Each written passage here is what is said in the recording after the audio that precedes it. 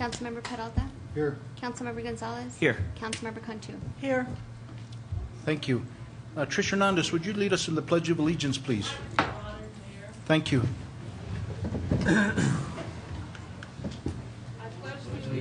To the flag of the United States of America and to the republic for which it stands, one nation, under God, indivisible, with liberty and justice for all. If we just remain standing just for a few minutes and moment of silence for those in our community that and those outside our community that continue to come here and use the bridge for other means than its purpose.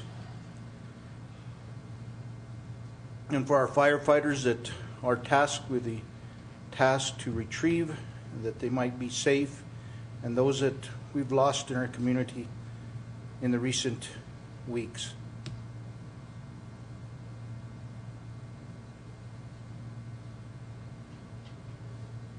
Thank you.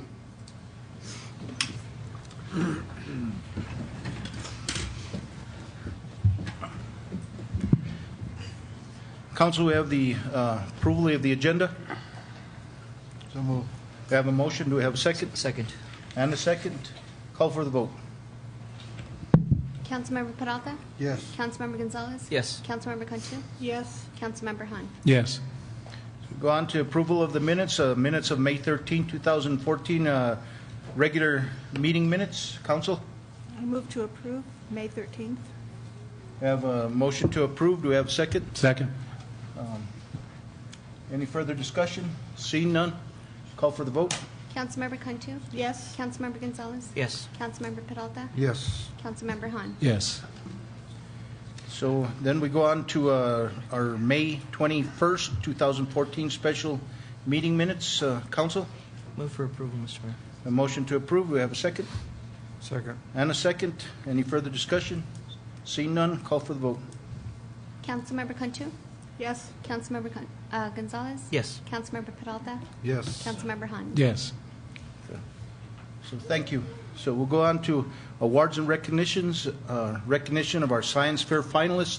And Councilor Han, I'm going to give you an opportunity to brag on these kids, and then we will take the opportunity to honor them in the proper fashion. Oh, yeah.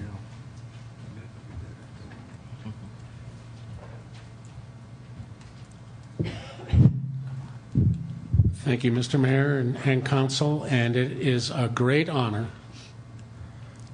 to be able to honor our science fair students. For probably close to 30 years now, 3 decades, the Taos schools, the Taos School District has been #1 in the state for the number of students sent to regionals, from regionals to state, from state to nationals, and from nationals to internationals. And I applaud our beloved teachers. I applaud and honor our students who start work in early October and don't finish, in many cases, until February, and if they qualify for regionals, then March. And if it's state, then end of March. It is a labor that truly is noteworthy. And I am so proud of each and every one of you.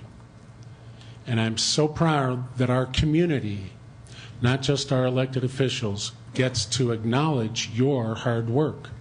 It's a tradition that goes back 3 decades. Los Alamos can't compete with you. Bernalillo, right? The dreaded Bernalillo. They can't compete. And it's because of your hard work and your guidance. And I want to honor our teachers as well, because, you see, you've got to have a really good English department to be able to write your abstract. And your English teachers help. And you've got to have a really fine mathematics professor. And they are professors, aren't they? They all have master's degrees or PhDs. They could all be teaching in college, but they choose to work with middle school, high school, grade school kids. These are professors. Without that math professor, how are you going to do your graphs? Without that art teacher, how are you going to contrast those graphs so that, as you students know, and many of us don't, you can quickly see what this experiment is about with your graph? And how about those judges? For over 30 years, the community has stepped up and gone to judge the dreaded Judgment Day. The judges, you have to get in your white shirt or your dress and your tie, and you have to show up, and you're on your feet for hours, waiting for a judge. Please, mister, are you my judge? No, I'm sorry, I'm number 842. And a look of sadness falls over the student's face. So you're on your feet for hours. The judges take their work seriously, and they sit down and they think, and it is so hard. I guess I'm going to beat the drum for controls. Now, you science students know what I'm talking about. I don't want to see experiments this year where there's no control. If you're doing a study on rap music and behavior, I want to see a control. A control in this experiment, rap music, would be no music, right? So I'm going to beat the drum for control. So let's see that. So thanks to the judges. Thanks to the people that started this. Ernie Lopez, Jim Gilroy, Member Frutoso. Okay? These are all of our citizens. And they love you and respect you. And now you are quickly growing up, and we want to honor you and your 30 years of dominance. You don't get a trophy, do you? You walk by the trophy case every day, and there isn't one for science fair, is there? Nope. Do you know why? Because the trophy you get is inside. It's knowing that you've done a good job. It's knowing that you did your best. I want to especially applaud those students who don't make it to regionals. They could have blown it off. They didn't. They pursued. They went through the judging process. They didn't make the grade. Some of them probably got that close to going to regionals. I want to honor those students too, because they worked. So, enough said. I'm going to turn it over to the mayor, because that's who you really want to see, not me. You see me all the time. And Mayor Dan Barrone and Councilwoman Cantu and Councilman Fred Peralta, and he was our mayor for many years, and Councilman Andrew Gonzales, and many of you remember his mom, Miss Erlinda. I think Councilman Gonzales may have gone through science fair, if I'm not mistaken. A couple of times. So he knows the pain you've been through, but what an honorable pain, and congratulations for your hard work. We wanted to honor you, your parents, your teachers, the judges, those that made it to regionals, those that didn't. Mr. Mayor? Thank you, Councilor. Couldn't have said it better. And again, thank you, thank the parents, thank the participants. What an honor here tonight to be able to honor those students and families that have participated and continue to carry this work forward. So without further ado, Mr. Bellis, if you would like to. From Taos Charter School, Quinn Moon.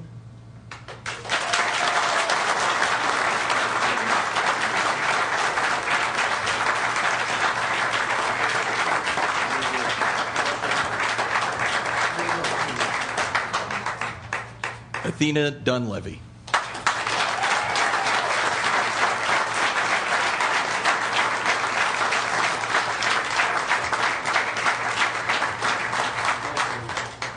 Carmen Resnick.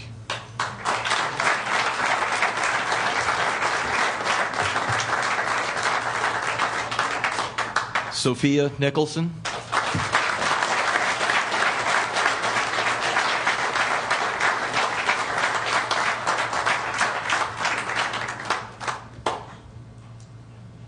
Nathaniel Evans.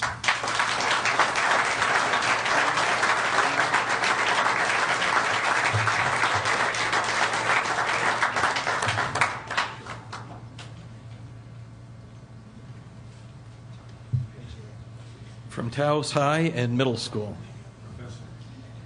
Mateo Vigil.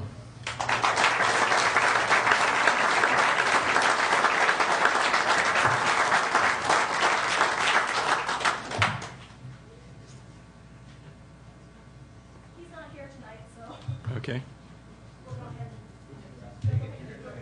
If you want to accept it on his behalf.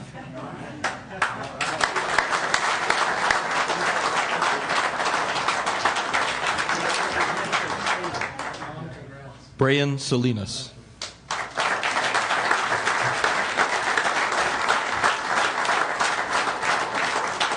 Daniel Cordova.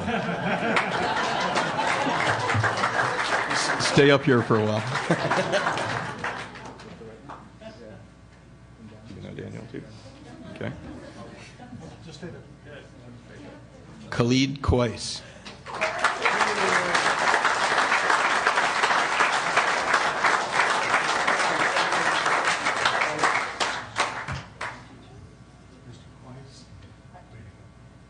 Andrea Chin Lopez.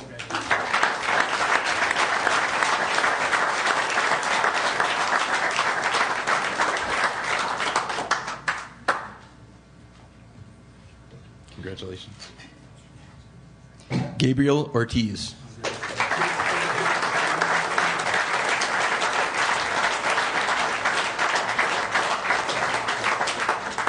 Good job, Gabriel. Priscilla Martinez.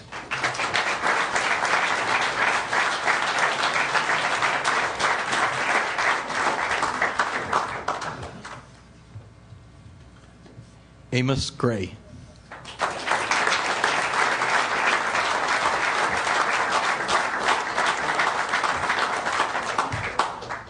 Anthony Archuleta.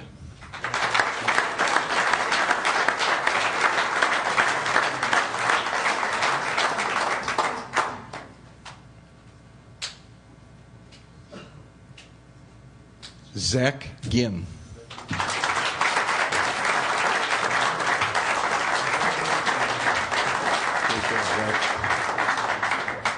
Delaney Galligan.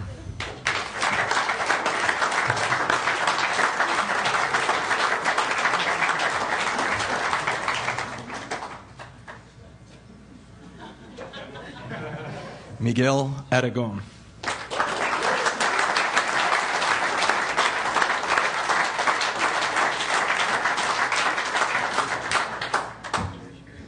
Angela Jones.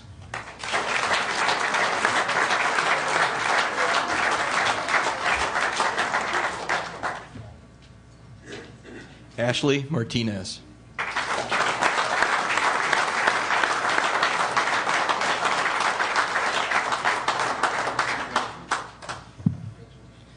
James Valerio.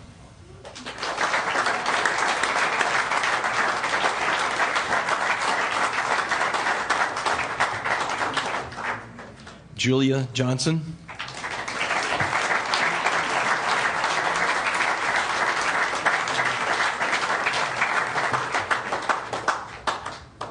Alicia Rael.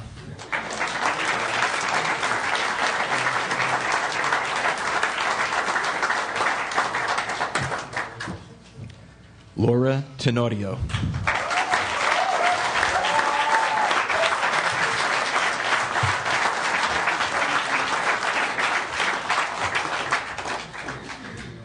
Can we have one more round of applause for all these scholars?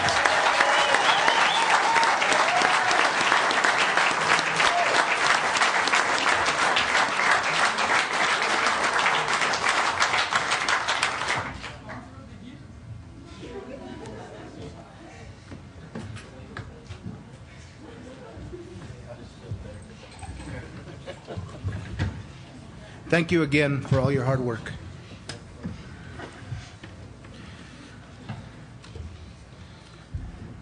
So next we'll move on to our presentations. Taos County Restorative Justice, Rose Gordon. Thank you. Thank you for being here.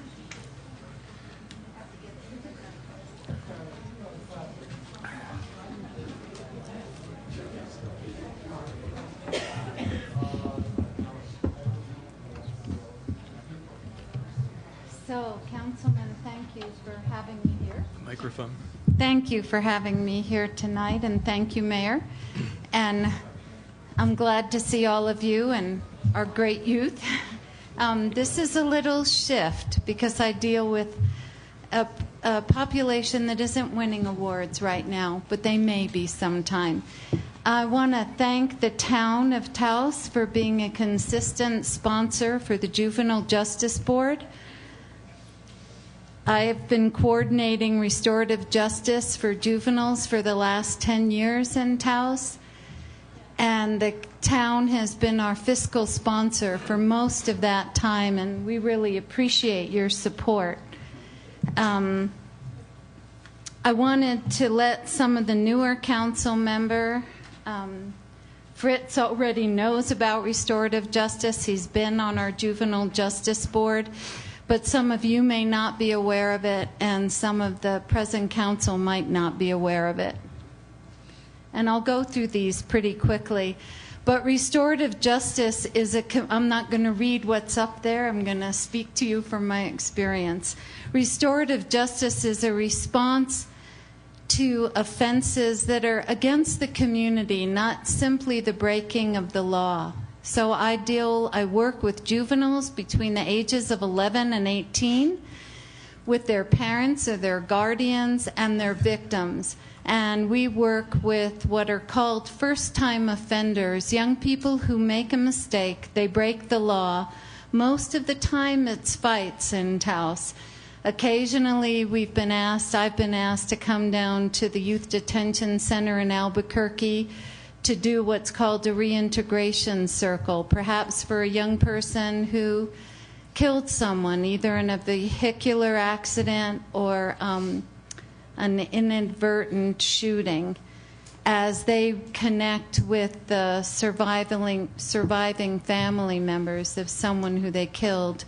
But most of the time we're working with youth in Taos who have made a mistake all over the county. Cuesta, Peñasco, we receive referrals for all of those youth. Our intention, like the slide says, is to identify what harm was done. And sorry for having my back to you, but it's the only way to face the microphone, I think. What harm has the youth done to themselves through their action, to their family members, and to the people that we call victims? And we want to identify how can we best repair that harm? What is needed to recreate, to restore the fabric of community? Because when someone is in a fight or commits acts of vandalism or burglary, which we do see, harassment, the fabric of the community is torn apart. And our job is to see how can the people repair that harm so that our community is strengthened.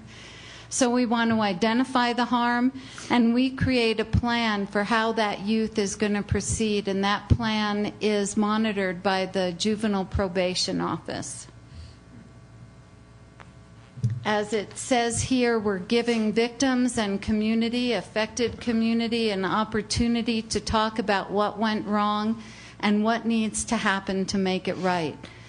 And our referrals come from the Juvenile Probation Office, they come from the court, and sometimes from the Youth Detention Center, and occasionally from some of our youth centers and alternative schools.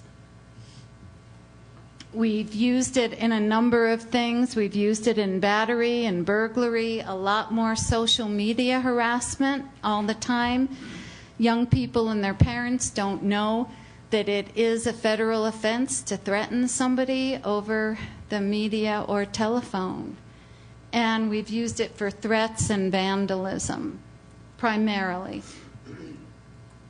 What makes it work is that we have a pre-conference with all these young people. We bring them in. I meet with them and their parents for an hour and a half, get to know them. We're responding to young people as important members of the community, and it's my intention to make the intervention as meaningful as possible, and for them to know that when you make a mistake, especially the people from 11 to 18 years old, that there is a way to repair the harm, because I believe if there's no way to repair harm, Why bother? People give up. And we can't afford to lose the good minds and good hearts of young people in our community. We do a restorative justice process that includes that referral, that includes the hour and a half that I spend with them, and then we sit in a circle. And sometimes people think that restorative justice, oh, that might be an easy way off. Well, if you've ever sat in a circle, no table in between you, you're completely open to the other people in the circle, and had your grandmother cry because she's been working as a maid to try and make sure you have an education, and have your little brothers and sisters say, I'm really worried. I don't want my brother in jail. I don't want him to be so stupid and make mistakes. It's not easy. And when your victim looks you straight in the eye and says, I'm really mad at you. You hurt my family. My son's afraid to go to sleep in the house because you broke a window and can't me, so I can pursue those. So we're the only county that I know of that incorporates resiliency. We want to strengthen caring and support of families, expectations and boundaries, and hopes and dreams for the future. If you don't have a hope or a dream for the future, then where are you? And sometimes the young people will say to me, oh, I want to be a wrestler, or I want to learn how to make fireworks. I don't really care what their dream is. I just want them to have an assignment in their plan to pursue. How would you actually do that? What does it take to learn how to make fireworks? So that they have some way of knowing that there is a life beyond what they've seen so far.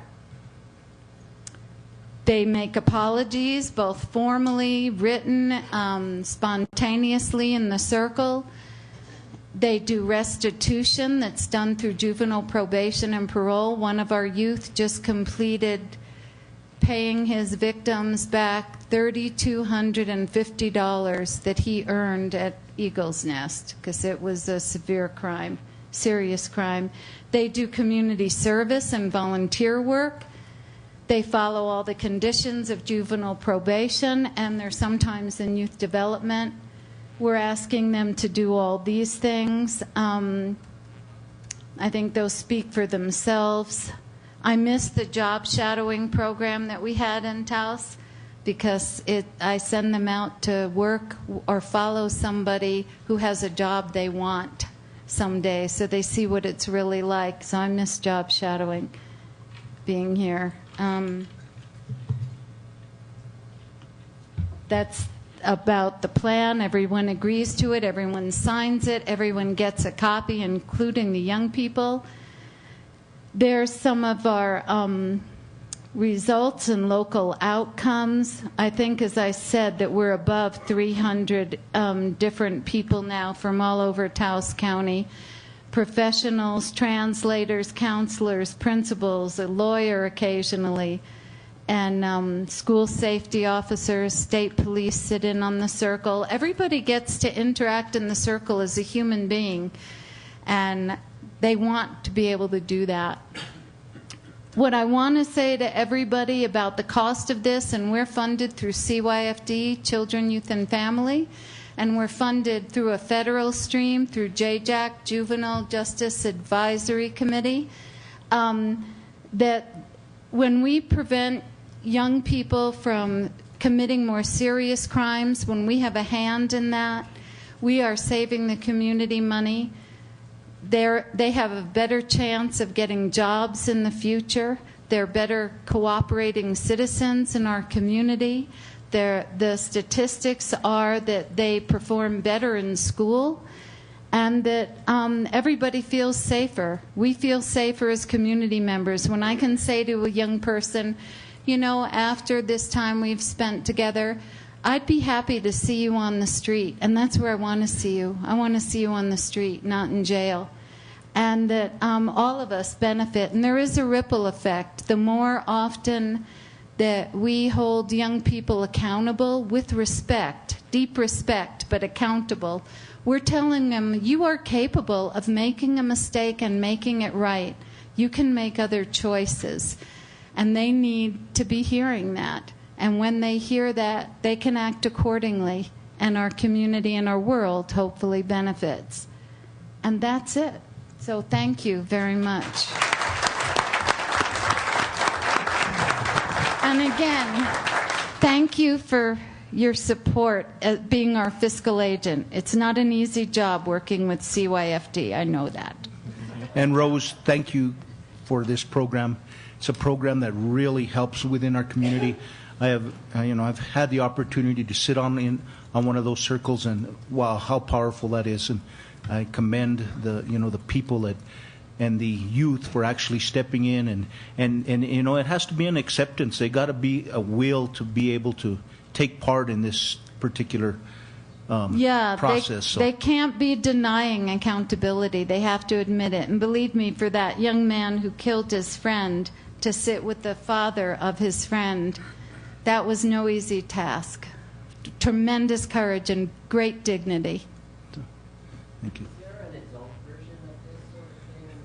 There is not an adult version in Taos County, but there are all over the world and all over the U.S.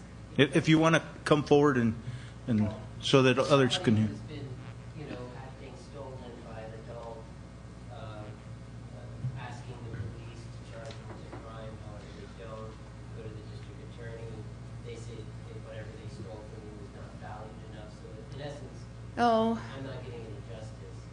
And this would be great. I read something in the paper that there was something like this for adults that would negotiate rent disputes, things like this. Oh, that's more likely to be mediation, and there is adult mediation in Taos County, but not restorative justice, which is different. Thank you. Thank you. Thank you, Rose. Appreciate it. Mr. Mayor? Please. Chief, do you want to talk briefly about the mediation program that you've been instituting, which is fantastic? Mr. Mayor, members of the council, the Taos Police Department, I went through a 40-hour mediation program, became a basic mediator. We actually are writing up a grant right now. The idea behind the grant is to couple aims for this.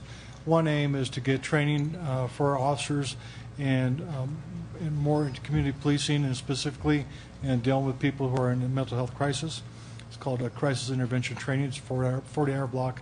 The second aspect is to create a community mediation program, and we are hoping to train up more mediators so we have a better pool, so we can use these mediators for the Taos Police Department community mediation, as well as for a magistrate district court, allow them to have a pool. And then finally, the goal really is for us to put in the seed money with the grant, and then over a set amount of years actually have it transition into a private sector business. So that grant is going in as we speak, actually. Awesome. Good. Thank you, Chief. I Thank think you. that's another opportunity for people within our community to. Thank you. Thank you. Thanks, Chief. And again, Mayor, a number of employees of the town, outside of the police department, and I believe also at the county, have gone through that training just in case there's a situation where perhaps people aren't comfortable with the police being involved in the mediation. Okay. Thank you. So we'll go on to B, Taos 4th of July fireworks event, and we'll look to Chief Gonzales and Chief Fambro. And Jan Gordon, but I don't see her in the audience, so. Mr. Mayor, first of all, congratulations to Chief Fambro, who we can very shortly call Commissioner Fambro, and we can confuse the two of you even more. Thank you very much. Chief. A little bit about why we do what we do on 4th of July. Back in 1987, it first came to our attention from a woman, Patricia Ripley. She lost almost all of her property down in Pilar because of a bottle rocket. The next year, Mr. Kenna lost a tractor, his shed, all of his tools because of a bottle rocket. So the next year we passed an ordinance, the town council did, followed by the county and the village of Cuesta. And that ordinance banned bottle rockets and ground audible devices, and it's been banned ever since then, and that's all we can ban. And our thinking was, in taking something away from the citizens, we wanted to give something back better. And that came, then the owner of Sears, Charlie Orr, put together a proposal and got some money from local civic groups. And there's your fireworks display that we've been having ever since 1989. So it's grown. We lost it one year because we had the Ensabato fire. We watched the lightning strike hit a tree, and then we didn't see our families for the next 4 days because we were up on the hill fighting a fire. But the fireworks show is what we call at the fire department our most valuable fire prevention effort of the year. We went from Leroy averaging 78 fires a day during the 4th of July period, which is used to be a 5-day period, now it's a 10-day period that fireworks can be sold.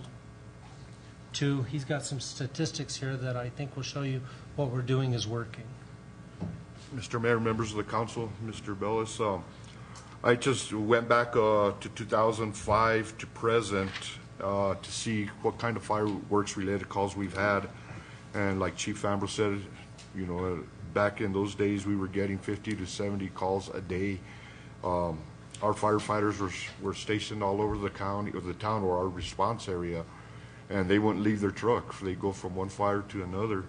And 2005 was our highest year since, and it wasn't even that high. We had 14 at that time, and there was no major damage to any houses or anything like that. That was the highest. We had a couple of other years that we had 9, but from 2008 to present, the highest we had was in 2008 was 4 fires, and from then down, it's been 0 or 1 fire during the 4th of July event. And a lot of that comes to, like Chief Fambro said, us getting everybody in a centralized location. And people do still go out to the reservations and purchase the legal fireworks.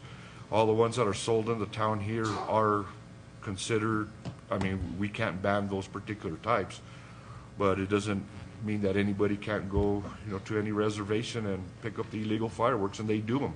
They do it. And this gives everybody the opportunity, all the citizens, to come together in a centralized location, and they fire off their fireworks while we're firing off ours, but everybody's together. We're not chasing them all over the county. Everybody's doing it here in town where it's more visible, and we've got trucks stationed, throughout the response area.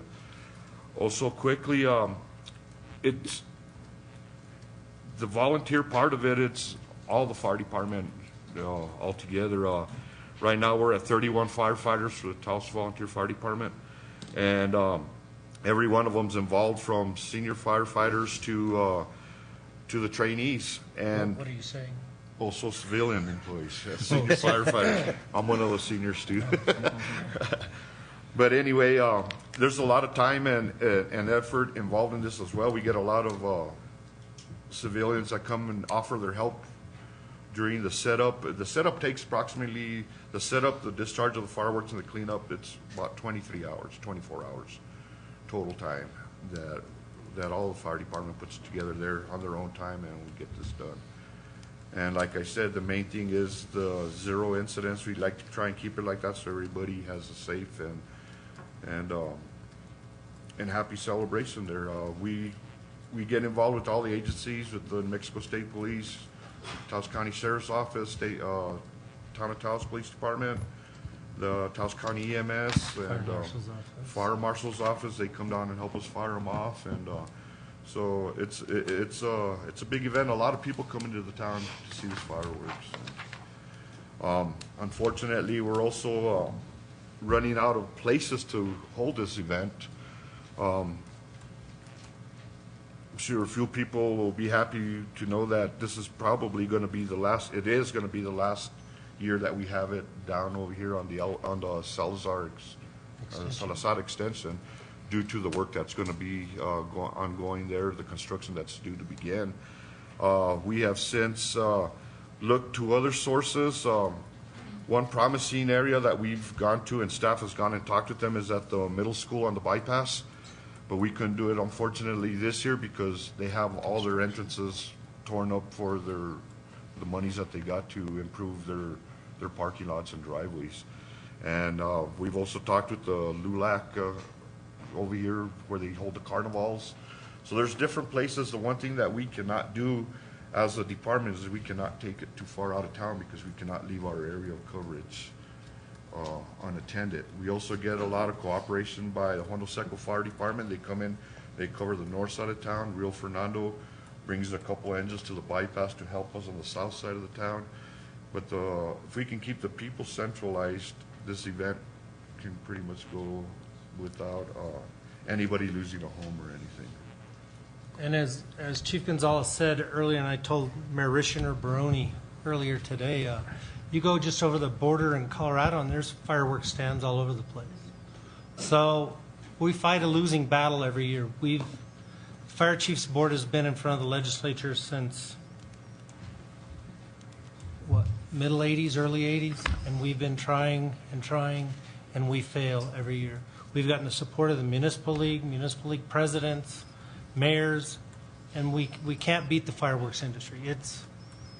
We're not going to give up, but we haven't even come close. The governor put it on our call the last 2 short sessions. We didn't get close. So this is a necessary event our department feels, and we thank the town for their support. Can we stand for any questions? Chiefs, thank both of you guys for this event. I just want to say I did take the opportunity to meet with Jan and the board from Stray Hearts, and this year they're willing to accommodate this event. And I know in the past there's been issues with the dogs because of the fireworks going off and the explosions, and they have dogs jumping out of kennels, and and dogs having, I don't know if they have heart attacks, but it scares the heck out of them. But again, they were accommodating and willing to help move dogs.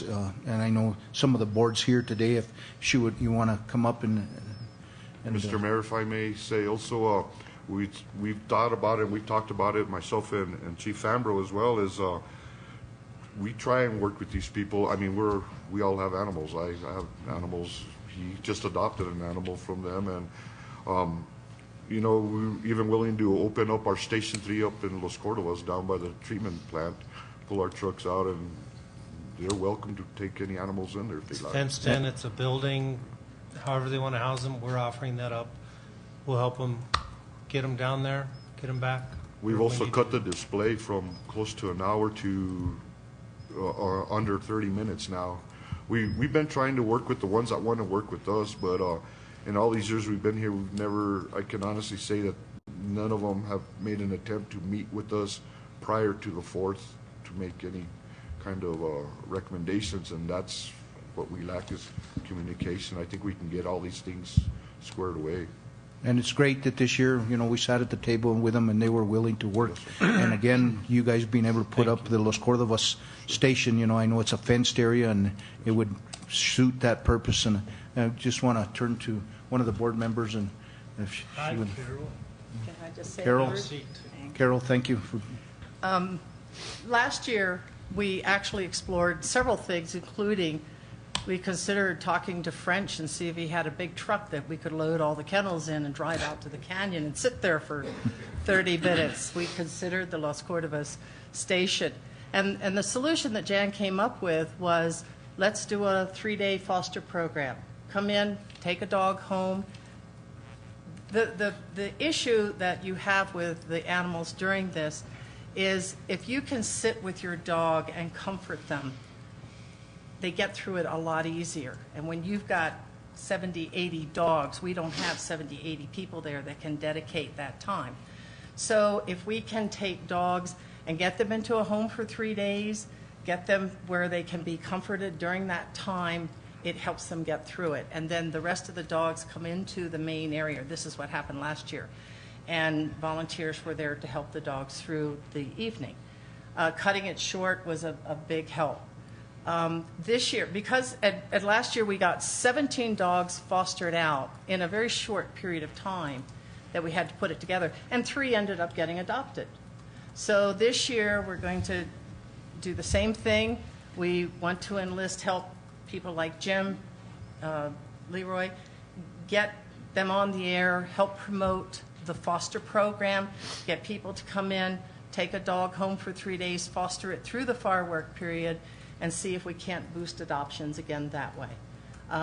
So we do thank them. I mean, we understand, I definitely understand the need to keep the fireworks going in a centralized location, because fire is not a fun thing to go through.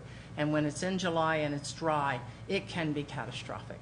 So we're going to work on that foster program. We'll look at the Los Cordobas thing. I mean, the idea of moving kennels and dogs is huge, but it's something that maybe can be done. But the foster program is the one that we're going to focus on again this year. Mr. Mayor, can I suggest something? Please. Totally by accident, I was coming home from a land use meeting last year when the 4th of July fireworks were going off. Came back to the county complex and noticed there were a number of people in the parking lot around where my truck was, and they all had pickups and they had their dogs in the back, and I asked them what they were doing there, and they said, well, it's too loud where we live, but our kids still want to see the fireworks. And so by accident, people and they were tailgating and, having some hot dogs and whatever. And I was just wondering if maybe that would be an option, that we could actually find somewhere like the county parking lot that we could call a safe zone and not just make available to people that live in the area that might have problems, but maybe even people so you didn't have to move 70 dogs, that, enough of us could come and get a dog just for a few hours, or even take them to Kit Carson Park and take them for a walk or something like that. We definitely are open to any kinds of suggestions like that.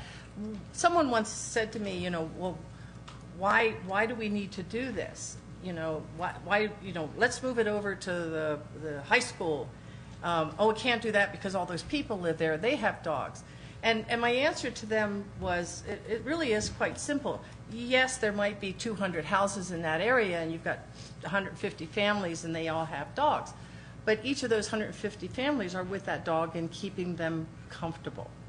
When you've got 70, 80, 90 dogs in one large facility, and the fervor of one getting upset very quickly spreads to the other at the other, so the cacophony of barking can be crazy if you don't have someone that can help keep them quiet and keep them calm. And we we do some tranquilization, lots of hot dogs get fed to them, that kind of thing. But still, you just have too many dogs in one small space. So the more we can spread out during that time, the better off it is. And as I said, cutting it down in time, cutting the volume of the sound down, all of those things help. And as I said, our ultimate goal in everything we do is to get them adopted. So if we can foster them out and turn some of them into permanent homes, that we will consider a success.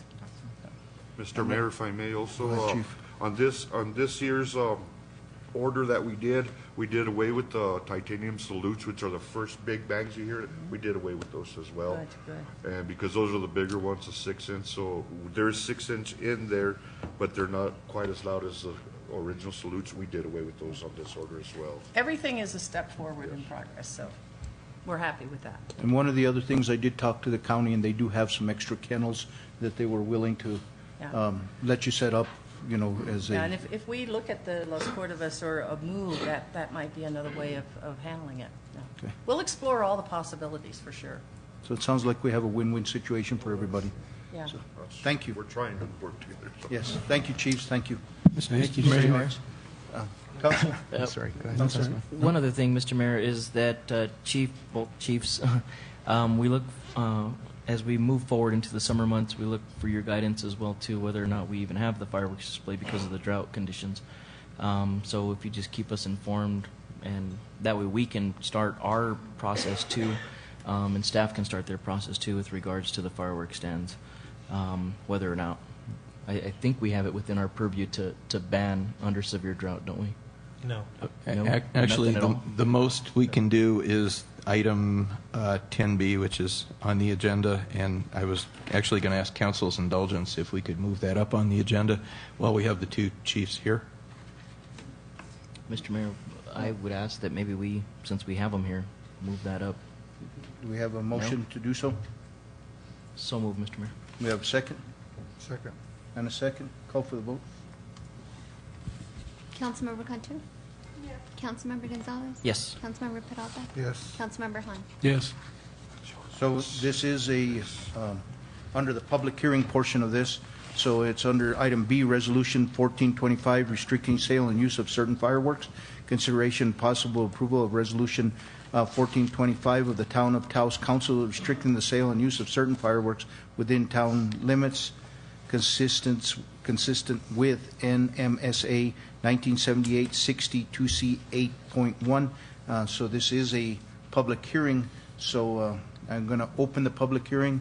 Mr. Bellis, do you want to? Mr. Mayor, Council, while this is not an ordinance, the reason for the public hearing is that we do have an ordinance on the books which permits us to do the maximum permissible under the state law, which you have a copy of the state law as an attachment to this. But the law requires that a public hearing be held at which time a finding by the governing body of a condition of severe drought is made prior to our implementing this, and it must be done 20 days prior to the implementation. So that pretty much puts it at this meeting. What we have done is also provide an attachment to you of the National Drought Center, which is a combination of the National Oceanic and Atmospheric Administration, U.S. Forest Service, and a number of other federal agencies, which does find that the majority, with the exception of the northernmost parts of Taos County, despite our recent precipitation, because of the low moisture content within the vegetation, continues to be in a severe drought condition, or I believe that's a D2 condition. Okay. And if you like, we can read the ordinance, the resolution. Please. Whereas the Town Council is duly authorized governing body of the Town of Taos, New Mexico municipality, and whereas the Town of Taos and the majority of Taos County, New Mexico, as of June 3rd, 2014, have been determined by the U.S. Department of Agriculture, National Drought Mitigation Center, the National Atmospheric and Oceanic Administration, the U.S. Department of Commerce, as well as the U.S. Department of the Interior's Forest Service and Bureau of Land Management, as being in D2 or severe drought. Whereas the dry, windy conditions that currently exist within the Town of Taos requires increased awareness and preventive measures, whereas the drought conditions pose a public health and safety danger to the public through an increased structural, brush, and wildfire risk, and whereas under such drought conditions the sale or use of fireworks within the municipality increases the risk of structural, brush, and wildfires, whereas the state constitution empowers local governments to act on behalf of the public in the protection of the public's health and safety, and whereas consistent with the above, NMSA 1978 62C 8.1 titled Extreme or Severe Drought Conditions, Restricted Sale and Use of Fireworks, empowers a municipality to hold a public hearing to determine if fireworks restrictions should be imposed within the municipality. Now therefore be it resolved, the council pursuant to NMSA 1978 62C 8.1 of the Fireworks Licensing and Safety Act is hereby resolved that fireworks restrictions should be imposed within the boundaries of the Town of Taos due to severe drought conditions. It is therefore proclaimed that with the exception of the town's annual fireworks display, the sale and use of fireworks that are missile-type rockets, helicopters, aerial spinners, stick-type rockets, and ground-audible devices are prohibited in the Town of Taos, New Mexico, and that fireworks of a type not prohibited herein shall be limited to use on a paved or barren area or areas that have readily accessible sources of water for use by the homeowner or the general public. And it is therefore proclaimed that this proclamation regarding fireworks shall remain in effect for a period of 30 days, which is the maximum permitted, from its adoption or until weather conditions have improved to such an extent that the proclamation is therefore reversed by the council. Chiefs? Mayor, if I could, once again, thank you, Mayor, members of the council, Mr. Bellis. What we have in our ordinance that was passed by the town council in 1988, revised and re-adopted in 2006, is all that's allowable by state law to ban, and that is, as Mr. Bellis said, basically all aerials, which is something that's lit and travels more than 7 feet in any direction, top, bottom, right, left, and a ground audible, which is what we all know as black cats. An editorial, after fighting this battle for so many years. I put it back on the fireworks industry. If they made their fireworks the way that when we were kids, they went up in the ground, they exploded, they worked, there was nothing when it came down. Now they're so cheaply made and mass produced, when they go up in the air, they come down, and they don't function properly. They do what they can to have the most minimal grams of pyrotechnic device that they can get by with. And I know this for a fact, and I challenge anybody that wants to dispute this. They want to make it as cheaply, and their industry is one of the most profitable anywhere. So what they do is they make them as cheap as they can, so they're not working properly. The reason we have this problem, and it all started in the 80s, is when the standards changed for the industry. Everywhere in the United States started having this problem in the late 80s, not just us. So council's before you, and we ask you again, I mean, this is all we can do, and it's sad. We can restrict you from smoking a cigarette outside under the same drought proclamation that you're going to pass hopefully tonight, but we can't get you to stop using fireworks. We can get you to stop using a handheld lighter because of this drought proclamation that you guys are going to pass tonight, and I can't get you to stop the sale and use of fireworks. That's how sad this is. Kind of speaks for itself. Please. I would ask. One of the very successful measures that was taken between the prior administration and the county was where you joined with the former mayor, Darren Cordova, drafted a letter on town and county stationery and personally visited the store owners that traditionally sell the permissible fireworks within the town and the county. And you had a 100% success rate with doing that. And I know that you have an interest in doing that again, but I also know this is an opportunity because we are on television for us to make people aware that that is the intent of the mayor and council. Thank you, Mr. Bellis. And you know why that works, Mayor? Because people that live here love this community, and that's why they do it. The outsiders that come in and sell the fireworks, hit and run. Enough said. Thank you. Council, anything else? It is a public hearing, so anybody in the audience who would like to speak for or against? It is a public hearing. One more time, anybody like to speak for or against? I know I did. I thought I had seen the Buck Sanchez. Wasn't he in the back of the room a minute ago? Yes. He was. He didn't. I guess he left. Okay. Okay. So we've seen none. We'll go ahead and close the public hearing. And council, what's the wishes of the council? Resolution 14-25, restricting sale and use of certain fireworks. We have a motion. Do we have a second to that? Second discussion. And second and discussion. Councilor Peralta. Mr. Mayor and members of the council, I'd just like to emphasize the need that we have at this particular point in time to restrict, and I ask the general public out there to be cautious and restrict the use of fireworks at this time. I realize that we can not ban them all totally, which I wish we could during these times, but if you do buy fireworks, save them for New Year's Eve, some other time when the weather is not as bad, and if you want to celebrate, come and celebrate with us with the fireworks that we do, and then if you want to do something on your own, do it at a time when it's not a fire danger, where we don't put other people at risk and their property. I think that's an important aspect for us to do, and I wholeheartedly support this, and I wish we could do more. Thank you, Mr. Mayor. Councilor, thank you. As you know, I work up in the mountains quite a bit. The conditions are really dry up there. I mean, when you have a bowl of dust following you down the hill, you know it's dry.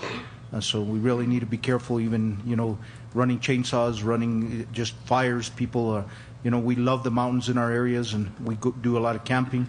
We just want to make sure that we put our fires out, and if we use them to cook or just to sit around the bonfire. So, Mr. Mayor, if I may as well. Please. We stay in close contact with the BLM Forest Service, the county outlying departments and everything, and when we all try and stick together with the same decisions that the Forest Service does stage 1 restrictions or whatever, we immediately jump into that with them as well. So we try and keep it in the valley as well.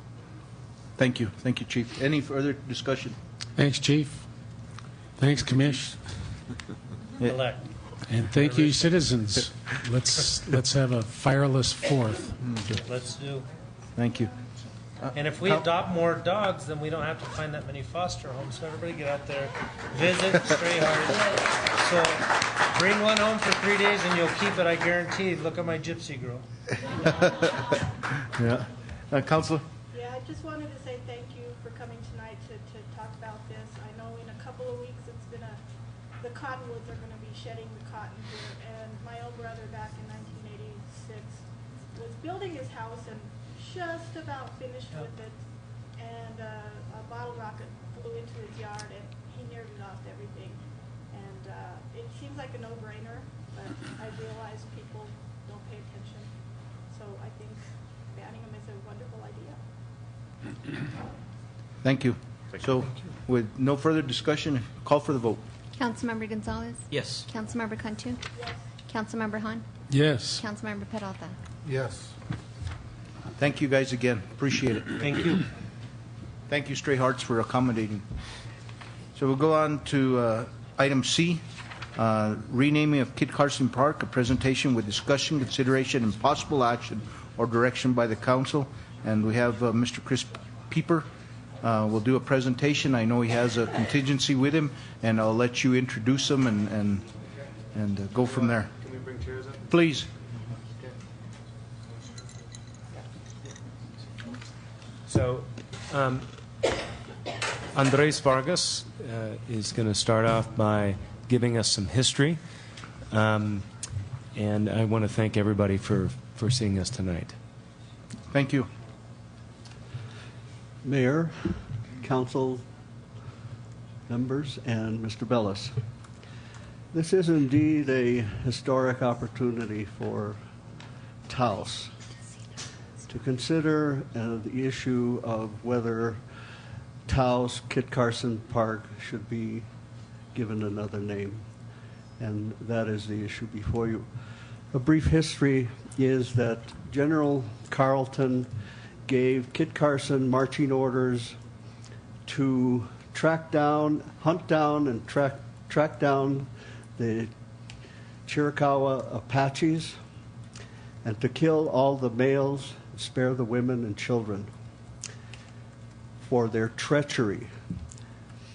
The second part of his orders, marching orders, were to hunt down the Navajos and to trail them to Bosque Redondo, which he did, applying scorched earth policies.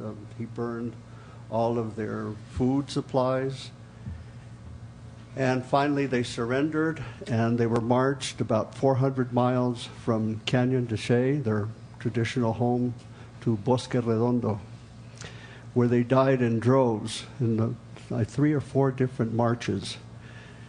And they died by the hundreds also while the few years that they were in prison there in the government's ill-considered policy of trying to convert the Navajos and the Apaches to farmers.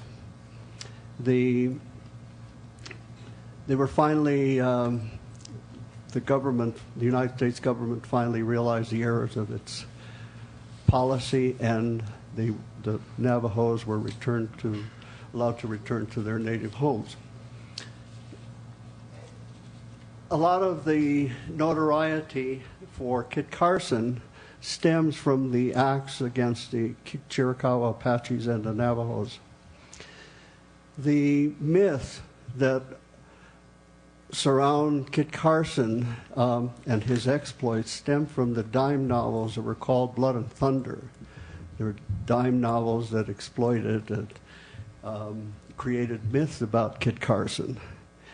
And Taos, having no industry, has named many of its businesses and entities after Kit Carson. But I don't think that there has ever been a real discussion of the appropriateness of that in light of the atrocities that he did in following General Carleton's orders. More recently, Hampton Sides has, from Santa Fe, has written a book, I think it's called Blood and Thunder. Again, taking the title from the dime novels that were published in Kit Carson's times, glorifying and mythologizing his exploits. And he presents a balanced view, but and even more recently in 1971, my brother, Philip Vargas, who was the director of the Northern New Mexico Real Legal Services, he established that program after graduating from the Harvard Law School and after having a doctorate in sociology from the University of Colorado. But it was met, that proposal to rename Kit Carson Park was met by very negative. He was dubbed a troublemaker for that effort. The effort was to rename Kit Carson Park honoring a Bataan Death March victim from who died in Japan after being transported from the Philippines, from Bataan to Japan, who never saw his daughter. But I remember reading those letters, and they were incredibly beautiful, very poignant letters to his daughter that he never saw. But anyway, that went nowhere in 1971, and there hasn't been any discussion since then about that. But you have a historic opportunity here to correct that by considering and discussing the appropriateness of renaming Kit Carson Park, honoring the Taos Pueblo. And we hope that you will arrive at that decision after due deliberation, and that it'll be appropriate. Thank you. Thank you. Thank you, Mr. Vargas. Steve Wired. He's going to read a letter from Lila Johnston, who could not be here tonight. Mr. Mayor and council members, Mr. Bellis, my name is Steve Wired. I read this letter on behalf of Lila Johnston, who's a member of the Navajo Nation and grew up in this community as a young woman and has gone to Stanford, could not be here, but she shares these words with you, and I've been asked to read them. Dear council members, thank you from the bottom of my heart for this opportunity to discuss this interesting and important initiative. I've been presenting the idea of rechristening the park to various members of our community for a few months, and every single reaction is one of overwhelming support, joy, and hope. More than anything, this would be a symbolic gesture that brings historically divided peoples closer together as one human family. I have spoken with Hispanic groups, Anglo groups, and Native American groups, and each time I do, it is clear that this is something that people want and need. We yearn in our hearts for reconciliation and peace among cultures, and it is a time that we pass this on and lead by example for our beloved children. I personally have nothing against Colonel Kit Carson as a man, even though he played a major role in the 4-year-long incarceration of 8,000 of my Navajo ancestors in a concentration camp. I have forgiven even this inside of my heart long ago. What concerns me most about the current name of our public park is not the man himself, but the symbol that this man has become. As a colonel in the United States Army, he is a symbol of warfare and division between each side of the battle line. As a man who is associated with the forced march of Native Americans in an event known as the Long Walk, he is seen as a symbol of the oppression of indigenous peoples. The question I've asked myself all my life as a Native American citizen of our town is this: why would we choose to name our public park after a man who symbolizes warfare, division, and oppression? I have a feeling that each of us meeting here today are deeply interested in peace, unity, and equality for the citizens of Taos, New Mexico. And it brings me great joy to know that we are discussing the possibility of choosing a name for the park that reflects that dedication of peace, unity, and equality. Last summer, I brought a Native American group to meet with the youth of Taos for a children's event called Regeneration Festival. This Native American group could barely give their inspirational speeches because they felt so uncomfortable in a park named for Colonel Kit Carson. Since the park is a central meeting place and a hallmark of Taos, enjoyed by peoples of all cultural backgrounds, it would be overwhelmingly sensible to rechristen this place in a way that makes people of all cultural backgrounds feel joyful, happy, and fulfilled. I am deeply grateful to you all for even just considering this symbolic gesture of renaming the park. I see it as an olive branch extended across the fields leading into the Pueblo from the council chambers. I see it as a beautiful unfolding of reconciliation between two cultures that have for far too long lived divided in bitter grudges. I see it as a way to show all of our people, from Arroyo Hondo to Llano Quemado, that we are capable of uniting in the name of peace, reconciliation, and beauty for our children and their children to come. There is an immense amount of healing that needs to be done in our beautiful home, and this would have a profound ripple effect towards that end. Whether we choose to rename it or not, just the fact that we're having this conversation is a huge step towards communal healing and reconciliation. Thank you all for your time, and may we continue to walk forward in beauty together as one. These words from Lila Johnston. And I simply, as a member of this community for 17 years, I support the idea of trying to be sensitive to the indigenous people and to rename it and to bring some healing unity together, and that would really reflect much of what northern New Mexico has been. Thank you. Thank you.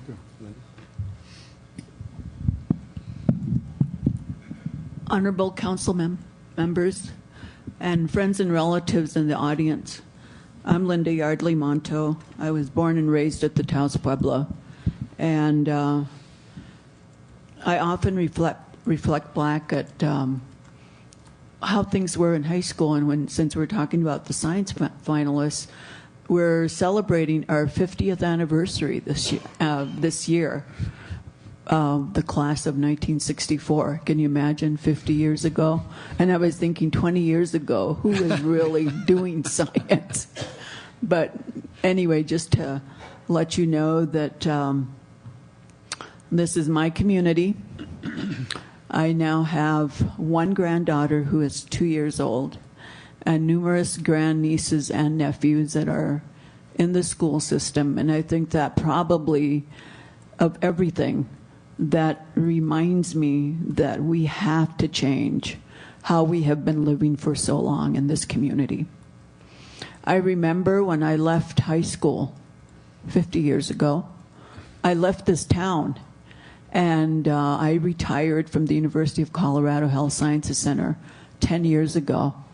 And I was frightened to death to come back here because I left with such terrible memories of inferiority, not being up to par, and wondering how I would be accepted by the people in our community. Not so much at the Pueblo, because always at the Pueblo, going back and forth between here and Denver, never really ever leaving home. But the town of Taos was totally a different experience for me. And when I think about this, and wondering how we can make a change for our children. I'm not talking so much about just our Pueblo kids. I'm talking about all children in our community. Again, from Hondo to Llano Quemado. I had classmates from all of those communities. And I don't want to leave them the way I was feeling when I left high school 50 years ago. I happen to be a very accomplished individual, but I still speak my Tiwa language. I still am a part of my community at Taos Pueblo. I participate in all my activities, but I can come into town and completely feel at ease now because I had to work through the pain that I think I felt when I left school. And I don't want any of our kids from the Pueblo to go through that anymore. And I do believe that there are those pains yet. That's why you don't see the athletics that I think I see at our Pueblo exhibited here in the town of Taos. I did not see one single science fair from finalists from the Pueblo, although we do send kids out. I mean, I could go on and on with these examples And somehow we have to make changes in our lives, all our lives, to become better people, to become better human beings, and to be accepting of each other as members of the human race, to quote Lila. She wrote an eloquent statement, I think. I hated to follow that, but, you know, this is my home. This is where I come from. My dad was Louis F. Bernal, and my uncle was Paul J. Bernal. People that have fought for our people for so many years and never asking for any kind of recognition. But I think it is time for our people to be recognized as people that are smart, intelligent, brilliant, that speak numerous languages, and carry on the traditions of not only our own people, but also the Catholic traditions that many of you believe in. And our people, I think, were really brilliant because we used to take all our traditional doings into the kivas at night. And then the priest would go away during the day, and we would continue whatever we were doing. And we're still doing that. And that, for that reason, we have been able to survive all these years, hundreds of years. And we still carry on, and we still have our languages intact. And we are so fortunate that we are able to do that, and that I'm able to do the things that I do now at home. So, in the final analysis, I think it's up to this council to make that decision. What can you do to make this a better place for everybody to live in? You know, I walk the park, and you see so many different things when you go through that park. You see different memories. And as I live in this town of Taos, I have felt, even during the parade, I have flashbacks about men and women standing and children standing in the corner, scared of the conquistadores that used to come through here. I have had those flashbacks. And I don't want to have to go through those anymore, and I think it's important that changes start happening. I remember when Jean Sanchez first ran for city council. How many years ago has it been? 10. 10 years ago, and I think that's about the time I moved back to Taos. One of the things that I challenged him with is, I think we need to have a reconciliation week, reconciliation committee. Let's look at what's really happening with our people in the town of Taos. And again, when he was running for re-election, I asked him the same thing. It never happened. And I still think there is time for that. But for now, I ask you to support the change of the name of our public park to something maybe similar to Red Willow Park, which is something that we have tremendous feel for in our community.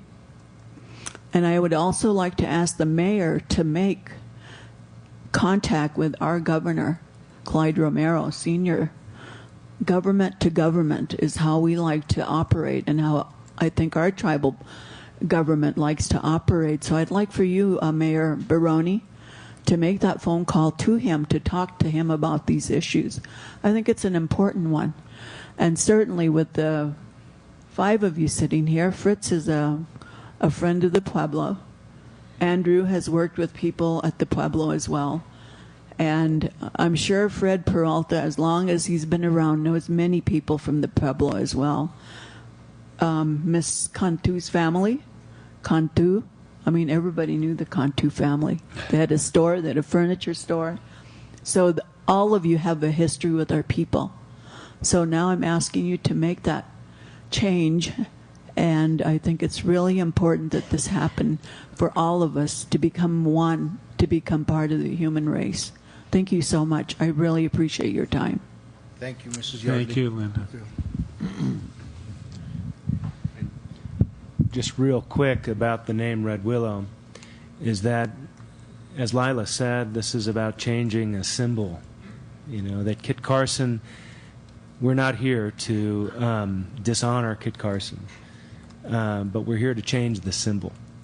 And Red Willow is a native indigenous plant to our community, And willow is used to make baskets, so that it's a symbol of weaving of different people together to make something that is stronger. And I think that this historic moment can have ripple effects to the rest of the planet. You know, that Taos can take a leadership role. You may have heard that the city of Minneapolis just recently changed Columbus Day to Indigenous Peoples Day. And at some point, I think that's another decision that you can discuss. But thank you so much for seeing us tonight. May I say one last thing? Please, Mr. Vargas. It wasn't until, doesn't have to be the last. It'll be the last. It wasn't until August of 1949 that the Native Americans were allowed to vote in New Mexico, despite having participated in the First World War and the Second World War. We didn't become citizens until 1924. And again, I want to thank all of you, Mr. Vargas, Mr. Wired, Mrs. Yardley, and Chris. Thank you guys. I know that they made an appointment to come to see me in my office, and you know, this was something they brought to us. I think it's something that can bring our community closer together. As you said, we can knit together, we can work together, and this is kind of an outreach to the rest of our community. So, Council, you know, I thought it was of the utmost importance to bring it to you. I think it was something that really meant a lot in our community. So, I, you know, kind of look to you guys for direction. Councilor Hahn. So, Mr. Mayor, I'd like to move that we rename Kit Carson Park Red Willow Park. So, we have a motion on the floor. Do we have a second? We have a motion and a second. So, we have any further discussion? Councilor Peralta.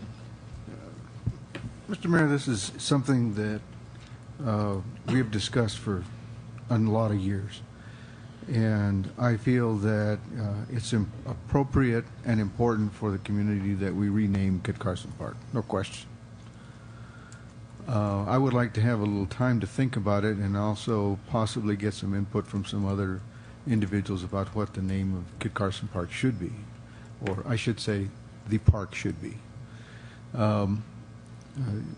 Just a little bit more of history. One of the reasons why you see Kit Carson so much within the town of Taos is that because he was a Mason. And the Masons back in the early years of 1900 and that were very strong in Taos. And so he was very high within the Mason group, and that was one of the reasons why you see this throughout the community. But I think that we need to take a look at this more from the aspect of what is the community all about, and work from that aspect. And I think that we should rename it, and we should look at an awful lot of other things that we do around here in how we present ourselves to our community and respect the participation of individuals that give of themselves to the community. And so I'd like to look at that. One of the things I was thinking about while you were talking was, and we look at how many individuals from this community gave of themselves during the Bataan Death March. And we had a building over here across the street that we named in honor of them. That's going away. And should we not think maybe of all of those citizens that we should respect for what they gave to this community and to this country, and to the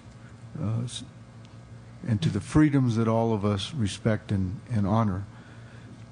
That maybe this is something that we should look at as making sure that we don't forget them. And it's a very important aspect, because all of these people who were there, you know, were all from the National Guard.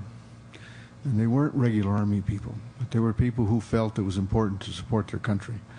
And they did it in a way that honors us, as a community, and we should respect that. And I'm just not saying that that should be the name.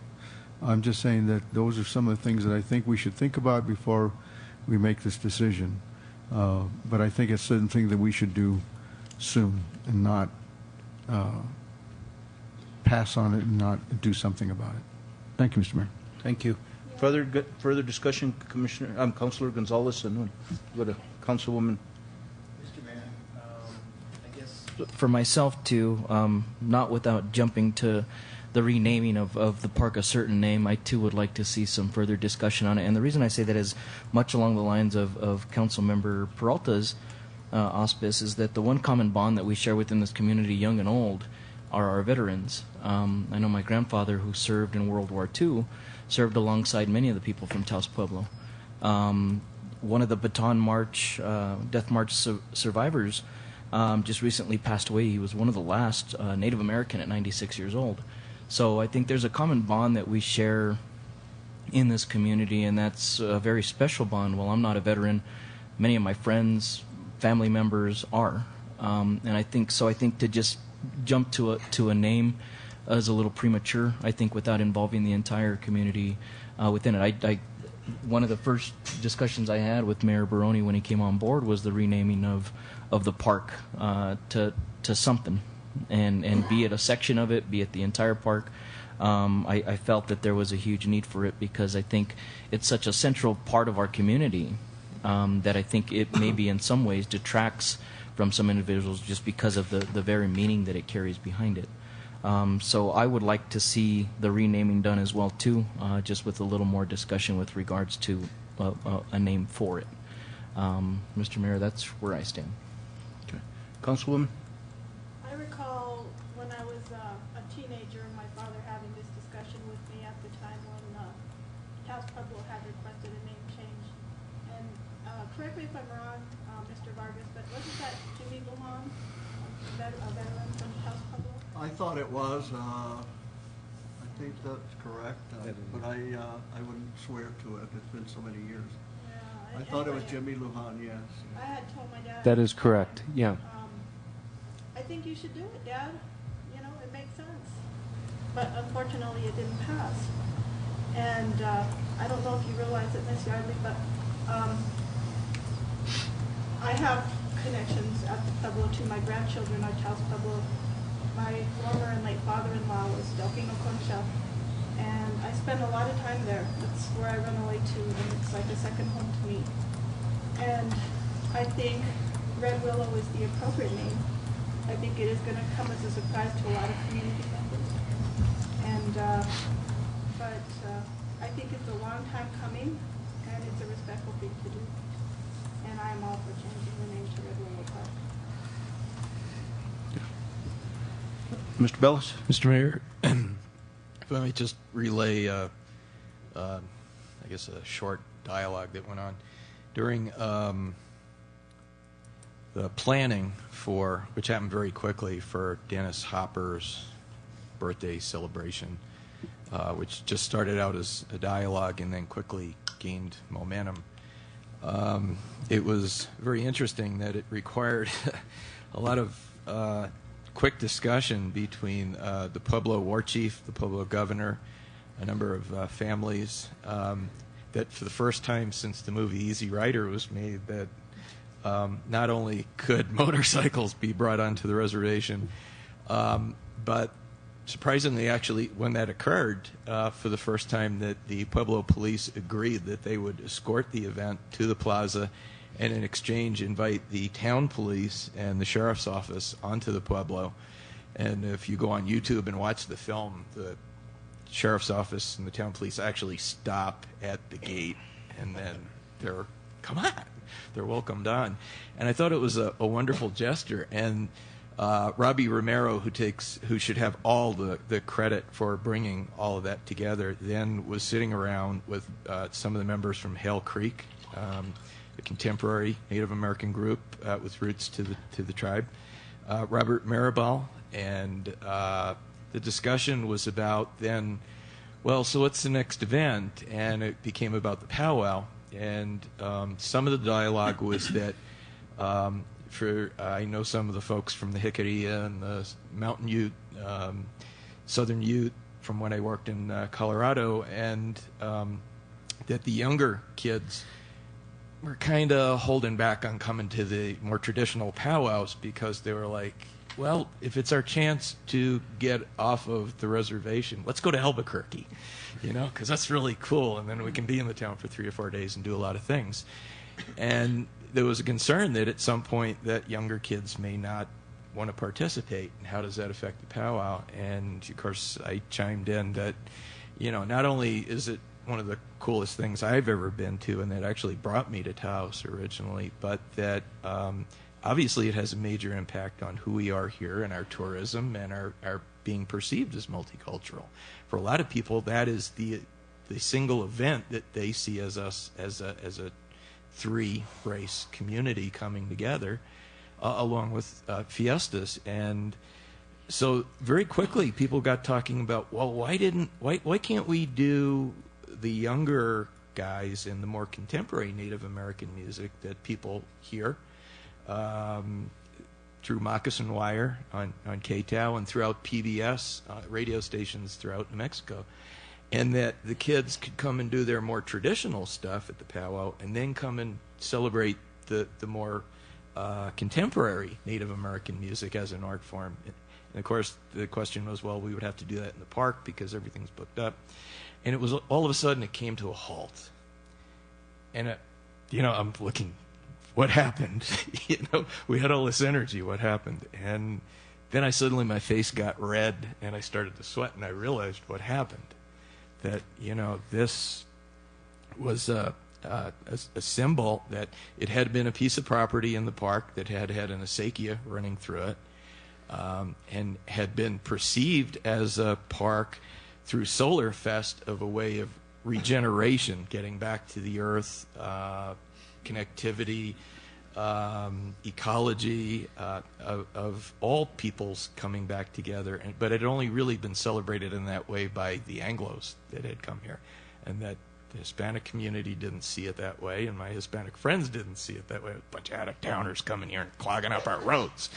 And it wasn't seen that way by the Native American community. And yet this park seems to be at the center of the town, the one place that is large enough, that is accommodating enough, that has the graves of the people that made this community in many ways famous for all 3 cultures, and yet we miss that issue. That how do we get everybody to come back and celebrate in that park? And ironically, the same dialogue happened when we got together with the Fiestas Committee and said, well, it's great, but everybody keeps talking about how do we get back to the traditions that everybody remembers about fiestas that made it great, and that our grandfathers came and our grandchildren came, and we're too big to squeeze it into the plaza. And I said, well, why don't we bring it to the park? And then again, there was this big silence. And it just seems like it is the one place that we really can come together. So everybody started saying, okay, if we have to rename it, what do we rename it? And of course, you went through 50 names, and no matter who you picked, it was an insult to the people you didn't put on the list. And then finally somebody said, well, it can't be a name, and we have tried that before. And it always seems to offend someone. And then they said, well, how about Solar Park? Too contemporary. How about Peace Park? Well, that was okay, but, is that really it? And finally, someone in the audience who had an acequia said, you remember when you first came here, Rick, and you asked us, well, when we're tromping through the weeds, which reminded me of our recent outing to the spring ditch, is how do you know where the ditch used to be, And they said, look for the red willow. That's so you always know where the acequias and the ditches are, because the red willows grow along the acequia. And everybody in the room suddenly realized, that's it. The land of the red willow people. It was here before all of us. There was an acequia in the park. We're talking about getting back to the earth, about saving the water for future generations. What better symbol that everybody relates to but the red willow, and that offends no one. And so, unbeknownst to us, other people in the community, ironically, were having exactly the same discussion. And there have even been discussions, not by myself, but by Robbie and Robert Maribel and Kathy, and I apologize, I can't remember her name,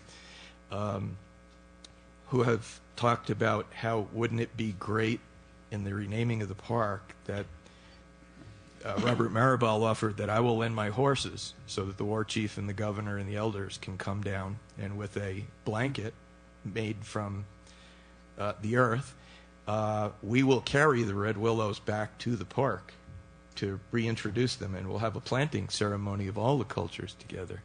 And then I said, and the mayor and the council should then give back a gift to bring back.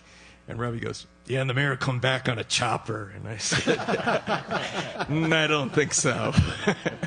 But in fact, he does have a horse, and wouldn't that be cool that we bring a gift back to the Pueblo? And to do this around powwow and fiestas, which occur so close together, and to bind all three cultures with some ceremony like that, that yes, we all celebrate our uniqueness. That is important. We don't want to lose that. That's what makes Taos great.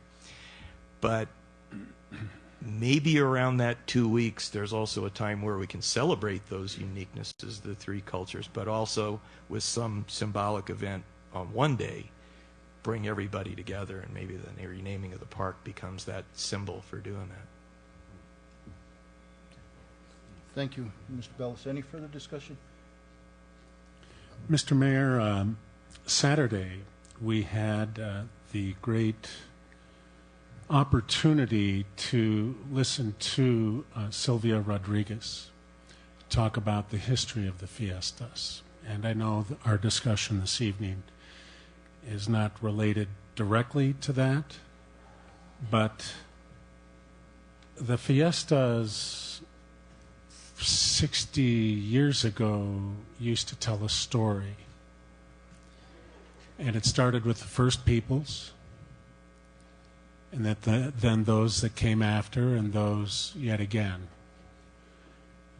It was saddening to me that no one from the Fiesta Council was at this very important discussion on the fiestas. But we did have the great good fortune to have Karina Santasteven there. I believe Bob Romero was there for a little bit. As we work to begin to try and revitalize our town of Acequias, we all have to pull together, north and south, those in the hills, and those out in the estates, out west. And I think this is a great gesture. I would also add that red willow bark is really good for headaches. But be careful, don't take too much. You'll know if you do, if you get ringing in your ears. So I believe this, I don't believe this. I mean, Uncle Lewis is simply stating to me it needs to be. So we must move forward. Thank you.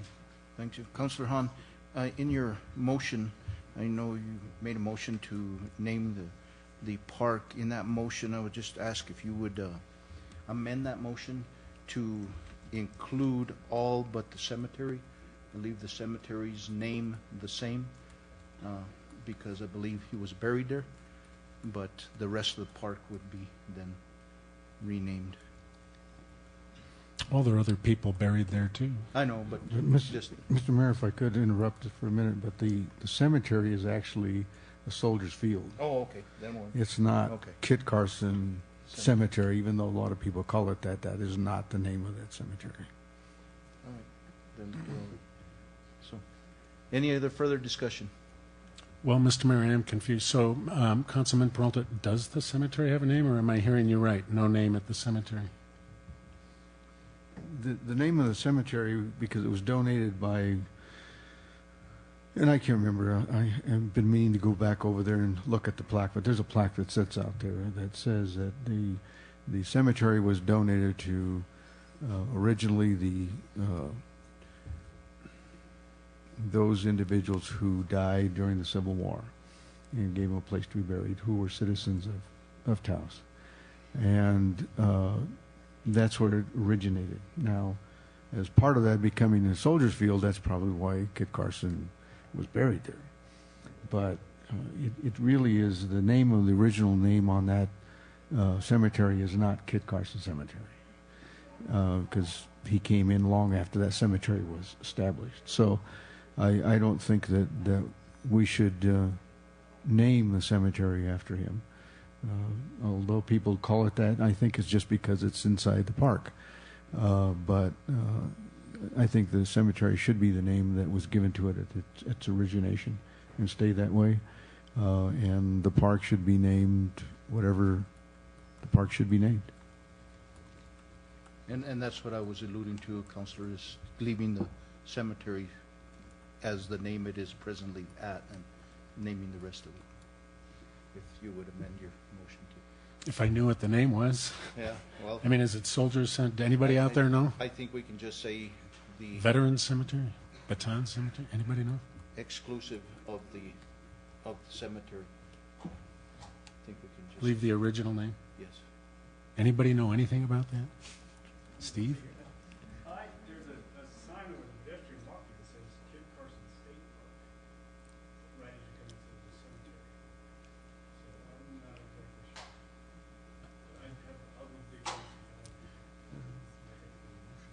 exactly sure. If I could, Mr. Mayor, give you a little more information about that. I believe in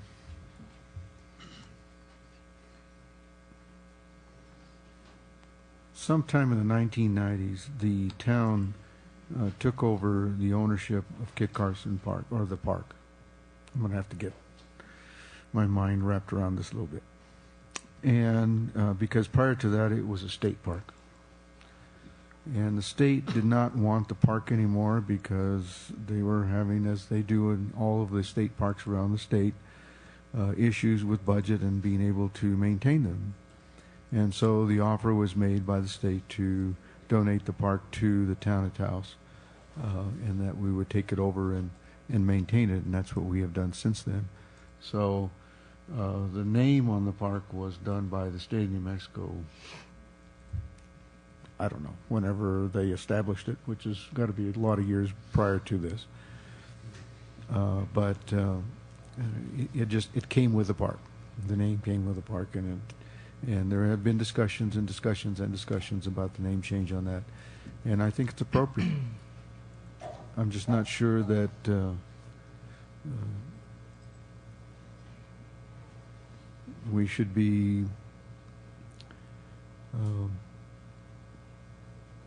that quick to make any name change to it. That maybe something else would be a more appropriate name to it. I don't know.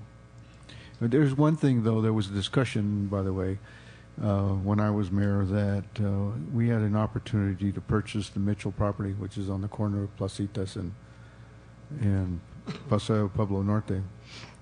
And we tried to purchase that property, and at the time, the discussion I had with the council was that property, that was going to be another park, greenbelt within the town, and my recommendation to the council at that time is that park be named the Paul Bernal Memorial Park, and that this other park would have another name to it, and that at the time, if we were able to get that property, that we would honor somebody in the same way that was an important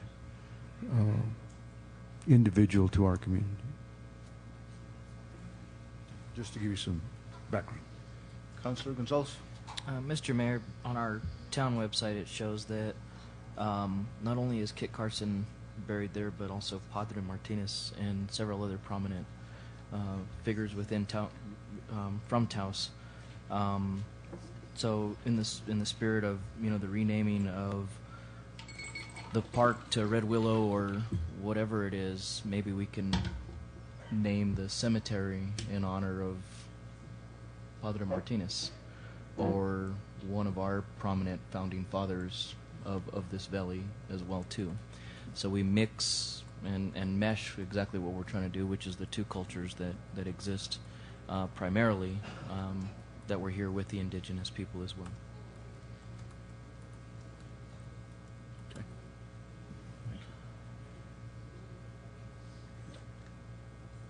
Call for the motion. Did you have something, Mr. Bellis? It does show as either Kit Carson State Park Cemetery, which appears to be the oldest notation on the web, or as Kit Carson Cemetery, and there's only one notation that says Taos Cemetery within Kit Carson Park. Okay. So we do have a motion. We do have a second on the floor. Any further discussion? Not, call for the vote. Councilmember Han? Yes. Councilmember Peralta? Pass.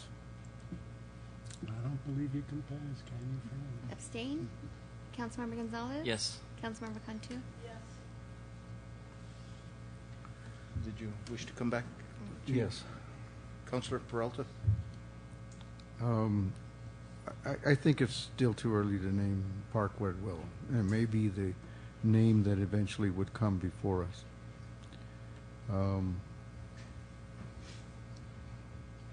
No. Thank you, guys. Appreciate it. Thank you.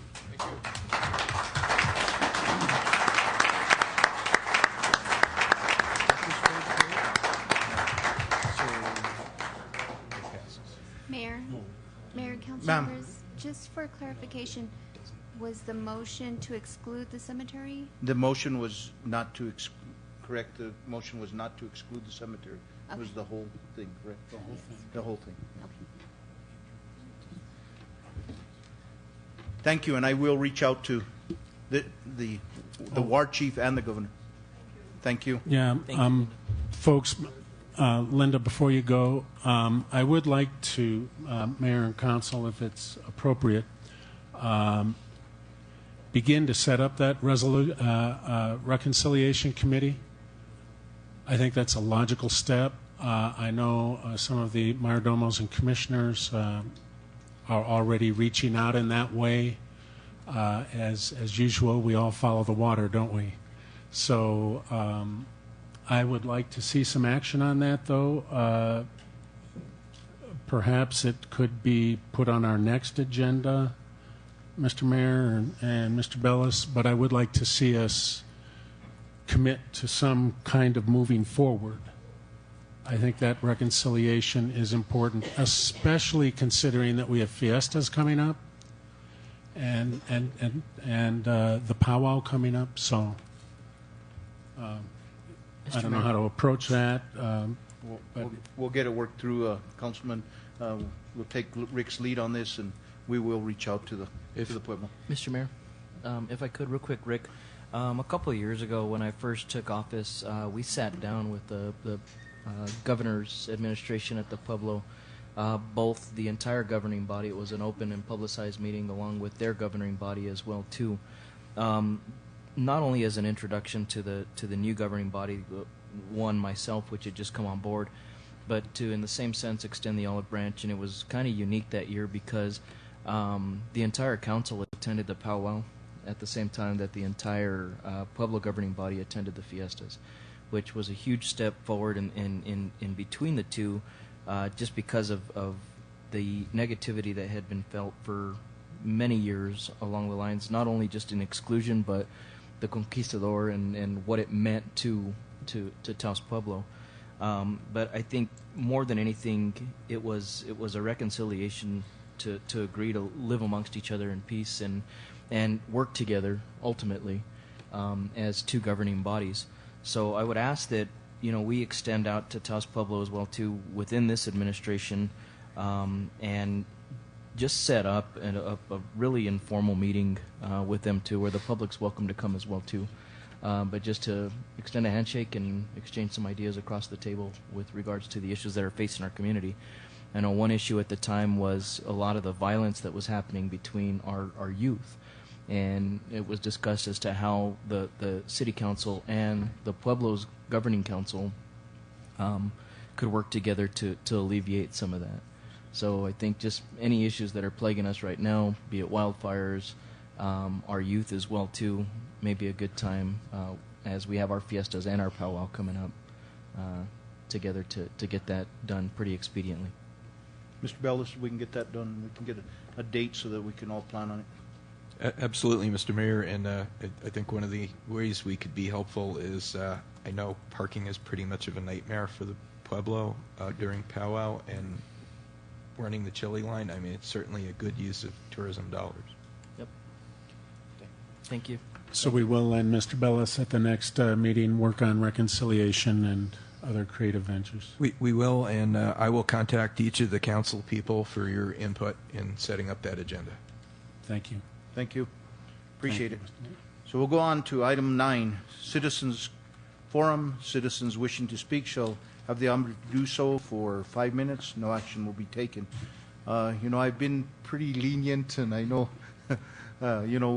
we moved our time from 3 minutes to 5 minutes, and sometimes we'll go to 10 minutes. So I really want to try to stay within that 5-minute time period. We do have a buzzer and a sensor, and it goes from green to yellow to red, and it buzzes you. So please be respectful of our time too. I know we want to hear as much from the public as we possibly can, but yet on the other hand, we our meetings sometimes run till 1 o'clock in the morning, and I have to sleep at the homeless shelter. So. It's closed. Wherever. Yeah, I can't now. Please don't keep me here. We have high hopes that this will be the first meeting we've ever gotten out before 10. I'm hopeful. So, Mr. Northrup, I believe you're on the list. If you would, I know that there was, we'll take care of some of these ones first, and then we'll go on to Stray Hearts. Thank you very much for that. I think most people are here for the animal shelter problems, and I'm not talking about that tonight. And I loved the last 45 minutes, and it was wonderful to see you guys could come to a resolution. I was happy with all of your discussions, and Fred and Andrew, I see where you were coming from. Maybe give it a little more time, but on the other hand, I think it was an excellent decision, and I congratulate you. I just have one thing I'm going to talk about tonight. The expansion of the Taos Airport is an emotional and controversial project. I frequently form my opinions based on information and discussions that come to me from knowledgeable, intelligent, and fair-minded associates. There are many facets to the airport expansion, and I couldn't be more uncertain as to what is best for our beloved town. At this council meeting 2 weeks ago, 3 local women, Margarita Denovan, Marilyn Hoff, and Jen Green, spoke of their concerns that the U.S. military would make use of an expanded airport, something few of us want, yet is likely to happen if the expansion goes through. The United States is the greatest threat to world peace in the history of our planet. We probably could have avoided the Korean War over 60 years ago, and certainly every war since. For the most part, the boots on the ground and the military flyboys are unwitting pawns in the warmongering military, industrial, and congressional evildoers. I have nothing but sympathy for our combat vets, and I'm betting that those 3 women feel the same. Not one even mentioned our vets last 2 weeks ago, yet Mayor Barrone said that the 3 knocked our veterans. These 3 deserve an apology. They did no such thing. Somehow, those oppose war and military expansion are seen as unpatriotic and anti-America. I believe the opposite is true. Finally, Town Manager Rick Bellis made a strong presentation in support of the airport expansion shortly after Margarita, Maryland, and Jen spoke. Rich has no bigger supporter than me. But the Citizens Forum at Town Council meetings is not the time or place for him to make an unsolicited case for his personal agenda. And I should add to that that Ricky spoke tonight, and I found what you had to say very useful, and you were not stating a personal opinion. You were just bringing his background and history in it, and I think that was appropriate. But your presentation last week about the airport, I think, was inappropriate. If anyone was to make a presentation like that, it would probably be one of the 5 elected officials before us. Thank you. Thank you, Mr. Northrup. And I did have a conversation with those 3 ladies in my office after, and we did talk about it. So thank you. Okay, well, thank you. It was. I mean, we all love the vets, but again, I think that they're put in a position in many cases where they never should have been put to fight battles that didn't need to be fought. Thank you. Thank you for taking the time, Mr. Northrup. So, Todd Thompson, did you have?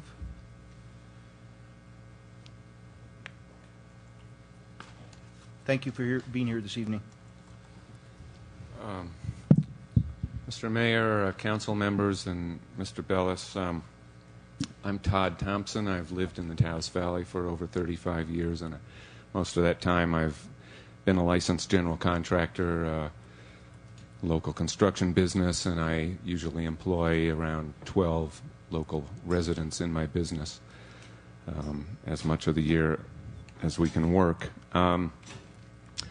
I'm here to bring Todd, an unfortunate... Not to mention that you shop local, too. I try to Quite a shop bit. local whenever possible, and I like to shop local. So I'm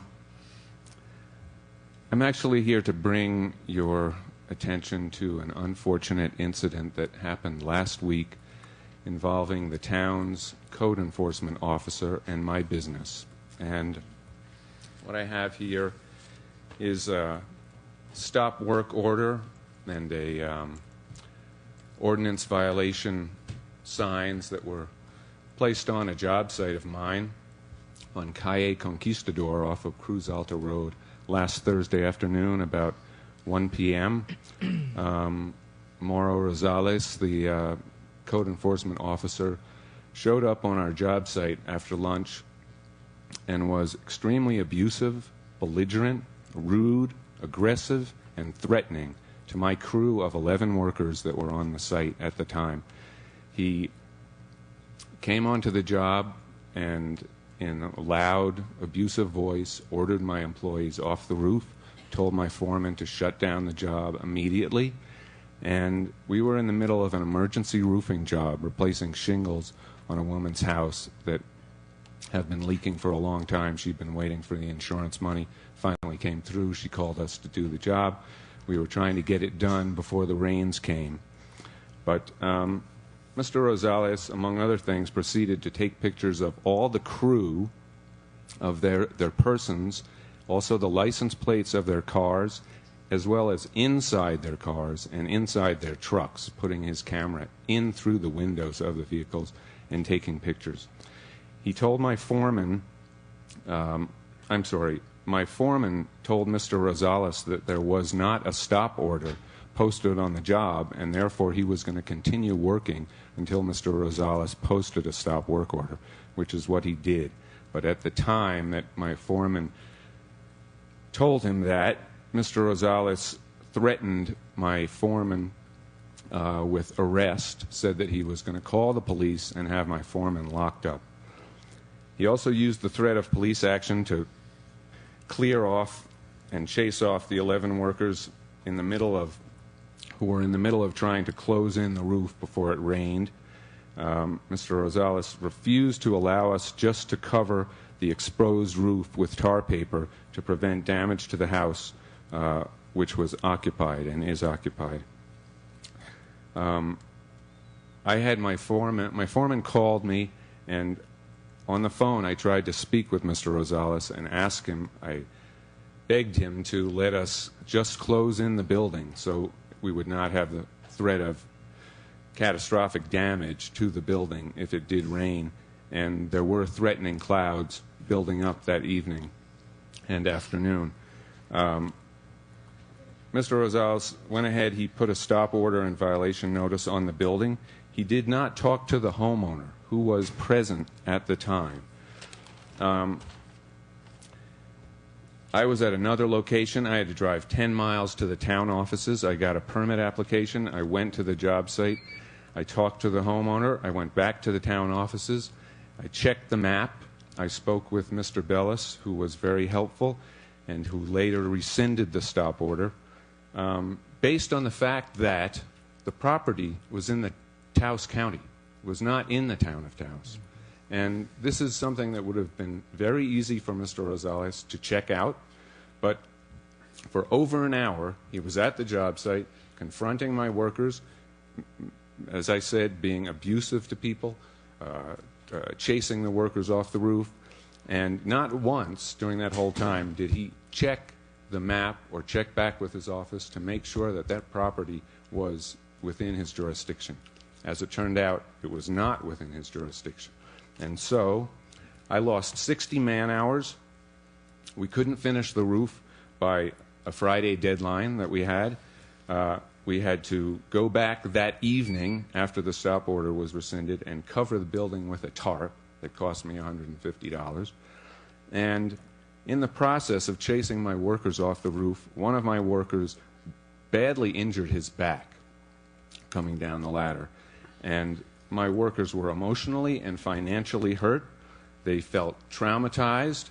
And in addition, the order for us to stop working and closing in the building could have.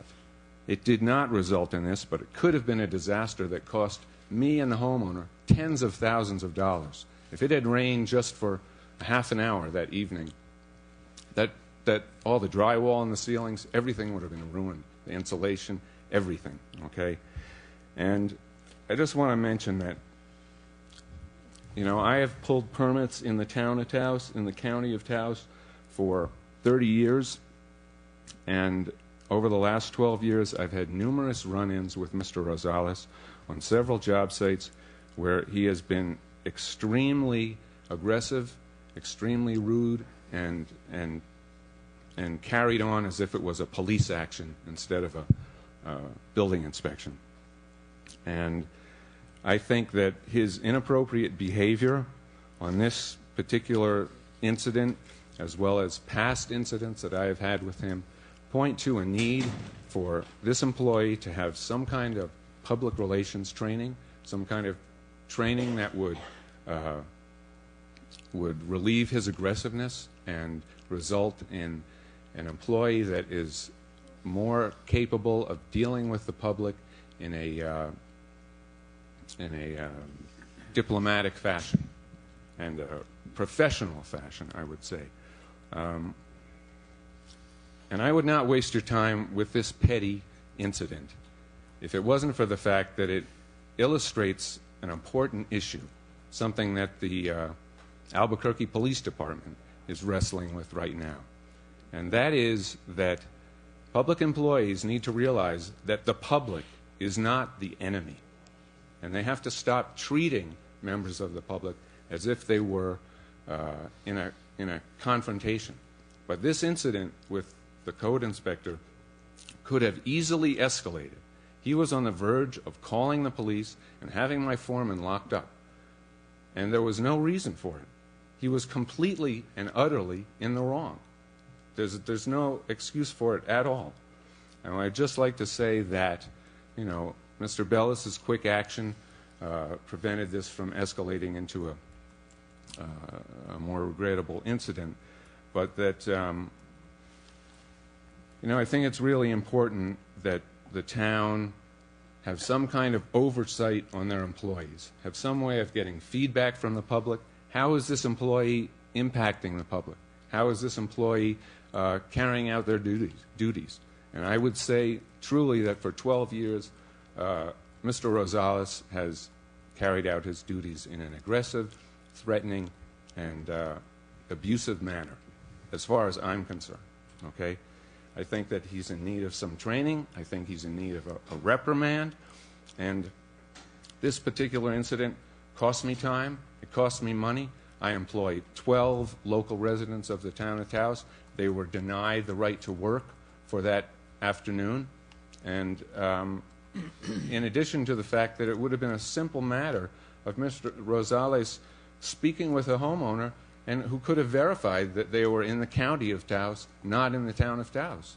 So he had more than an hour there at the job site to accomplish that. And I would very much appreciate it if the council would direct the manager to look into this incident and to recommend some kind of reprimand or corrective action. Thank you for your time. Thank you, Todd. Thank Appreciate you, Todd. it. Sorry, unfortunate that this kind of situation can happen, but Mr. Bellis, if you'd look into it and we can get it addressed. Mr. Mayor, Mr. Thompson, there's already an investigation underway. I've asked another chief building official to examine the incident, but already the planning director and I were able to verify that with very little effort that in fact it was not in the jurisdiction of the town of Taos. And if any of the representations that are made by Mr. Thompson are accurate, and in my 4 years at the county overseeing the planning department there, I've known him to be nothing but professional and cooperative, so I have no reason to believe they're not, then the employee greatly exceeded his authority. Mr. Thompson, I apologize. We work for you. The purpose of our having a building department is to, in fact, encourage economic development and to work to help the homeowners resolve their problems, and this certainly was not one of those cases. Thank you. So we'll go on to, I guess, Mr. David Cortez. No? Okay, so the rest of the people, it looks like, if I'm right, are here for Stray Hearts. Is there anybody else that wishes to speak before we get into that is not from Stray Hearts? Okay, Mr. Bellis, I'm going to turn to you and we'll get this. I know that. Before everybody starts for, against, or whatever, for the purposes of brevity, the council, the mayor, myself, the county commissioners, the county manager have all received emails from everybody, pictures from everybody. I can tell you that the county manager and myself have discussed this in detail, including the content of the letters, that I have discussed some of the matters with the police department. There is an active investigation pending, and we will get to the bottom of that. The pictures that were sent were extremely disturbing and did not match the content that was included in those letters. The mayor, myself, and the animal control officer, who is here tonight, performed an unannounced visit to the shelter today, and we have the pictures of all of those conditions, including the surgical room, which there were complaints about, including the cages. We visited every one of the animals in the facility, every one of them. We met with the veterinarian. We met with the staff. So if the comments can be limited to information that you have not presented us previously, it would be appreciated. A meeting was held between the mayor, the county commission chairman, myself, and Mr. Archuleta, and the board of directors of Stray Hearts, at which we posed some what I consider to be responsible questions. We received some answers.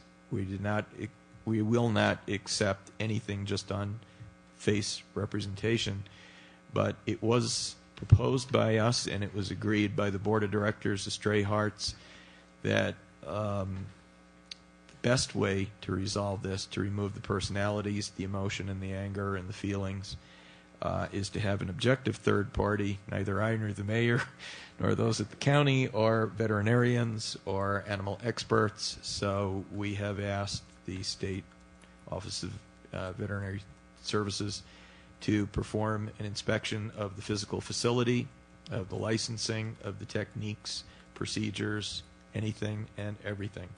And that board has agreed in the interim, since their contract is to be renewed on July 1st, that the town and the county will together renew, and we both have that capability under the existing contract without going to RFP. We will renew on a month-to-month basis until that study is concluded. Should the findings of that be minor, or we will develop a corrective action plan by the town and the county, which the board will be obligated as a condition of that funding. If there are no findings, more than likely we will continue the contract. If there are significant findings, then the county manager and myself will be recommending to the two government bodies that we RFP the proposal at that point to see if there are any alternatives. We believe this is a fair, responsible approach, and we appreciate the cooperation of the board and the state and our animal control officer and the county's animal control officer in taking this approach. So with that said, it's your time if somebody wants to speak. Please, come on up.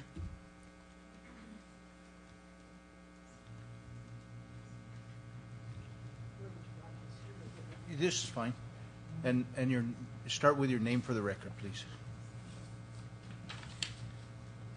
I'm Nancy Woodworth. You have received letters from me, but You might want to pull the mic a little closer to you. So you have received letters from me, but I think you need to say a face with these letters, and that's why I'm here, and I will be very brief. I have been a volunteer at Stray Hearts for 7 or 8 years.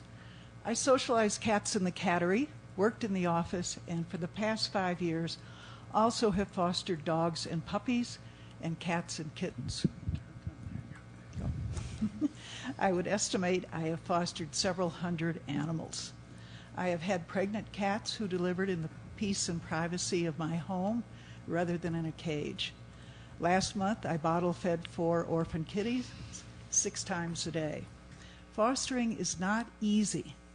It's a joy when kittens you have had for 8 weeks go back to the shelter for adoption, including those bottle babies, the R kittens, who are now at the shelter and ready for adoption and new families. Last winter, I had a litter of 5 die from disease. At least they died in my arms rather than being found dead in a cage in the morning. But it is hard. But fostering needs to be done. I am no longer allowed to do that.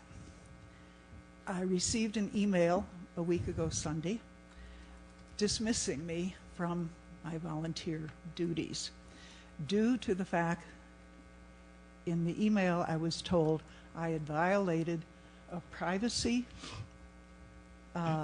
paper that I don't remember signing and the handbook, employee handbook, which I have never received. I have been banned from the shelter, so I will not be able to foster this summer. It is already into kitten season. I do not know how many kittens are at the shelter because I'm not allowed to go there, who should be in, those kittens should be in foster. I did understand from the email that I had not been, or at least I was not told that I had been fired for any deficiencies in my duties as a volunteer. My letters to you were concerned with the firings of employees. I feel that any organization that loses 9 to 10 employees, either through firings or resignations, 3 board members and 6 or 7 volunteers in 6 months has a problem that needs to be fixed. We need your help to do that. Thank you very much. thank you, and thank you for all your volunteer time. Thank you, Nancy.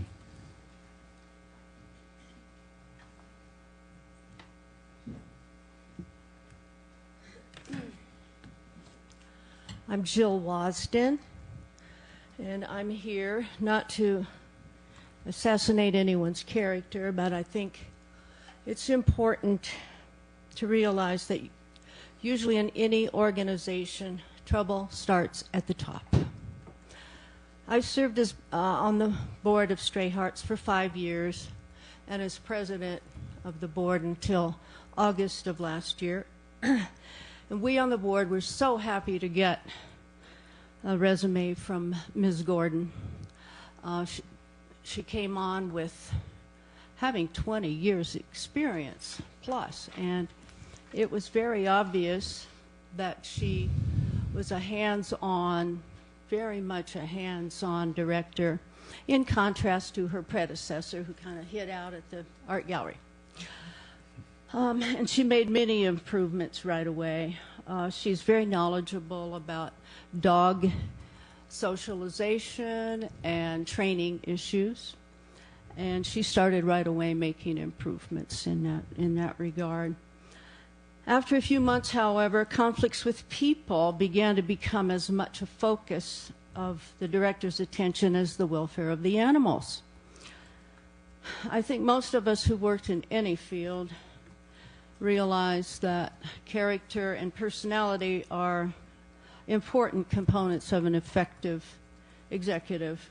A good boss does not try to do everything herself and is not threatened by competence in others.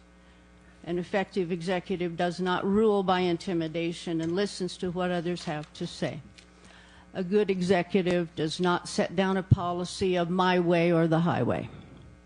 As a result of the character issues I've mentioned, one person after the next has been targeted as someone who has to be gotten rid of, and many have. I was one of the first to be targeted. I hoped it was personal, just an issue involving me. I was not unwilling to leave the board after putting in my several years, but having the executive director lead the ousting of a board member was an alarming sign of trouble to come. Others who have been ousted more recently can better speak to some of that trouble that has come. I just want to relate my experience was that Miss Gordon's public face, the one she shows her big donors, and the board members she likes, as well as especially Trish Hernandez, is in stark contrast to the one she shows at the shelter. And those she believes, perceives as undermining her authority. That's it. Thank you. Thank you, Jill.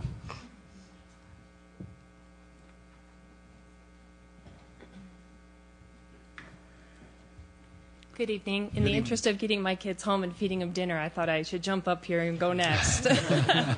My name is Christy Olson. I work for CYFD, and my husband is the attorney at CAV. We've been Taos residents for 8 years, and we believe in giving back to this wonderful community.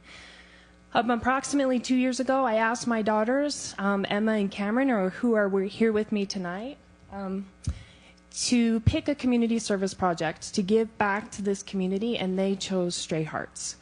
So I'm not here today to choose sides or pick sides. I'm here to tell you a mother's experience.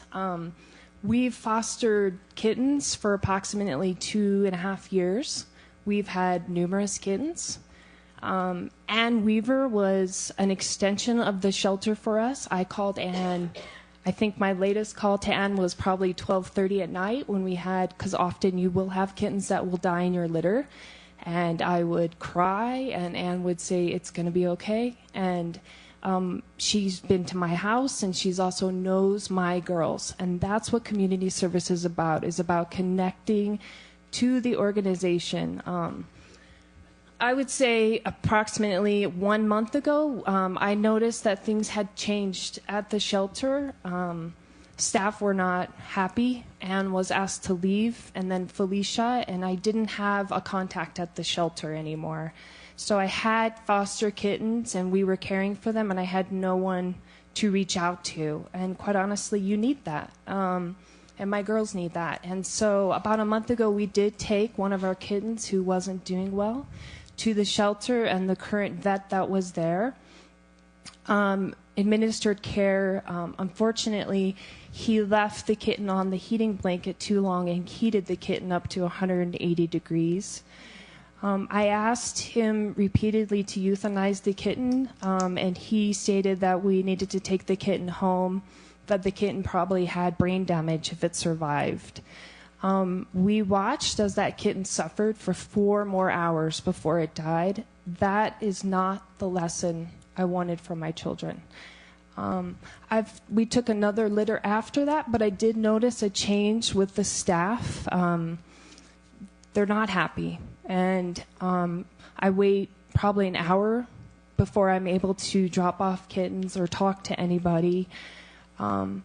I've had to argue with the vet to get antibiotics for a sick kitten that I had. And so at this point, we've decided to take a step back. But I wanted my children to come tonight because I actually voted for all of you. And I trust you. And I know that you will get things back on track for the shelter. And that's what we're here for. I'm not here to choose sides or who's right or who's wrong. I can tell you that what my experience is and what my family's experience is, and it does need, sometimes when things kind of go astray, it takes leadership. And that's the conversation I had with my girls in the car, is that the same compassion and empathy and understanding that we extend to the animals can be extended to the staff and to those who have been dismissed from the shelter, and that there can be common ground so that we can all work together again, but that takes leadership, and I trust all of you to do that, and I appreciate your time with that. And I want to take the opportunity to thank you and your family for going on and above. You know, I think it's wonderful when families step up and do community service. It's awesome, so thank you. And I apologize, but I'm going to go feed my girls. Thank you. Thank you, Christy. And thank you, young ladies, for coming tonight. It's important.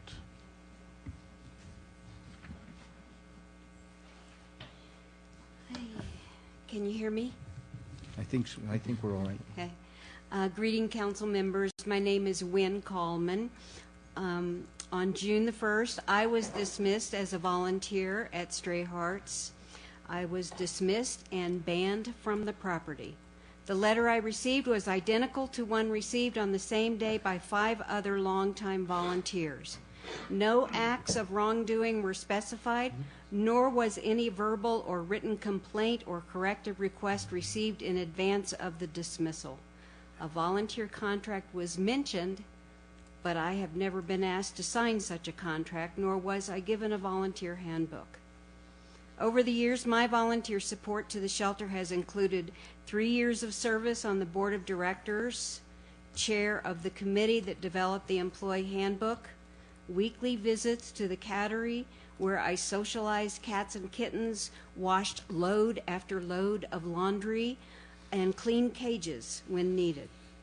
Participation in adopt-a-thons, fundraising events, public forums, and writing press releases and articles for our local newspaper on the shelter's behalf. I have also made frequent, sizable financial donations and solicited support for the shelter from friends and associates. Any nonprofit organization must depend on and value the volunteer support it receives from people who believe in its mission. Stray Hearts has benefited greatly from strong volunteer support, and new volunteers emerge from the community every month. But that is not a bottomless well. It has become clear that the shelter is tough on workers and volunteers due to authoritarian and retaliatory management tactics toward people who speak their mind or have been targeted as troublemakers. Inevitably, in a small community like Taos, word is getting out about the many firings of employees, the state of fearfulness among employees and volunteers, and now the dismissal of some of the most committed, reliable, and knowledgeable volunteers. These recent volunteer dismissals are only the most recent. Others have left of their own accord in silence and frustration. So, are we here against the shelter? Are we against Jan and the board of directors? Definitely not. Are we opposed to continuation of the contracts with the shelter? Absolutely not. Let's clarify. We are sad, first, that our help is not wanted. We are concerned about unfair retaliation against employees and volunteers. And we are concerned, as our highest priority, that the animals are getting the best care they can, and that they are being fostered and taken care of so that they can become adoptable into permanent homes. Because employees are so busy just making sure that dogs and cats are fed, watered, and have clean cages, it's up to volunteers to make sure the animals get socialization with humans, get exercise, and playtime with other animals. And that tiny, vulnerable kittens get the care at home that they need. The volunteers thus have a key role in the well-being of animals in the care of the shelter. That's the reason that we're upset now, and why we are seeking attention from the town and county officials to the work environment issues at the shelter that, in the end, hurt the animals most of all. Thank you.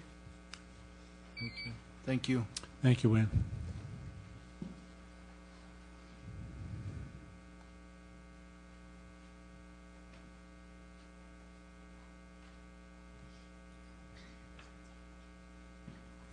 Mr. Mayor and council members, my name is Anne Wyndham.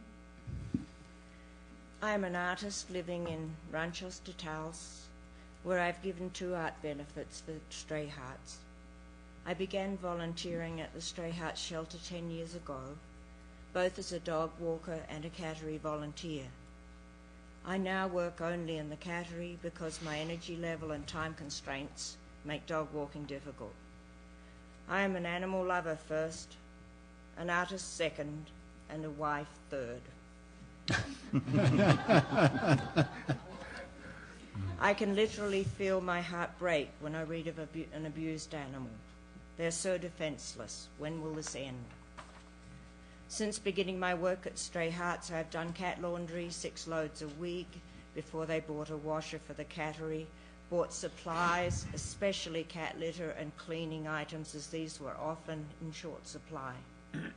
I and others have also supplied cat beds, toys, climbing trees, scratching pads, and even cages for the cats, a donor from California. The dogs have also been supplied with dog biscuits by me and other volunteers. For adopting parents and cats and kittens, I've put together a gift bag for their new family member. I left it at my seat, I'm sorry. These contain important flyers about cats and kittens, as well as toys for the same. And they're given out, they were given out every time a cat was adopted. I've recently been fired as a volunteer because I spoke up for employees who are being emotionally abused. I have not in the past, nor will I in future, watch others being mistreated without taking action on their behalf. Since my firing, the days have been long and sad, as I miss caring for the cats and the kittens who are caged at Stray Hearts. I'm also worried as a foster mother that I am now unable to take in any more cats and kittens. Last year, between April and December, I fostered up to 60 kittens and cats who were ill, feral, or too small and fragile to be part of the shelter population. I'm hoping that I will soon be forgiven for standing up for the abused human animals, so that I can once again help the cats and kittens at Stray Hearts. Thank you for listening. Thank you. Wow, thank you. Anyone else?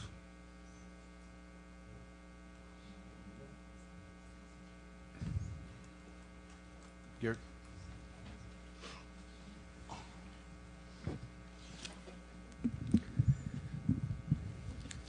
Good evening, Mr. Mayor, council, women and men, and Mr. Bellis. My name is Gary Storch, and I have lived in Taos for 4 decades. I was invited to the board on September of last year and was voted to be on the board by a unanimous vote, including Ann Weaver and Wynn Kalman. These women have become the major backers of the current email hostility directed at the executive director, the veterinarian, and now the current board members. At that time, I informed all board members that I would speak out when I felt I should, and I was there for the benefit of the animals, the shelter staff, and the overall growth of the shelter. Nonprofits, sole proprietors, and corporations are independent entities that set their own goals, set policies, fundraise, hire and fire staffing based on their essential needs, finances, and ultimate goal destinations. Before I arrived on the board, our executive director, Jan Gordon, and veterinarian, Dr. Eugene Versa, were hired for the shelter with major interviews, full vetting, and final contracts offered and completed by Ann Weaver and Wynn Kalman, amongst other board members. Since the majority of the board members have asked Mrs. Weaver for her resignation due to what I consider her consistent meddling into employee and personnel matters, which are not part of board duties and policies, she has garnered the use of the internet to bring a deluge of complaints, accusations, and a harboring of bad feelings toward the shelter. The use of the internet can be quite overwhelming when you do mass mailings to people who have been at the shelter or haven't been at the shelter for the past year and are exposed to these scurrilous emails. The accusations of animal cruelty, killings, unsanitary facilities, alleged unsavory financial dealings, etc., was very chilling to say the least. The claim of firings of employees for no cause is another outrageous accusation without accredited documentation. The board has forwarded a letter to you, the town council, and the county commissioners that addresses each and every accusation that was aimed at us without any factual evidence to any of their claims. I implore you to read our letter and feel free to visit the shelter anytime you care to. I listened to KVOT radio this morning so I could hear the accusation of poor animal management, killing of animals, unsavory financial dealings, and all the other dark accusations that have been dropped on us like a ton of bricks through emails that have been formulated almost like a chainmail. I heard none of these charges on the radio this morning. Why not? The major complaint that I heard this morning was that we discharged the volunteers for no reason. Why the poison pen by email? Letters and emails have been sent to every politician and person under the stars claiming that we were running nothing less than a concentration camp for dogs and cats. I thought that would be the main impetus of complaints this morning on the radio. Not a sentence uttered about these libelous charges. Their main complaints is that the volunteers were discharged and employees let go. This is about a business which sets its own goals and policies for the benefit of the animals. We are no different than you are. The executive director, as the mayor, hires and fires people that he or she thinks will fit the needs and directions of the organization. Stray Hearts is doing exactly what any other business entity does. If you, the town and the county, are prepared to micromanage every business and nonprofit in the county with their personal hirings and firings, you sure have a lot of work headed your way. Ms. Weaver this morning on the radio said as her final parting shot that she will continue this onslaught on the shelter until she gets her way. I personally have had enough of Ms. Weaver and her minions attacking the integrity and the hard work of the current staff, of volunteers, and extraneous people that are out there every day helping run the shelter. Go over there and check today and see what's happening. We have a good working staff and we have a lot of volunteers. If you want to continue to be a part of this witch hunt and retaliatory strike by a woman who thinks that no one else out there can foster dogs and cats and hire her type of employees, then so be it. I just hope that people don't start coming to you from other businesses and nonprofits in town and wanting you to interfere in their hiring and firing policies. Volunteers are just that. They are volunteers, subject to the rules and regulations of the organization that they volunteer for. They do not have a right to dictate their demands through continuous attacks on the shelter staff and board by use of adverse political pressure. We are an independent entity just as you are. Being a volunteer who donates your time, money, and love for animals does not give the volunteer the ultimate right to dictate policy to an independent board and executive director just because you may not agree with progressive changes and goals for the shelter. I thank you. Thank you. Thank you. Thank you, Gary.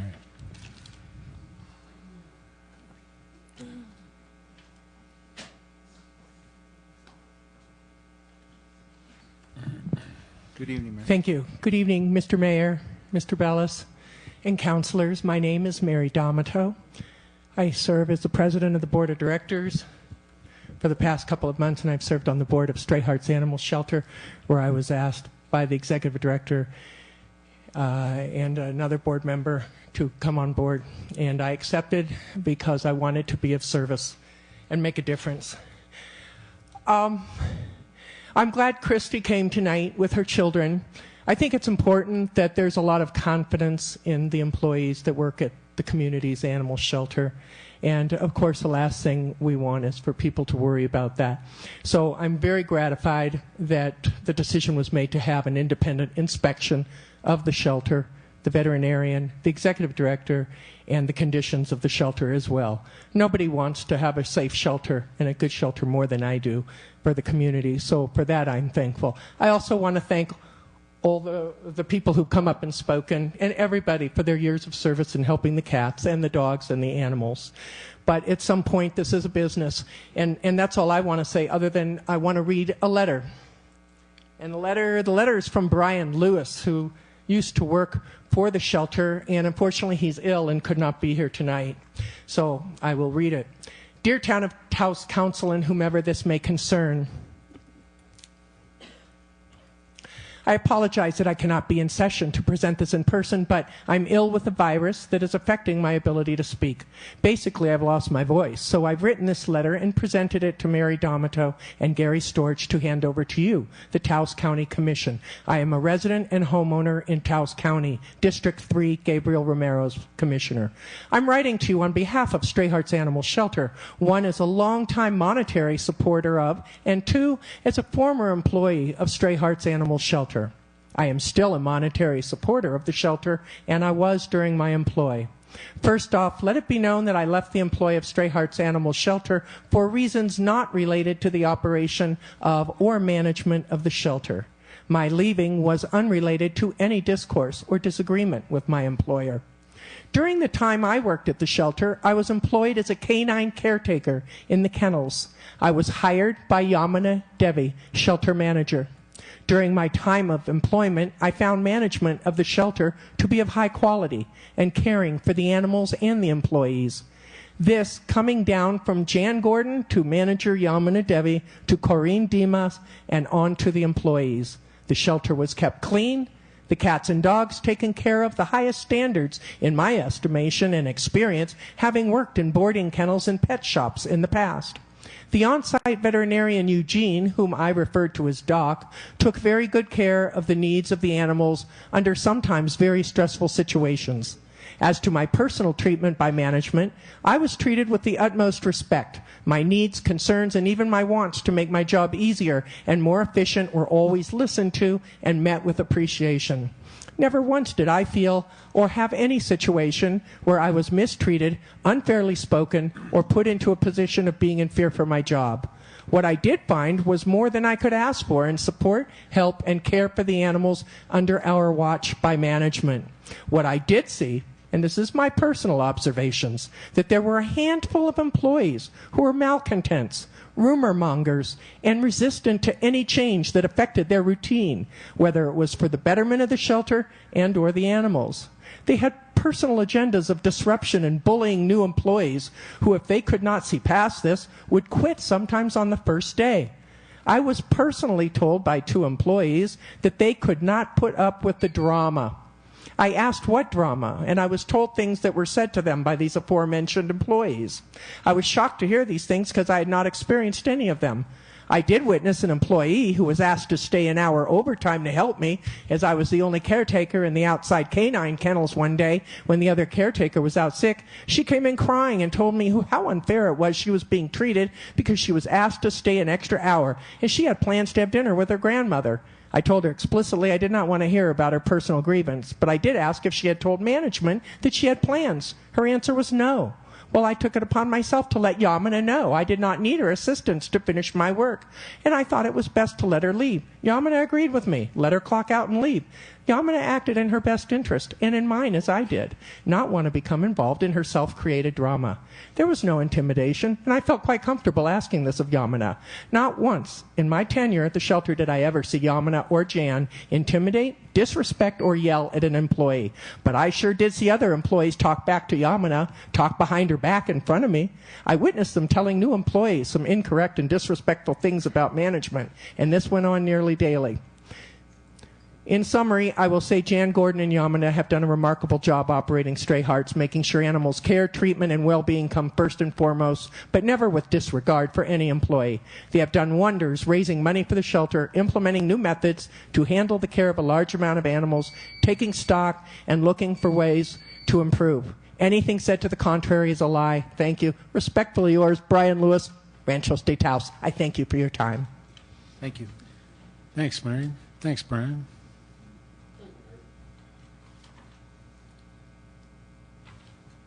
Hi, my name's Ed Cohen. Been a resident of Taos County for 15 years. Past my bedtime, so I want to do this quick if I can. I moved to Taos to semi-retire. I have 26 years experience in business management, both corporate and as a small business owner. I've been on the board of directors of several trade associations. I was involved with the American Motorcycle Association to help sanction independent motorcycle clubs that would make the image of motorcyclists better. I'm a certified national animal control officer. I was kennel supervisor for 10,000 WAGs for 5 years. I was the one to help the owners implement the policies and procedures and the care of the animals, and they've been very successful with very minimal problems with kennel cough, ringworm, stuff like that. I've worked with Sam Malatesta, an international dog behavioralist, and I served on the board of directors for 7 years at Stray Hearts. I've probably been involved in this county for 10 years in every aspect of animal control and sheltering. I left the board of directors because of this exact situation. I think it's very distasteful to go to the public and use the public for what you want to get. I do not like to bring individuals into my problems. I like to go out, find out what the problem is, and correct the problem. I don't like attacking people. In this situation, I don't feel I have any other choice. The reason I'm here tonight is because I have 10 years vested in that animal shelter, in animal control, in anything that involves dogs in this county. And I left because of this exact kind of nonsense that we're here for tonight. This group, it's not the first time, it's not the second time, it's the third time. The other 2 times were with different executive directors, different board of directors. That shelter went through 7 board of directors, possibly 8 before Jan Gordon came. That board has rolled over, I can't tell you how many times, all because of this stuff. We've had some of the best businessmen in this town, some of the most dedicated people serve on that board. That board has been accused of mishandling funds to the attorney generals. It took us a year and a half, hundreds of hours, to get a clean bill of health. That board has been accused of this same stuff. We had an expert who has inspected over 2,000 shelters internationally, and we came out in the 90th percentile before the improvements were made. The problem here is that this is a business. A board of director has no right in that shelter. I know, because I spent 7 years doing the exact same thing, being in that shelter. A board of director is supposed to raise money, set policy, procedure, and supervise employees. When a board of director comes in and starts telling employees what to do, they need to be removed from the board of directors, because this is the result of that. There's a difference between shelter medicine and taking care of an animal at home. Totally different thing. It's like apples and grapes. You can't compare taking care of a litter of kittens at home as opposed to 200, 300 animals in one facility with the air conditioning and heating ducts running through every room in the building. That's why we built 5 different pods. I have seen this shelter attacked by individuals or one group over and over, and every time it's been nonsense. And that's why we're here tonight. It's not because we have a bad ED. We had 8 of them. Everybody found a reason to chase them out of there. I was the longest surviving board of director by being 7 years, you know. I saw this board roll over and over again. I've seen board members put up tens of thousands of dollars. I'd sit there and we'd hold the animals we had to euthanize. If you were on that board and you decided to euthanize a dog, you sat with it when it got euthanized and held it.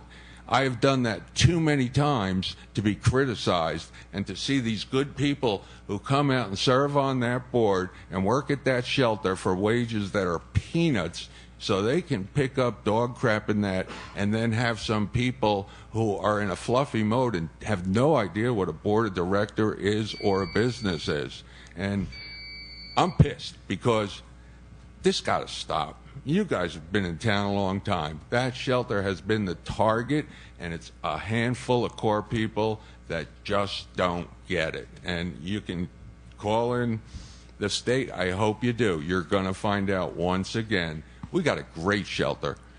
If we have an employee or a volunteer who doesn't follow policy, procedure, who goes in there and says, the board of directors is wrong about this, and that's a board of director telling the employees that, how's business going to run?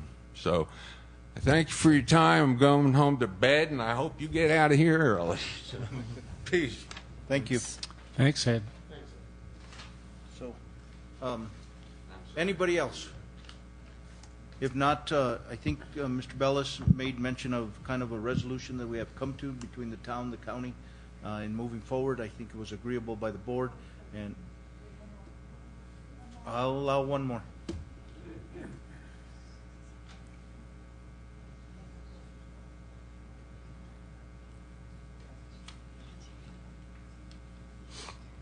Hello, council members. My name's Jeannie Moretti. I absolutely was not going to speak tonight. I wanted to come and hear this. I'm a volunteer at the animal shelter. I'm a dog walker. I have been there for 4 years.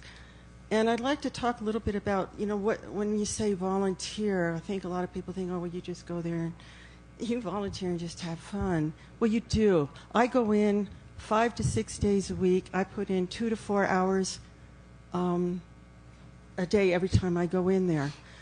It's not easy. I would like you to see my arms right now. I've just been wrestling this afternoon with one of the dogs I love very much, Brandy, who's quite a handful. So it's not an easy job. What I'm very upset about is this, to me, is about how whistleblowers are treated. We are seeing this on a national level that is disgusting to me. It is the same that's happening on a microcosm, whatever word you want to call it, at the shelter. The people who have spoken out have been punished. Simple as that. When they're talking about, and I know Gary was very eloquent in what he was saying, so was Mary. I mean, they were wonderfully reading these things. I happen to know Brian Lewis. I think he's a great guy. He worked there maybe a month. Maybe 2.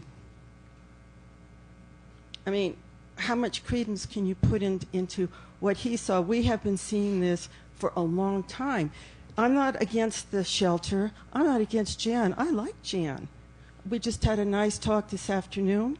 She asked me, she knew that I had gone to a council meeting and had spoken up, and said at that meeting that I had been afraid to go because I thought I might be targeted next.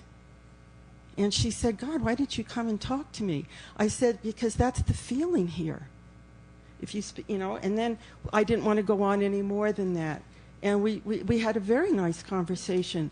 I think the board members are all working hard. I think they have failed to tell you that there's only 4 of them, because when Ann Weaver was dismissed or asked to resign, which she did very graciously, 2 other board members in protest followed, one of them being the president of the board. What does that have to say? They're talking about, Ed, I love Ed. He's up here talking. He's right. People go in there. I have not seen, when he's talking about, and I'm sure he did as a board member, going in there and cleaning shit. I have not seen one board member, I don't know, maybe Gary has. I haven't seen Mary in there. I haven't seen any board member in there shoveling shit like the rest of us do. So please, I'm just saying that, all of this is such incredible nonsense. I just don't, it's disgusting to me. And to be saying, it's this, who did this and who did that? Come on. I'm sorry. That's it. That's all I have to say. Thank you. Counselor? Thanks, Jane. Mr. Mayor, I guess the one thing that I've observed from all this, and in the endless slew of emails, both pro and con, that I received, is that I do look heavily upon, much like my employees look upon me as the leader of my organization, as a community leader, as you as the mayor. Anytime there's a dispute amongst employees that arises, or amongst ourselves as council members, that we sit down and we discuss it like adults. And the one common thing that I'm hearing, and it just blows my mind, how as a volunteer you can be fired. So I do have concerns. I entrust our manager, who's done, I believe, a good amount of due diligence with regards to this issue in sitting down with the parties and coming out to an amenable and agreeable decision and conclusion. But again, with that, for me, it's just saying somewhere within the organization something has failed, something is failing bad. For board members to be pitted against volunteers, volunteers to be pitted against board members, and just all the way around. So I think long ago, maybe once the second volunteer was let go, a come to Jesus, so to speak, needed to happen, where the entire organization was brought together and individuals were talked to. Again, these are, I get that to serve on these boards, to serve as volunteers, you are extremely, extremely compassionate individuals to deal with the animals of our community, both abandoned, non-abandoned, misbehaved, and well-behaved. And I commend you all for that. We as elected officials, we all oftentimes get the brunt of everything, both good and bad.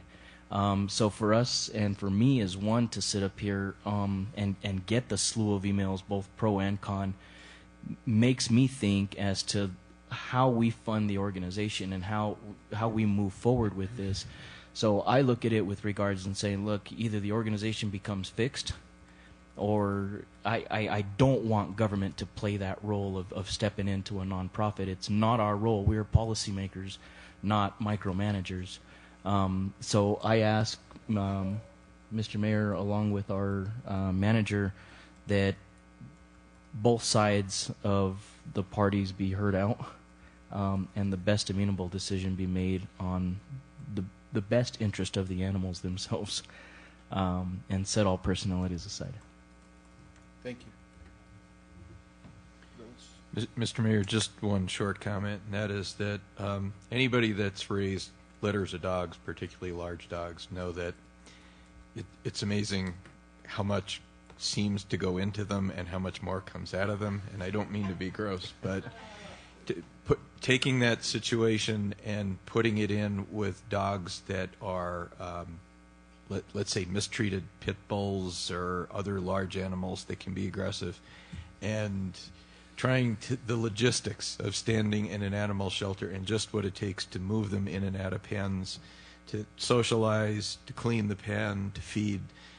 I know what that scale is like with puppies, and to imagine, and I say this to everyone, current volunteers, past volunteers, all of you, you have my true admiration, and I know how you feel about the animals. The mayor and I were tearing up looking just that some animals had been there. Their life is in that cage for the past 2 years. And I know that people have made efforts to get that dog out and be adopted because you could see they'd been taken out, brought back. It's a heart-wrenching job, vocation, and whoever you are and however you feel, I know that what makes this a hotly contested issue is that it's something you feel inside. Just watching all the volunteers and what it takes just to keep that police clean. So my thanks and gratitude go to all of you, and I know that the county manager feels the same way. So thank you for being involved. Thank you for caring, and we will try to resolve this as equitably and as rapidly as possible, because as the councilman has said, in the end it's the animals that we all of us, I don't think there's anybody here that doesn't care about getting the best for the animals. Council, anybody else? No? Okay. Thank you. Thank you, guys. Thank you. So, anybody else under Citizens Forum that wanted to speak? Not, we'll go ahead and move on to the other portion of our public hearing, ordinance number 1409, amending the zoning map. Ms. Martha Perkins, our P&Z director.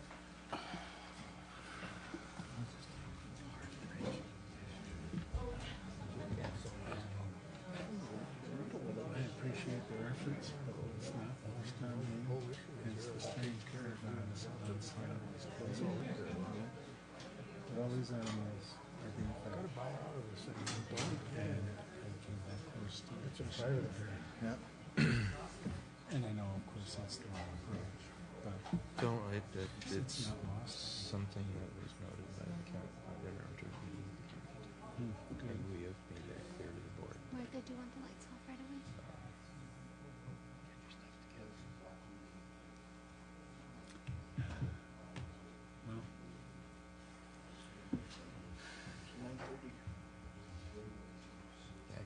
Okay, we got 28 minutes, you guys.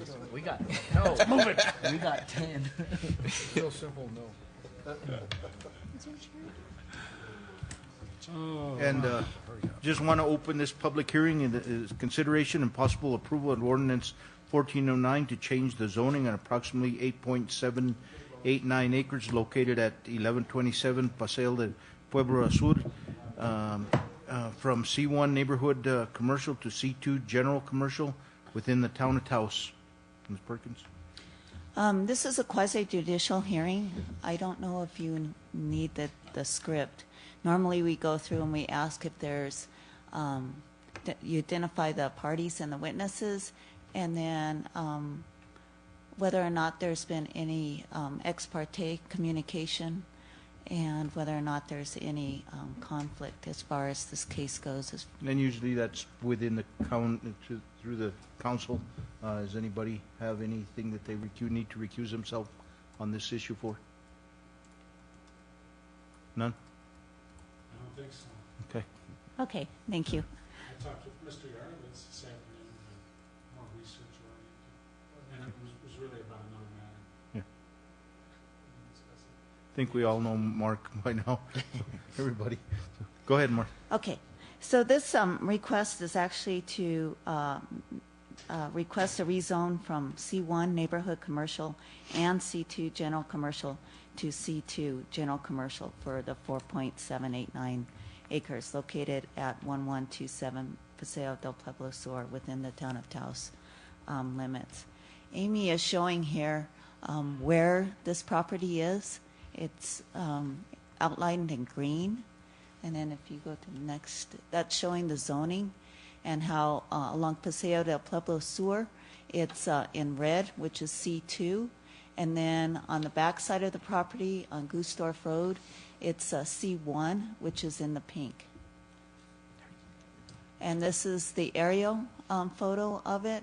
And then if we go to the next slide, you can see kind of what the property looks like. And then looking at it, at this map, you can see she's labeled the various, the visitor center at the intersection there with Canyon, and the gas station, and then you go on down and there's a huge arroyo, and then the property is designated in the green. And in front of the property is kind of like a little strip mall with ProLube, and then across the street, again, are commercial businesses. When we look at a rezoning case, it's considered an amendment to the text. So there's 5 criteria that we look at. These are the 5 criteria, and they ought to be the criteria that you use to make your decision tonight. The Planning and Zoning Commission actually met twice on this case. They met on April 2nd, and then they met again on May 7th. The primary concern of the commission related to criteria number 4, that the benefit to the neighborhood will outweigh any potential impact on the surrounding properties. Their concern was that by rezoning the entire property C2, that there was going to be more traffic and heavier traffic on Gustorf Road, and they were concerned about the middle school there. However, they did not feel that that was enough of a detriment to the neighborhood to deny the case. They actually tabled it and continued it at the next meeting to think about this case some more. And then they actually went ahead and recommended approval without, just recommended the approval of the zoning without requiring a commercial site plan. Because what I had told them as a staff was that we would require a commercial site plan if and when a project came in on this property. What we're trying to do is we're trying to separate zoning from a project. So what we're looking here is just at the zoning. We're not looking at any specific project. The agent is Mark Yarovitz for the property owner. As far as we know, he doesn't have a project in mind. So we're looking at this just as a rezoning. I submit the staff report as part of the record, and also the other attachments that I included. The staff report includes the minutes from the meeting where the decision was made to approve the rezoning. The applicant here is here to make his case. Is Martha, is the applicant and the owner the same people?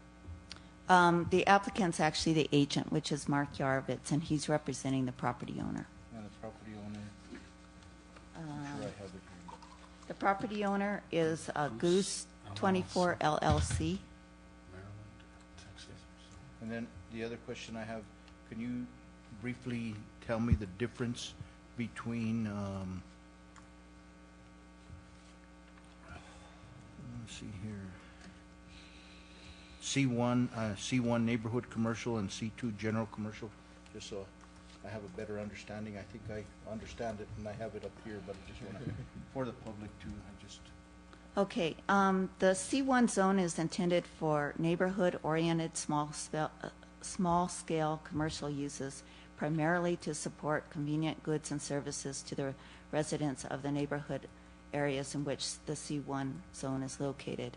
Mixed uses are encouraged in the C1 zone. And then the C2 zone is intended for general commercial uses and services along streets carrying large volumes of traffic where a commercial use characteristically already exists. And then when we actually look at the code, we're looking at what the permitted principal uses are. And on the left-hand column is the C1, and then on the right-hand column is the C2. So the C1 is neighborhood commercial, and the C2 is general commercial. So the C1 does not allow, it allows eating establishments, but not bars and clubs, whereas the C2 allows lodging establishments, excluding bed and breakfast in our boarding house. It also includes eating, drinking establishments. And then under C1, general merchandise retail, Everything's allowed except for department stores, discount stores, supermarkets, and pawn shops. And then in the C2, those are allowed. If we go on, in the C1, we're looking more at specialty retail establishments, neighborhood-type stores, excluding automobile pleasure, craft dealerships, large equipment sale and rental, machine shops, manufactured home sales and service, and packaged liquor sales. So really the intent is for C1 to be more neighborhood-oriented, whereas C2 is more your regular commercial. The other thing that plays in here are conditional uses. You actually have to go to planning and zoning and request a conditional use. It's heard again on its own merits. In the C2, go-karts, carnival, thrill rides, amusement facilities may be allowed by conditional use.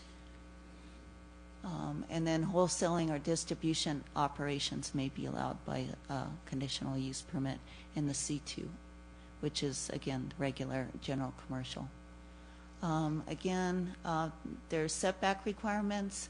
When a lot is in a C1 zone and it has a residential next door, the setback requirements of the R6 zone apply, which is another residential zone, and the maximum lot coverage allowed is 50%, whereas in a general commercial zone there aren't setbacks. They're 0 except for the front yard, which is 10 feet for landscaping, and then there is a setback if there is a residential nearby, and that's the setback shall be the lesser of 5 feet or 20% of the depth of the lot measured from the front or rear property lines. And then again, the lot coverage for general commercial is 60% for all structures. And then the other difference is the provisional permit. You need to, if you want to build a bigger store, depending on which zone you're in, you need to come before the commission and ask for a provisional permit. And what's allowed in a C1 is 10,000 square feet, and with a provisional permit, the maximum square footage could be 30,000 square feet, and that's gross floor area. And then in a C2, the permissible square footage is 30,000 square feet versus, and then you could ask for a provisional permit, which would be, again, evaluated based on the merits of the application. It could go as high as 80,000. If you note, C1 is 10,000 and all other zones are 10,000 as far as permissible building square footage. That's because the C1 is intended to be neighborhood commercial. C2 is 30,000. M1, which is manufacturing, is 30,000. And then there is an allowance in some of the residential zones, R6 and R14, for 30,000 as the minimum square footage. And then, Martha, the other question I had, I'm sure within our regulations there is some notification qualifications that we have to notify the people that border the property, and has that been done, and do we have that in the record? Yes, that has been done. With a rezoning, we notify all the property owners within 300 feet, and we measure that from the corner of the parcel going around 300 feet. Then the state statute actually requires that for rezoning, we provide certified mailings to property owners within 100 feet. We put in a legal notice in the Taos News, and we make sure that that's in the Taos News for the public to read at least 15 days prior to this public hearing. And then in this case, we also posted the property. As long as you meet 2 of those 3 criteria, you have legally notified the public.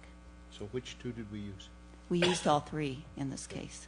And then we also have more than one Planning and Zoning Commission meeting, so we noticed those. So this has been aired with the public. Okay.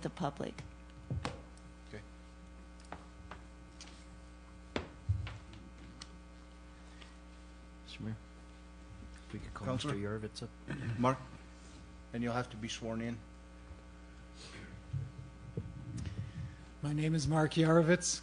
Do you swear or affirm that the testimony you're about to give is the truth? I do. The synopsis of this is a split zone property. It was originally 10 acres when my client bought the property. We sold off 2 acres to the Kit Carson Co-op to build a command center.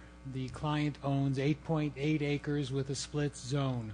There's no residential around it, and over the past few years I've had some discussion with some groups about developing the property, but dealing with 2 different sets of rules to develop this property, with the line that was drawn through the center of the property, when that was done and how, unbeknownst to me. But I'm just trying to get one zone for the entire property, so if there's some activity, development activity for a property in the, as Mark Collin would say, in the top dead center of town, in order for me to go forward for my client and help him solicit a proper development, I would like to have one set of rules rather than 2. And that is the purpose for this zone change, to get it all as C2 rather than C1 and C2 mixed. That's my story. Council, you have any questions? You want to open the public? Yeah, I will open public. I don't see too many public, but anybody have any questions? This is a public hearing, so no. So seeing none, hearing none, we'll close the public hearing. Council Peralta. Thank you, Mr. Mayor. Martha, my questions are to you first. Does this property have a reason I'm asking this question is because the amount on Paseo Pueblo Sur is very small frontage. The majority of the frontage is actually on Gustorf. Has this property been given a Gustorf numbering? The address on it is 1127 Paseo del Pueblo Sur, so it's addressed off of Paseo del Pueblo Sur. So it's the tiny. I know what we're talking about, but I'm asking, is there another assigned property address on Gustorf? Not at this time. That does not mean that we could not address it. But no, there's not any existing address right now. It's one parcel, even though it's shown here as 2. Can I answer? No, I'm sorry. It's not 2 parcels. It's a line drawn in the middle, right, determining that half of this property should be C1 and the other half of the property should be C2. Exactly. Can I addressing? No, I'm sorry, Mark. I'll ask you when I want you to answer.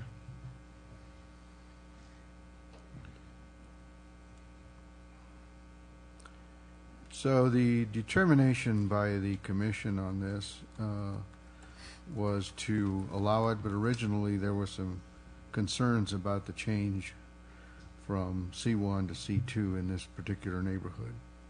Yes, that is correct. What changed their mind? You know, I can't speak for each individual commissioner and how they decided to vote. There should have been discussion, though. There was a discussion. There was some concern about the traffic being allowed, the heavier traffic possibly associated with the C2. There was also discussion about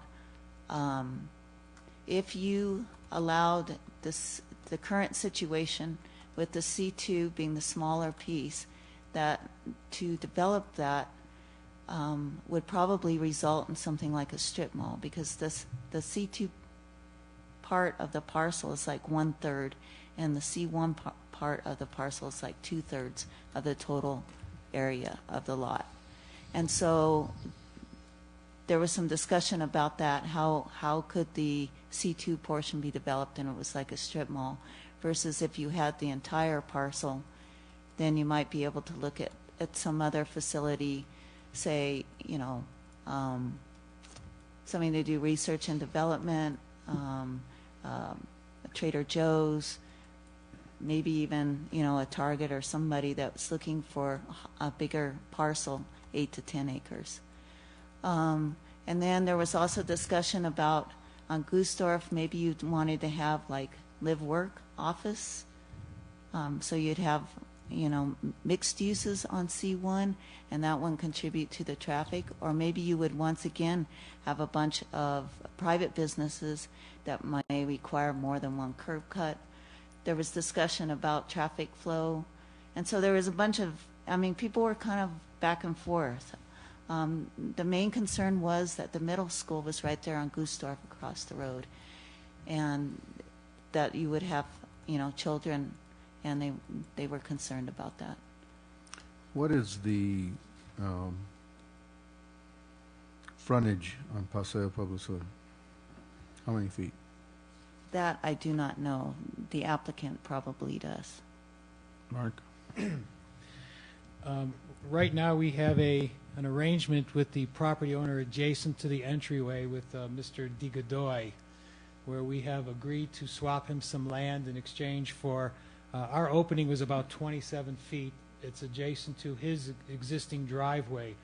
And we worked a deal with him, signed, sealed, not recorded yet, to allow and then there was a DOT permit allowed, which has since expired, to allow a right in, a right out, and a left turn in, a 3-lane access at the intersection, which includes the property owners plus a portion of Mr. Di Godoy, so that a proper entrance can be created. In exchange for that, Mr. Di Godoy would be swapping some additional property to him, because he has a triangle property. We're going to square off his piece, in addition to making that access more reasonable for both parties. There was a DOT permit that was approved, but has since expired, that allowed a 3-lane ingress-egress at that intersection on the front. So the footage on the front is 27 feet? I believe that was about 27 feet, and the opening for the DOT permit is 36 feet. So there was 9 feet contributed by Mr. Di Godoy. 27 feet, correct. Okay, the current property only has 27 feet on Paseo Pueblo Sur, correct? So why couldn't the property really be looked at from the other side? That the property really is a Gustar property and not a Paseo Pueblo Sur property, since you don't have enough property to make an entrance? That could be done. I mean, why didn't the application was actually to change the C1 portion to C2. No, I understand that. Yes. But I'm saying, but in looking at it, why was a consideration to look at this from being a Paseo Pueblo Sur property and not a Gustar property, since the majority of the property fronts Gustar? And in fact, there isn't enough land on Paseo Pueblo Sur in the current deed to allow for ingress and egress even to that property. Commission didn't look at that. We didn't look at that because that wasn't what the application was for. The application was to zone it from C1 to C2. So the commission has to weigh the application based on what the applicant is asking for.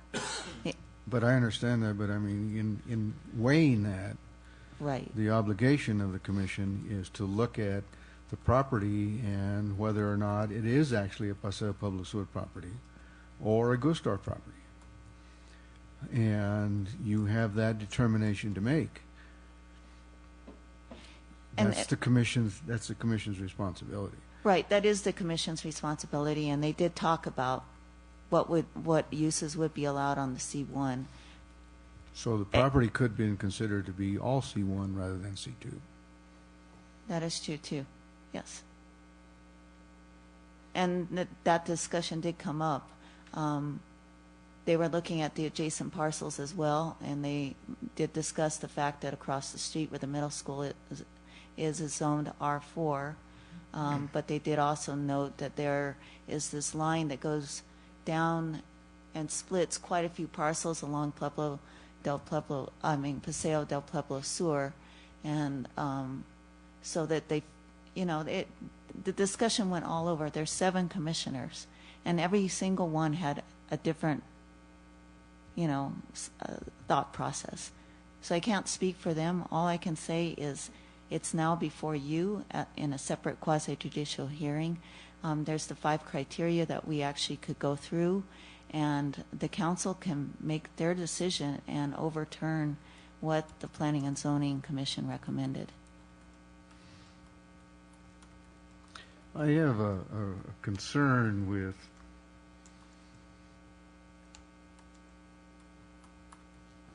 item 6 on your criteria for review,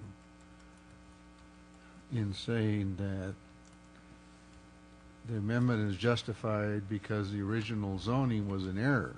I don't know that the original zoning was in error, because I was on the Planning and Zoning Commission when this property was zoned. I believe And- this. Yeah, okay, go ahead. And it had no concern about whether or not this was a single property or multiple properties. The idea here was whether or not Gustorf Road should have a C2 type of traffic on it or not. And when you do this, you try to make sure that the property that you have on Paseo Public Sur has enough depth for it to be developed, and the same thing with the zoning that you have on Gustorf and in the protection of the neighborhoods. So I don't know that is something that I would say was an error at the time that it was zoned. Is it an error now? I don't know. I'm looking at this, but I'm just saying I don't particularly like that in the resolution, because I don't think it was an error at the time. Okay. Yes, the staff report itself, staff said that they didn't know if the original zoning was in error either. So let me see if I can find the resolution.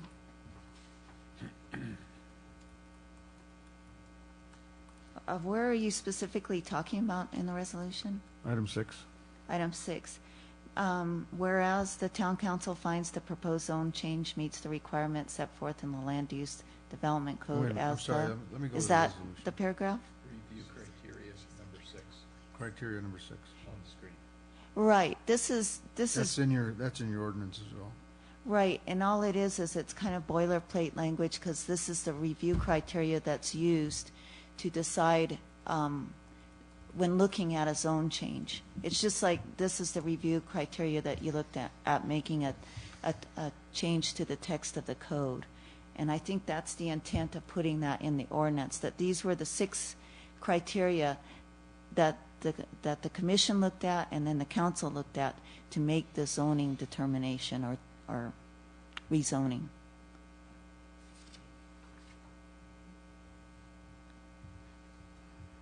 Let me look at the language again, please.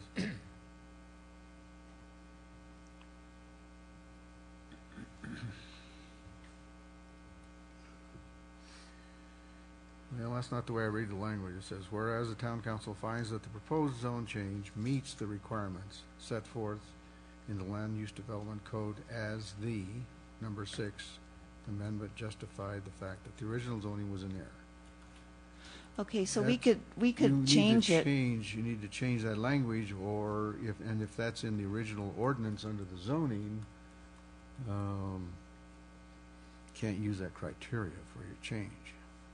Well, we can just say that the proposed zone change meets the requirements set forth in the land use development code, review criteria for a zone change, and then list those. Now, let me Or ask- somehow, show that that's the 6 criteria that is used to look at a zoning application. But does it have to meet all 6 criteria? No, it does not. Okay, that's why the language needs to be changed. Right, and I understand that now Okay. looking at it. Now, let me ask you this question. The property to the south of that, across the arroyo, isn't that also zone C1 and C2? Yes, it is. So shouldn't we make a change on that one as well, if we're going to do this one? The town attorney and I have actually talked about this, and he was suggesting that maybe we do address these parcels that are split zoned. But that's as far as it's gone. But not in all cases is a split zone a bad thing. Exactly. And So I it- agree with you, so I actually prefer this method.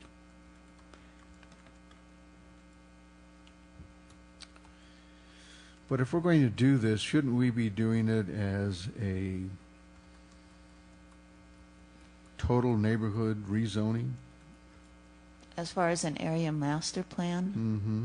Yeah, rather than a spot zoning?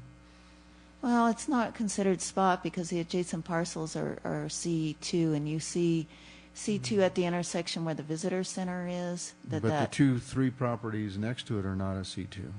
Right, but then if you go on down the street, you can see that there's big blocks of C2 next to residential neighborhoods. I'm not questioning that. Right. So this is staff's opinion.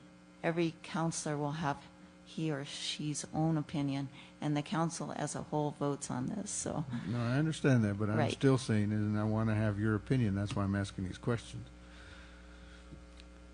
Okay, so in my mind, it's not spot zoning because you have C2 adjacent to it. And your recommendation that this is relevant zoning? That it's relevant zoning? In other words, that it meets the criteria that it should be changed within the master plan of the universe. Yes, staff recommended approval of the rezoning.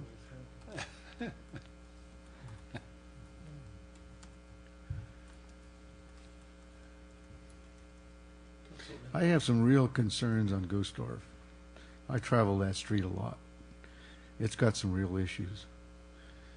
And I don't know that we have enough easement there to make any great changes. Do we have the ability within the provisions of this to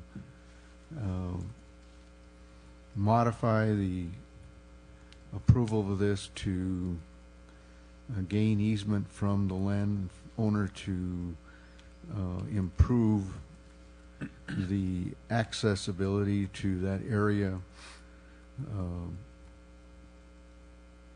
if we change it to a C2? And I'm not looking at that as just this property, but all the way down the strip. I think that we would have to bring that back as a separate application because this application stands on its own. I mean, what you're considering tonight is the application. If we want to look at something else, then we need to take a different approach. Well, my concern is partially what you voiced that the concerns of the commission had, and that is the accessibility to this property if it was to be developed as a C2. We already have lots of issues with the ingress and egress of that middle school coming out onto Gustorf Road. It's challenging at times. And putting something across the street that could have the same amount of traffic as we get out of the middle school when that's in session could be dangerous. Yes, and that's why the zoning is separate from the commercial site plan review, which would go before the Planning and Zoning Commission, where they would review, they actually require a traffic analysis, and they would review, you know, the project and recommend ways to make the project actually fit in the neighborhood better. So the rezoning is separate here, and I hear what you're saying, and you know, none of these things are easy as far as making the decision one way or another. I understand that, but I think that, you know, we shouldn't be doing things that shoot ourselves in the foot in 10 minutes later.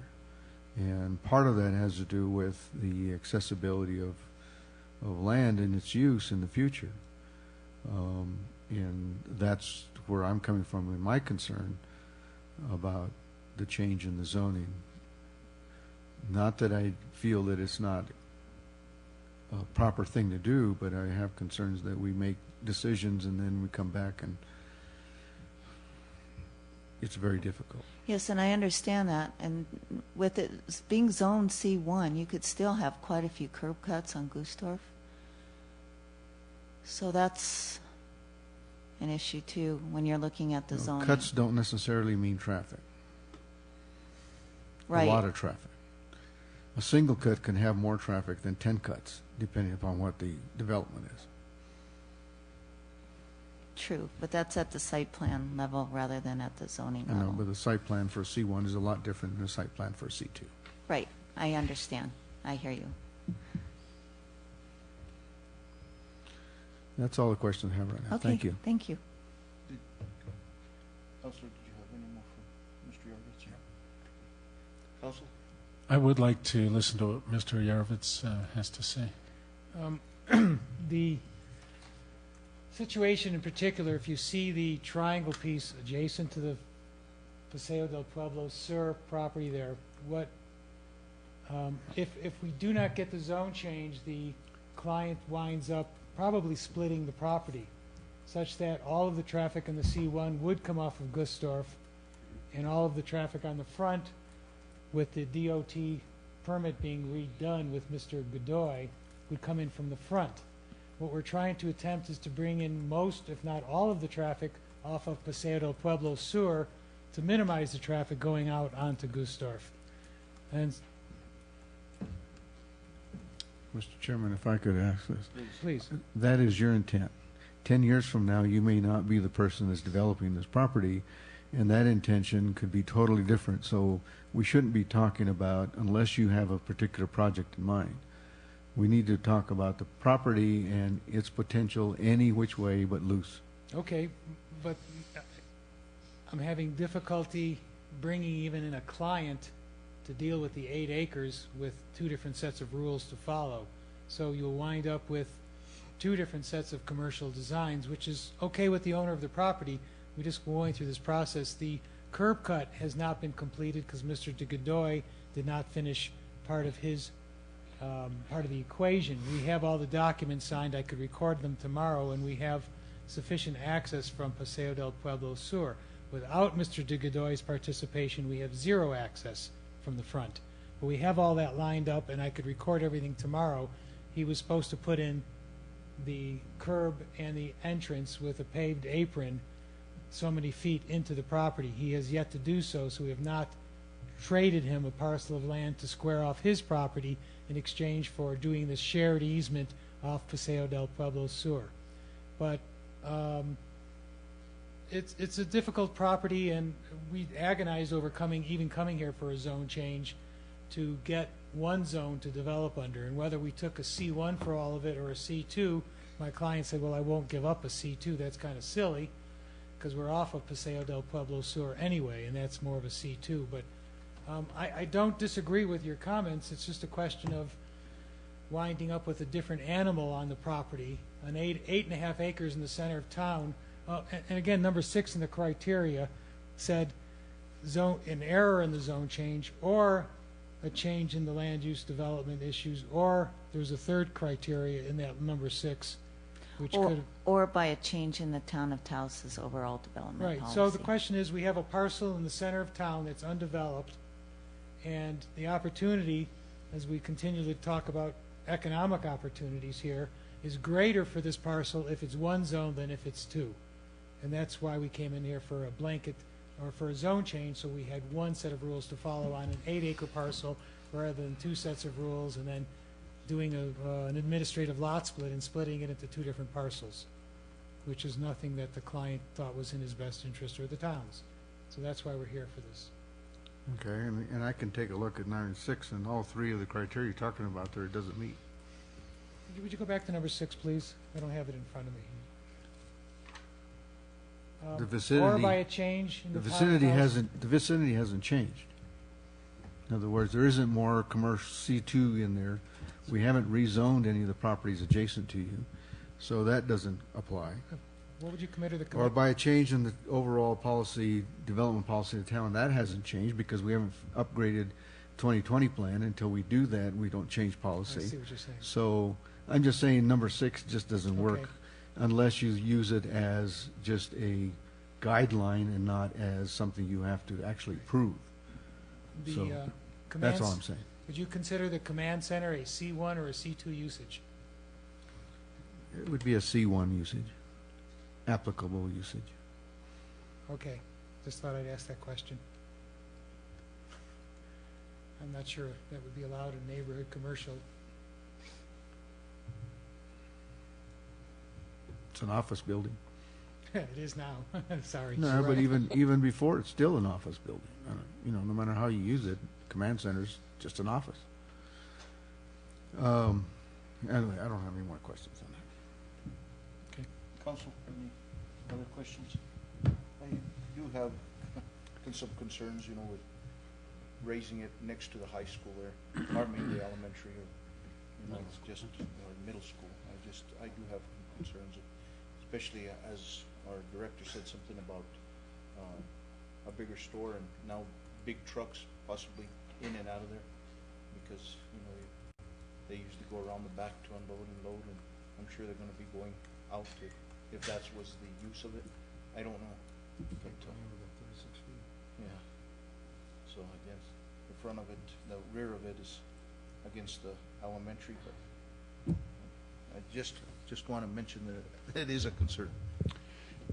And I agree, Mr. Mayor, it is a concern, but the comfort that I found in this, as I read through it, was that everything's got to come back to planning and zoning. And so, and there does not seem to be a tremendous difference between a C1 and C2. So, given that anything that happens on this property is coming back to the Planning and Zoning Commission, I took a lot of comfort in that.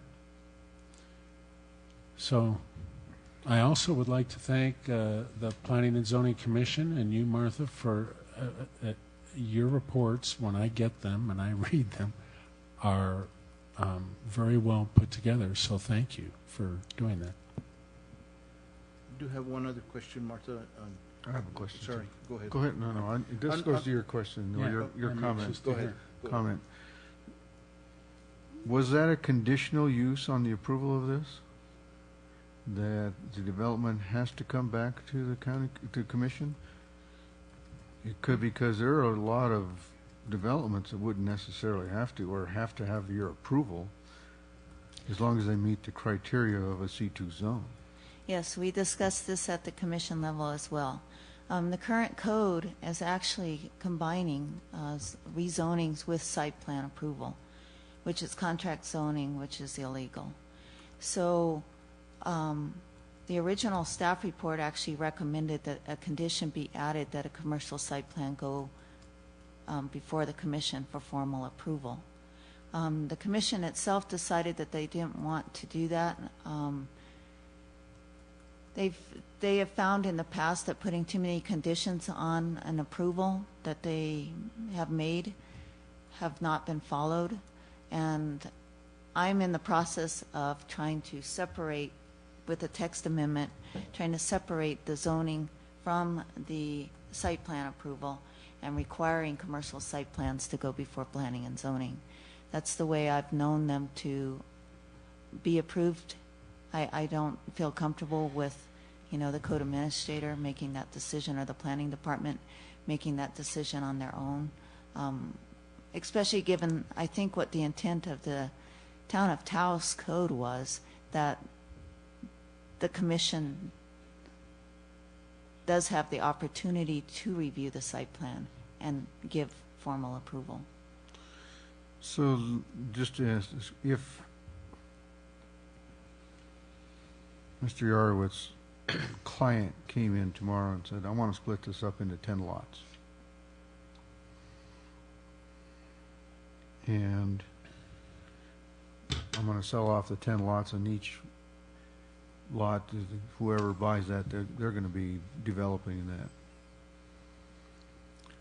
That would change your whole site plan, and wouldn't necessarily have a site plan anymore because you've got individual lots. Yes, but they would have to go through the subdivision process, which actually goes then to council again.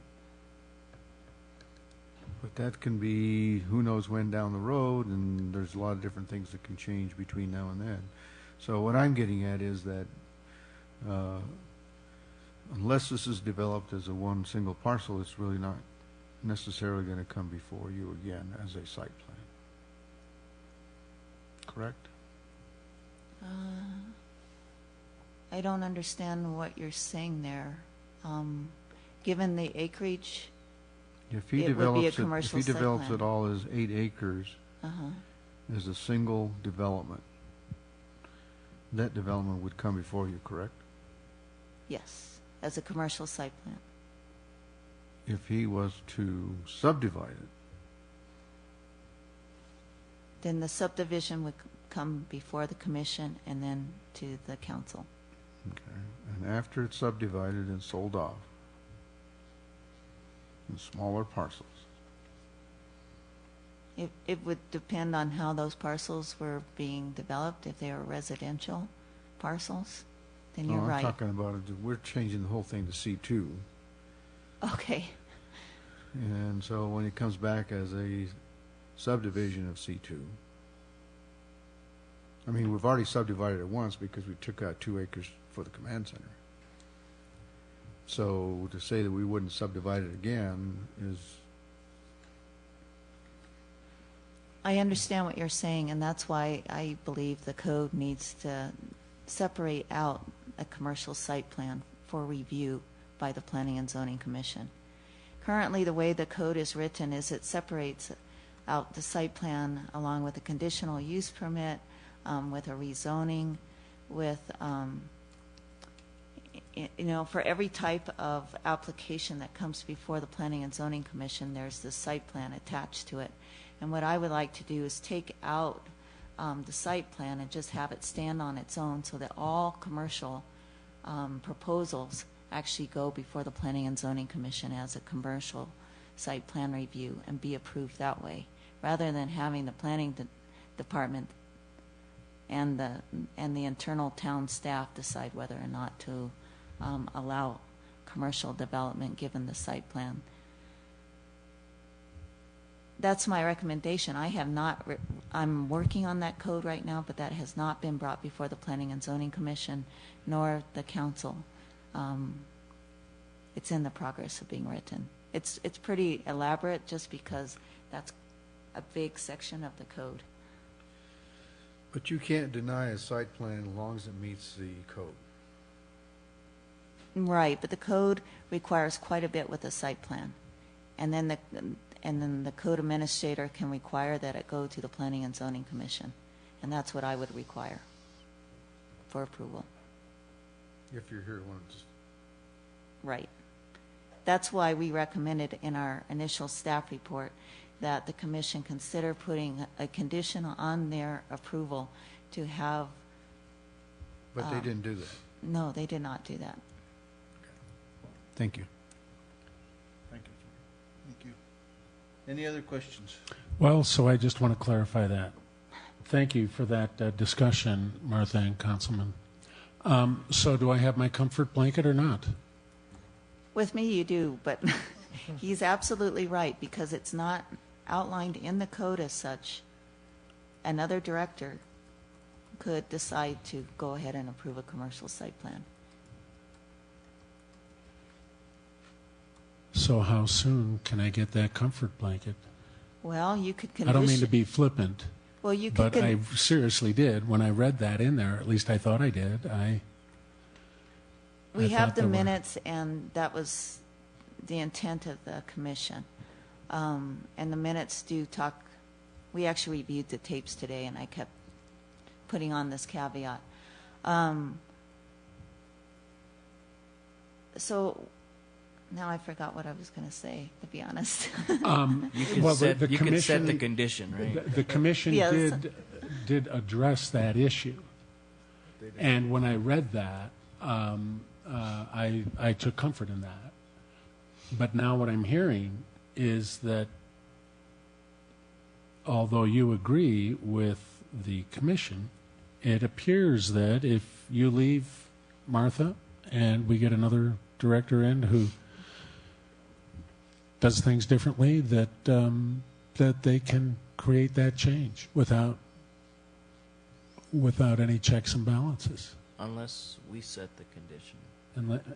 But the condition, well, now, or does Martha need to prepare that and then bring that back to us? I don't think she would need to. We could set the condition right now. I don't know that we can. On a zone change, I don't believe you can. No? You can on the site plan, just as you were asking for the easement before, but a zone is a zone. Yeah. What the issue here, and this is what Martha's bringing up, is that under our current ordinance on zoning, the commission does not have the authority to require the site plan come before them unless the director brings it. So that condition couldn't be placed on this zone change. If she changes the ordinance to what she's talking about doing it, then it would be there. But until it's there, it's not there. I guess the best way to put it. So wouldn't that, in essence, mean that going forward, even though should we approve today, if you finish your ordinance, that property would be bound to that ordinance? That's correct. Correct? That's correct. And the unless they have a site plan right now today. Yeah. right, and the text amendment, I have advertised it in the Taos News, and I am working on it. So I plan to have at least the draft go before the Planning and Zoning Commission at their next meeting, because I feel that this is very important. So the comfort zone would be you having the text and it still being subject to implementation unless they had their site plan today. Comfort zone Can I would ask be a to question? tell Mark to raise up his hand and say, I will not bring a development until until the ordinance is changed. I pray I have some activity on this property. I'm confused. I assumed that all commercial development required a site plan approval through planning and zoning. Is that not correct? Through her department, not the Through her department, but I have never had a project, commercial or otherwise, that didn't go before planning and zoning. There's never been an administrative approval of anything. It's always gone before P&Z for approval unless it's under a certain size. Is that what it is? Is there a cutoff? Why would an 8-acre parcel come under review versus a half-acre? What's the differentiation there? Well, there's a provisional permit for, stores that are over in the C1 the 10,000 square feet. So that would trigger that commercial site plan review through that provisional permit, and there are architectural standards that need to be met as well. If it's a smaller lot, which I think Councilor Peralta is getting at, they don't always go before the Planning and Zoning Commission, at least not from what I've seen looking at past files. Really? But I think the intent of the town land use development code is to have the site plans reviewed. The problem is how the code is written, in that it's attaching site plans to every single approval process, including zonings or rezonings, and that legally is not appropriate. Councilman Peralta, I'm presuming since you were involved in the zoning here, that the intent was in creating the C2 in the front, the C1 in the back, then the residential, was to create a buffer zone between heavy commercial and residential. And Gusdorf and also protection for the school. Protection for the school, and in recognizing the carrying capacity of the road. So if there's a decision, considering we have C1 creeping up on Paseo del Cañón and then stopping, wouldn't it seem to make more sense from a long-term planning perspective that if you were going to change this parcel, you would eliminate the C1, but then you would have to plan for the widening and an easement of Gusdorf at least up to Santiago to Cañón, in order to accommodate probably a median in the center, which would provide the safety features for the traffic entering from the Paseo side as well as from the school. And partially the reason I'm bringing that up is because in the past we have done zone changes with an agreement between the town and the developer or the owner to give us additional easements, so that in the future, when it does develop, we have the easement available to us to do the safety requirements, to protect the traffic in that area, both for the developer and for the neighborhood. So this is the reason I was bringing up the question about the C1 going all the way to Paseo Cañon, and that other parcel there, which I think looks like maybe 3 different owners, but or one owner, I guess. No, 2 owners. But in other words, in order to, if we're going to make that change, then we need to look at the future when that does develop, that we have the proper resources to make things happen. And if nothing else that we can do now, if there's no way we can make those adjustments, it's just that we put the developer on notice that in the site plan, you're probably going to have to give up some property to protect the public in that area. And so that's some of the reason for the discussion I'm having tonight. Quid pro quo. Sure.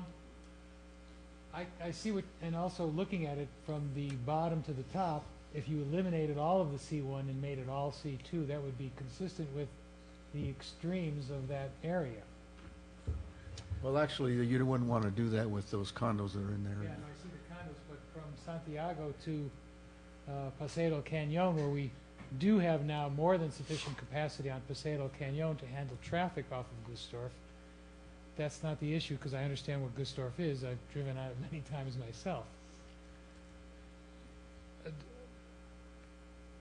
But we have traffic coming out of that middle school going in both directions, north and 8 south. a.m. and 3:30. Well, no, but the buses go north and south, and so do the people that pick up their kids. So it's a pretty heavy traffic early in the morning and late in the afternoon. So, and if you got a real heavy development and they're bringing and throwing traffic on there as well, we have to have a real concern about that and look at that from the standpoint of, in the future, we're going to have to do something in there. It sounds like you, regardless of what happens on this particular property, that perhaps it should be looked at for widening Gustorf there just for the school alone, from what you're saying. Yeah, but our budget is pretty small, so we need to have help. It's always nice to have that developer contribution to in addition to the right of way. I'm not saying that he's against any contribution. His goal is to have me bring something there on the entire site that makes sense. And dealing with 2 sets of rules is kind of very difficult for me to do a presentation to. Previously, there was the application for the BLM was looking for a large campus to consolidate all of its offices. This was one of they pulled the RFP off, but this was one of the projects in running. They were looking for 6+ acres, and they brought this to my attention. What are the rules are we following even for BLM? And I said, it's kind of difficult. They removed their RFP at the time. And I've spoken to a few other potential projects, but they've all pretty much said, we can't do anything. You've got 2 separate properties here. You don't have one 8-acre property. You have 2 separate properties, even though it's owned by one person. So I was here to try to straighten that out. The option for the owner is to certainly split the property along that line at this point, if that's one of his options. I don't know. We have nothing on the table right now. I have no site plan development work in place. I'm just trying to move it along. Frankly, but you're right, that once you do a zone change, the zone change is there. He could sell the property to somebody else who sits on it for a while and then develops it 5 years from now. Once the zone change is there, it's a permanent zone change. So I understand the issues and the difficulties here. I'm just trying to figure out how to go ahead with this parcel and develop it, whether to split it up into smaller ones or to take advantage of one of the few remaining large parcels in the center of town that could accommodate. We did speak to Lowe's once upon a time, and then they said they needed 10-acre minimum. We were close, but we only had 8 acres. And then we spoke to someone else that said, we'll take a look in a few years when we're doing it again. And so I've dealt with these issues, and I haven't been sure what direction to advise my client who owns this property on what to do with it. So I thought doing at least getting a consistent set of rules for it would make sense, but if I was sitting where you are, I would be asking the same questions. I don't know how to deal with this. The question at P&Z was, how can you guarantee we'll get most of the traffic off Paseo del Pueblo Sur and not use Gustor for the traffic? And I said, the DOT permit allows a 3-lane entrance there, and we would expect most of the traffic is coming from there to begin with. Short of that, I don't have a site plan or a review to do anything. So, So, Mark, based on the information that Councilor Peralta is asking with regards to easement, how apt is your client to possibly providing that easement for that purpose? How many feet are we talking about? Does your client, I'm envisioning, owns from Paseo de Cañon to the end of the property where Kit Carson starts, right? well, that my client would be, I could speak to him, he'd be open to, if that improves his property by having a larger access off Gustorf, and that improves his ability to get something done, we're talking about 10 feet, I don't know, we're talking about 15? Probably talking about 50. 50 feet. Well, you're talking width, and I think Councilman Peralta is talking length. Let's clarify. No, he's talking about 50 feet of width. Okay. The reason for that is, as Rick said, because if you're going to put a median in there to protect Median stuff, with 2 lanes on either side, and then you need 2 the room lanes on for- either 2 side. lanes on either side? Yeah. And then you're going to need the room for turn in, turn out on yours. But that's your problem. That wouldn't be ours. No, I understand the turnout issue, but 50 feet Let me is quite- let me look at it from my perspective. On traffic flow, I could see the traffic coming in on Paseo Pueblo Sur on that 33, except for truck traffic. You can't make that turn.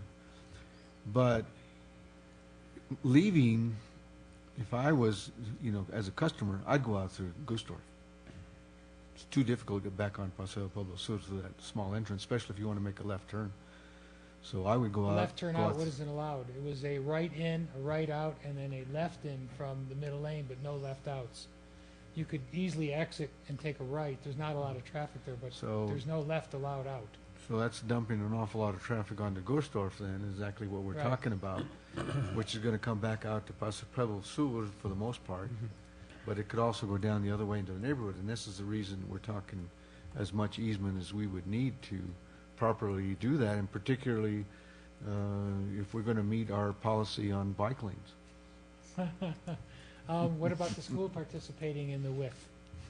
They have no issue? I doubt it. I doubt it. I'm just... No, I agree. I'm I'm in the middle of a speaking to- puzzle. I have a puzzle here. I have a client that says, help me develop this property. What are the rules? What are we doing?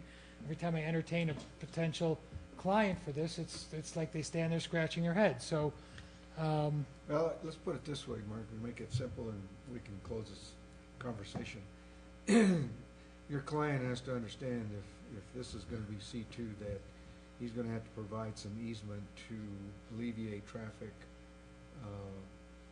potential that's going to come onto Gustorf. why do you need 2 lanes and a median? That's 5 lanes. For that section of Gustorf? Because you have 2 lanes now, and You can have a it's... third lane. Well, let's put it this way. We can't handle the traffic adequately the way it is. Right. And so your client is going to have to fix the problem for us. Right, but if he develops it as C1, he would be doing curb cuts, but that would be it. He wouldn't be obligated to do more than that. Depends upon what the development plan looks like. Well, little 1-acre parcels with small buildings, as you suggested. I don't know. Okay, Martha. No, I'm with you. I'm not trying to suggest I have the answers. I'm just trying to. I understand that, but all I'm trying to give you is the potentials, the Some hope. possibilities of what can happen in the future. That's all. Mr. Mayor, should this be considered a continuation and ask my client to donate some land? that's what I was just going to come back- suggest. Or just come back with an application that says we found a client, he wants to do X, Y, and Z, he would like the entire parcel. Is it a variance request or a conditional use on the C1 to go forward? It's a combination of those things rather than doing a zone change. I think it probably depend on the client. Depends on the usage, right? I don't think that we can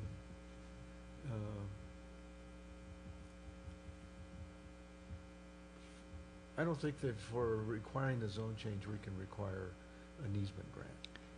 That would have to come in the development plan.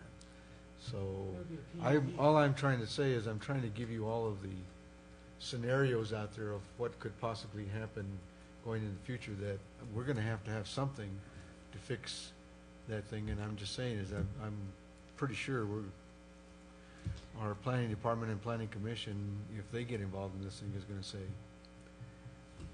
you're going to have to create that easement through there in order to make that development.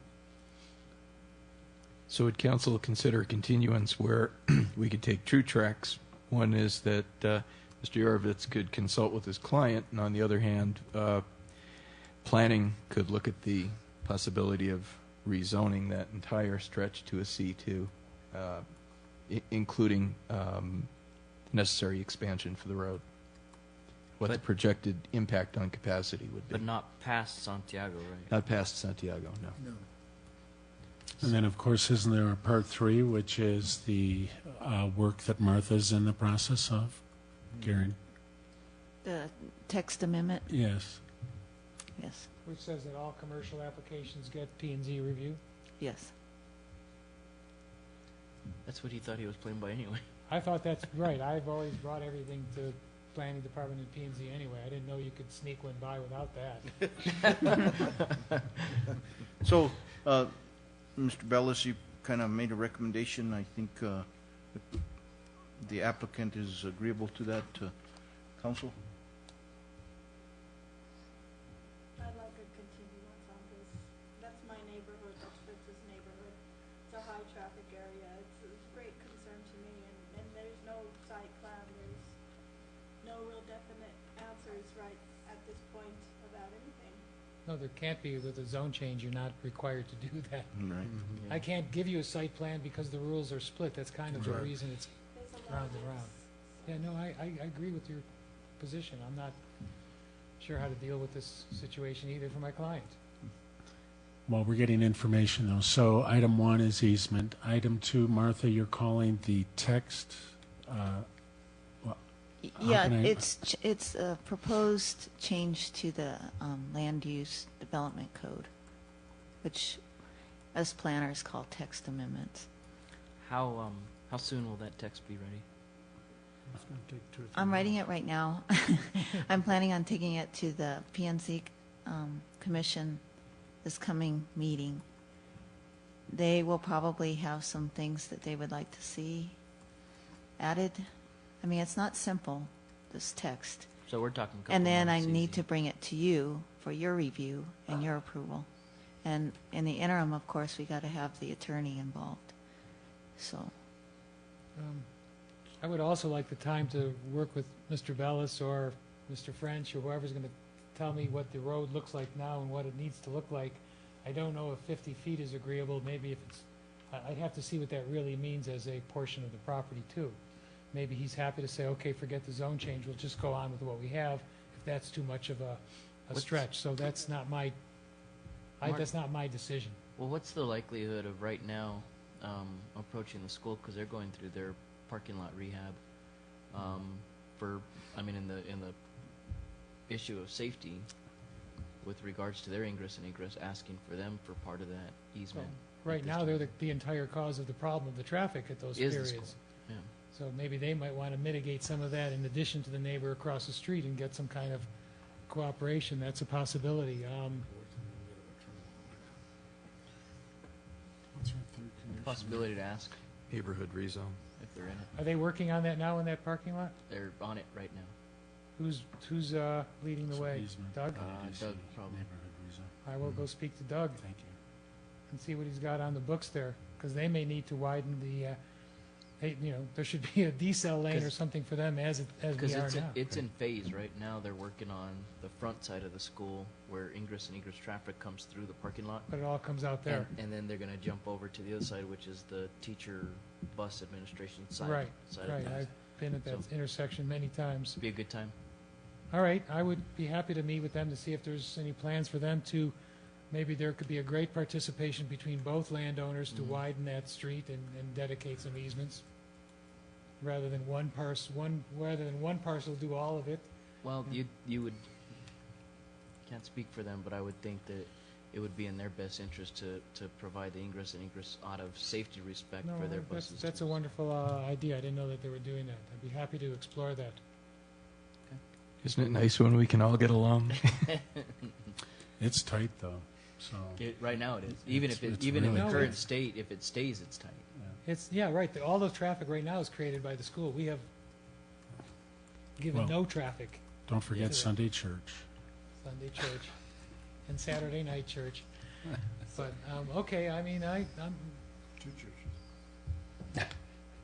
Do we need a Yeah, motion two for churches is continuance? right, And Rick, I guess turn to you, but do we need, if we're gonna do a continuance, do we need time specific or not? Yes. Yes, you have to specify a date. That doesn't mean that we can't then do a further continuance with the agreement of all the parties. But what I would suggest is, since this isn't going to be done in the next 2 weeks, that you at least give it 60 days. And if the application dies for the time issue and then we have to republish and do it again, we'll do it again. I have no I have no development story on the project right now, so whatever amount of time it takes to improve the situation, we're happy to comply with. If it's possible, Rick, why don't we just continue it to the August 12th meeting? Would that give us enough time? That's about 45 days. We can put it on the July agenda and then continue it again, or you only get one continuance. No, you guys manage your So let's, give me 30 days and see what we come up with. If we're not done, we'll let you know. The thing is, I'm not sure we can have our option done if we have to serve notice and go to the Planning Commission, P&Z, and then bring those alternatives at the same meeting that you would be here before the council. So it probably would be 60 days. What does P&Z have to do with this? The text. Martha, Oh. I think the council would like the three options brought before them: the neighborhood rezone, Martha's text, and an option working with the school and your client. Easement. That's perfectly fine with me. Does your, excuse me a second, does your client own all the property to Paseo Canyon? Just the yellow that's outlined, but that single parcel, 8.8 acres. The other properties are owned by someone else? Yes. The parcel that's adjacent to the Arroyo to the south is a very weird, obscure property. If you look at it, I'm not sure it gets access from Paseo del Pueblo Sur because the DOT, it's too close to the traffic light for them to do another cut into that property. Its access comes in, pretty much will wind up coming in strictly off of Gustor for my last conversation. Don't hold me to it. You see where they would come in on that narrow point? Mm-hmm. That's their, pretty much most of their access. They don't, they may be denied a DOT access from Paseo del Pueblo Sur, even though they have a greater opening, because the distance from the traffic light and the Chevron station might prevent them from doing another ingress-egress right there. They're not Actually, landlocked. they'd get a better egress if they gave us 50 feet because it'd widen their opening. But Right. my concern is who owns the property on the corner? I don't know. I really don't know. There's two parcel owners there. So council, what's the wishes? Mr. Mayor, I move that we continue to our August 12th meeting. And if we can get the information requested, which is the three options. I'll second that. And council, I just want to, Councilor, when you looked at the date, because you made it day specific, could we make it the first meeting in that? Because I think there's a resolution down that we're going to try to be changing our dates and so. Well, that would fall on the, based on our resolution, that would be the first meeting of the month, right? Mm-hmm. So that would be our regular 6:30 meeting. That would not move. Well, we haven't discussed it. Well, Mayor, even if council it did. members, it would be August 5th if you, depending on if you pass that resolution, because the resolution specifies the first and third Tuesday And you of the can month. just say the first meeting of the month. So I'll amend No, my... actually, Mr. Mayor, we have to state the date and time Oh, do for the we? continuance. Well, can we do the resolution first? You want to table this matter Let's and then table do the this, resolution? do the resolution, and then we'll give a date certain on the next one. Okay. So I'm motion. also concerned So that August 4th, Councilman Gonzales is really going to be tight for Ms. Perkins and Mark. so then can we do? I mean, just in the spirit that we'll have discussion on it. Then, should the resolution pass, our next meeting would be August 19th at 1. That's correct. No. We're going out We're 60 going- days. Yeah, 60. This would be a true 60 days right now. Is that okay? Yeah, I'm fine with whatever you decide. I'm So just let's- working through this puzzle too. If Councillor Hahn will redact his second, I will amend my motion to table. I redact. So that we can. So I'd like to table this motion until we figure out what we're going to do with our next resolution, and then we will revisit and set an actual date and time. Do I have a motion to table till after we hear item 12A? So move. And we have a second? That's it. And a second. Any further discussion? Not, call for the vote. Councilmember Cantu? Councilmember Gonzales? Yes. Councilmember Peralta? Yes. Councilmember Hahn? Yes. So, You confused, Renee? I got it. Sorry. I had to think about You're it. right. Okay, so we'll go on to, let's see here. 12A. 12A, so Resolution 1426, open meeting resolution amendment, Mr. Bellis. Thank you, Mr. Mayor. You have a copy of the resolution with the highlighted changes in red. This initially changed per the request of some of the council, one of the meetings to be a day meeting at 1 o'clock. However, that created a conflict with the county commission. So it recommends moving to the first and third rather than second and fourth Tuesday. However, subsequent to that, there has been discussion between some of the council members as to moving both of the meetings to 1 o'clock, which would not necessitate moving to the first and the third from the second and the fourth. And then also with the possibility of doing a court to shorten these meetings, given the length of public comment that has come in, that we could do a quarterly, as I believe used to be done, meeting to the general public as a work session where the public could comment on any matters. Councilman Peralta? Yeah, on the last thing you mentioned, we did do that meeting and nobody showed up. But there was still public comment at the regular meeting. They'd hold it. So, you know, it didn't work to have that special meeting because you could still come in and make your comment at the regular meeting. My question is, why is there a conflict on the fourth Tuesday of the month with the county commission? Our meetings are the same Tuesdays as the county commission, and it presents a conflict. I thought they were on the first and third, county commission. The schedule that was provided indicated that they were on the. Unfortunately, I don't have that with me, but I had asked.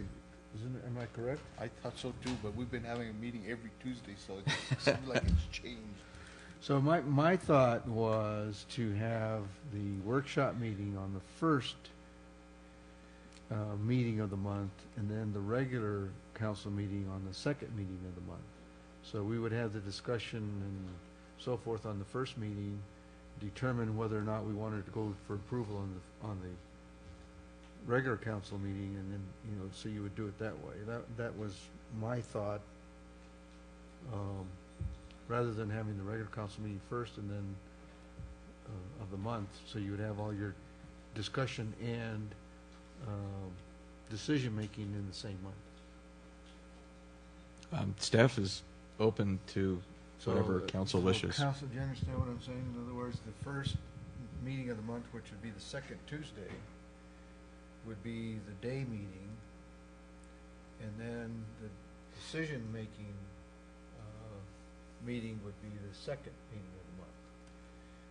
And I was thinking that the county commission's regular scheduled meetings were the first and third, and ours were the second and fourth, and that's why they never conflicted, and that's why we could go to council meeting, commission meetings in the daytime and not conflict with ours.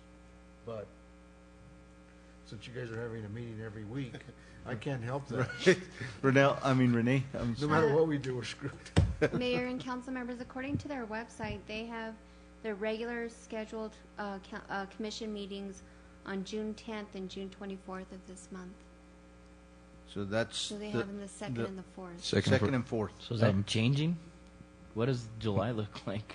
No, it is that way. It is Prior to my coming over, I used to sit through a marathon at the county and then come to your meetings. Oh, okay.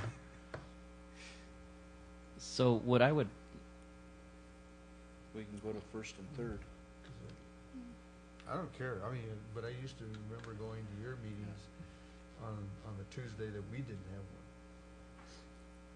So. And ours have always been so second and there fourth. must have been a change someplace. And in July? I can't access July's. I It tried doesn't let two me. and two and I couldn't access. So with regards to meeting times, I don't care if it's the first and the third, second and fourth. I would almost Can you, excuse me a second, Renee, can you access their open meeting acts resolution? Let me see. I'll That would try tell that. you. So I would almost prefer a 1 p.m. I know we studied this earlier when we came on because the previous council, even before I got elected, had 1 o'clock meetings, and there was a worry that there wasn't enough public participation at the 1 o'clock. But I think we've come to 5. We're getting. I would venture to say we're getting the same amount as the 1 o'clock as we are the 6 o'clock. I look at it more towards the line of Mr. Kennebeck, who's been here since what time, Steve? 7? Yeah. So, I mean, if we can have staff here at the same time for any questions that we have, I get the first and the third, but I'm still more inclined to do the 1 o'clock day meeting regularly. I might add that one of the advantages we have had in doing that at the county is there was an advantage that we kept communication between the clerk or the manager to the staff so that they didn't have to sit here for the whole meeting. So as we went down the agenda, we called the staff over and they would appear at the meetings and they could go back to doing what they were doing. So, Mr. Mayor, then Councilman Gonzales, what I hear you saying is you'd like it to be 1 o'clock in the afternoon. Permanently. I guess my only concern there is for the working stiff like myself out there who would like to attend a council meeting, but is at work and can't leave work and has an issue.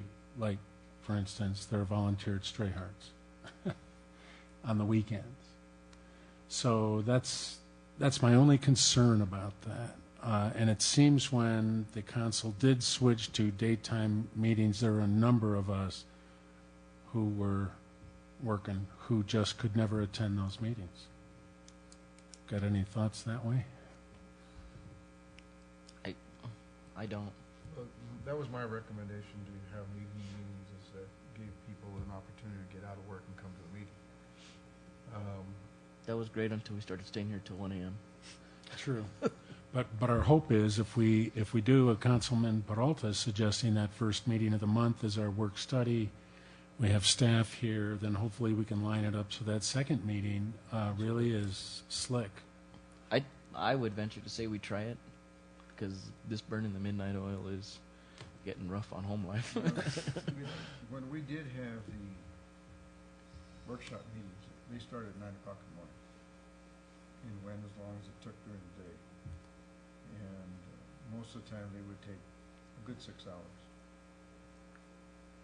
And but then the regular meeting, we were out of here by 8:30 most of the time. So we're looking at the first and third Tuesday of every month,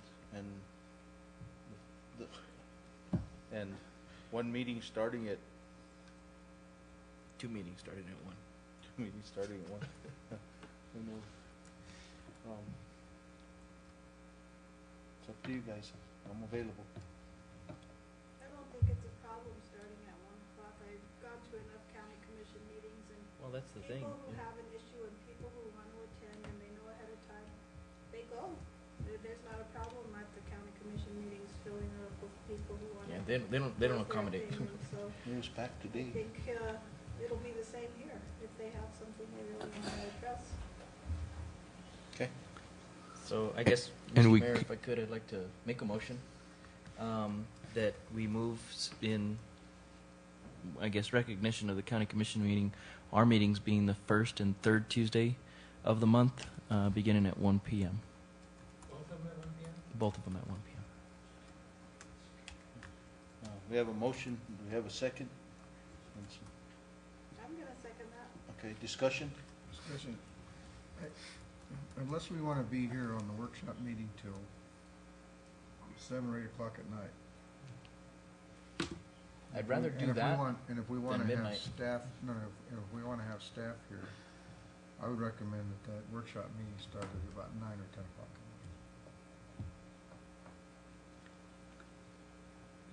Talking about one of the meetings. That's mine. I mean, I'll go along with what you guys want to do, but I'm just thinking that, just from my own memory, and just like we're going now, there's a lot of stuff that we discuss, just takes time to do. And if we don't give enough time to do it, and the availability of staff to answer our questions, and you don't want to pay the overtime. Unless the advantage of doing the 1 o'clock and having them run later is that you can put a public comment portion at the end of the meeting also, so that people that show up after 5 o'clock could still add comment. So anyway, if you can get it done in 4 or 5 hours, that's fine. We do have a motion on the floor in a second. Any further discussion? Call for the vote. Councilmember Gonzales? Yes. Councilmember Peralta? Yes. Councilmember Cantu? Yes. Councilmember Han? No. Okay, so then we go on to First and third starting July 1st. July 1st, 1 p.m. 1 p.m. with bells on. with bells. Mayor, council members? Yes. So the first meeting will be a workshop meeting? Mr. Or are they Bellis, is both that the regular right- meetings? I think they end up both being regular meetings, right? Okay. Yes. Just heart of content being in the second meeting. I believe that the goal would be to try to give you the larger issues at the first meeting of the month for discussion in preparation of a presentation for action at the second meeting. But more than likely, there may be some items such as, particularly in the next month or so, such as budget adjustments for the year end, and that we might need to do as part of the workshop meeting too. Okay. All right. So then we go on to Back to 10 a.m. Mayor's report, and the only thing that I have to report is that we did. Wait, we got to go back to our tabled. Oh, sorry. Do we have a motion to bring back on the table the item that was tabled? So moved to bring back the motion that was tabled earlier. Second. And a second. Call for the vote. Councilmember Gonzales? Yes. Councilmember Peralta? Yes. Councilmember Han? Yes. Councilmember Cantu? Yes. Can you give me that date, please? Would be Move that we- August 19th. There, We table item 10A until the meeting of August 5th. Would it be a table or would it be a No, Continuous. continuance? I don't know. It's the same thing. Okay. But you're awake. Yeah, I'm awake. He's not. What's that? You said When? date and time specific. 1 p.m. 1 o'clock. 1 o'clock. Okay, so we have a motion. Do we have a second? I'll second that. Okay. Call for the vote. Councilmember Cantu? Yes. Councilmember Gonzales? Yes. Councilmember Peralta? Yes. Councilmember Han? Yes. So it's getting to be 11. I'll be quick. Under Mayor's report, just want to, MFA met with us. They asked to meet with us, me and Rick, and Jacob met with MFA. The discussion was based on Chamisa Verde 2, the continuing problems that exist there, and the willingness for us to mitigate or get rid of those problems within that area so that we can continue to move forward with possibly some additional affordable housing within the community. So I know that Mr. Bellis has that on his radar, as Jake does. Jake did mention to us in that meeting, because there has been several different attorneys that have, I guess, started the process and never followed through, and Jake did mention that that's kind of a ball within itself, that we need to, we need some help in that area to get that off our books so that we continue to move forward. So, Mr. Bellis, I don't know if you want to add anything to that, what came out of that meeting. I think the most positive thing was an agreement by MFA to ask the Attorney General, Gary King, to release records that he was holding, and his hold on MFA working with us to resolve any of the title issues so we could proceed. And that sounded very positive. Because there is still a house within that area that Youth built, and the title has not ever been cleared, that we can transfer it or sell it. So that's one consideration that we'll need to look at, and as we continue to move this forward. So that's just FYI. So, Councilor Hunt. Mr. Mayor, I don't know if Councilwoman Cantu is familiar with this issue, but I certainly am not. And I would like to get appraised at your leisure by whomever would be the most appropriate person to talk to about that. I know nothing about this issue, so. I believe that Mr. Caldwell was working with MFA's attorney to provide a summary, and when he gets back at his first opportunity, can provide that to the council, summarizing all the outstanding issues and a timetable for the resolution. Yeah, I'm unfamiliar with that. Mr. Mark is pretty familiar with it as well. I was there for all of the last several years of discussions with MFA, several of their attorneys, going back many years, trying to resolve the same issues you're trying to resolve again. And we have quite a bit of documentation. Some of it, they came to our office and went through, the first question every time they showed up was, let's do a title search in all these lots, and they have several versions of the same information over and over again. But Mr. Caldwell said that he would probably request my help at some point, and I would like to volunteer that when you meet to discuss what the issues are, I know quite a bit about what happened and what's missing and what's not there, and what didn't get recorded on all of these things, and why you're still dealing with it. So if you would like my assistance, I'd be happy to fill in some of the blanks if you need some of it. Mr. Mayor, Mr. Yarovitz, actually, yes, your name did come up, and that was the plan. Okay. Just keep me posted. Thank you. Okay, so then we'll go under council reports. Anything that needs to be reported? I have one. Okay, go ahead. I attended the TCEDC board meeting recently, and it was a pretty short meeting. And the discussion there was on the TISA and them moving forward on their lease to purchase the property there. And they're working on that still. And the other item was the TCEDC becoming the fiscal agent for, I if I'm wrong, Dan, but it was the UNM Children's Center at the Fambro. Yes. And those were the two items on the agenda that night. And basically, that was it.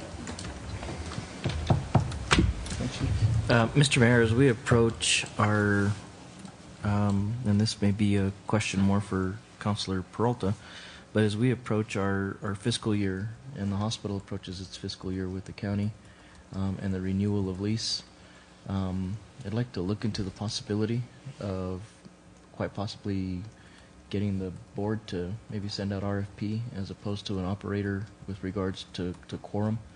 and putting it out there for either Presbyterian, Loveless, an operator with some depth and maybe a deeper pocketbook with regards to an investment within this community. Just based on the direction that the hospital has gone and the hospitalists, it continues to be an area of concern for my constituents, which I get called on it nearly daily. So I'd like to see either some type of RFP process where a bigger entity, hospital still run by Taos Health Systems, can maybe come in and afford Taos the opportunity for good care. And Mr. Bellis, one of the things that I think maybe within our next, maybe we can get a joint meeting, because I think this is something that would have to be discussed in that joint meeting, because the county, I think, holds the contract there. Mr. Peralta? Along the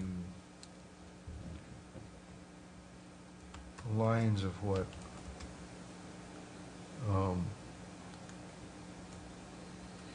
Councilmember Gonzales was talking about, there's two things. One is if you're talking about a Loveless, or which doesn't exist anymore, by the way,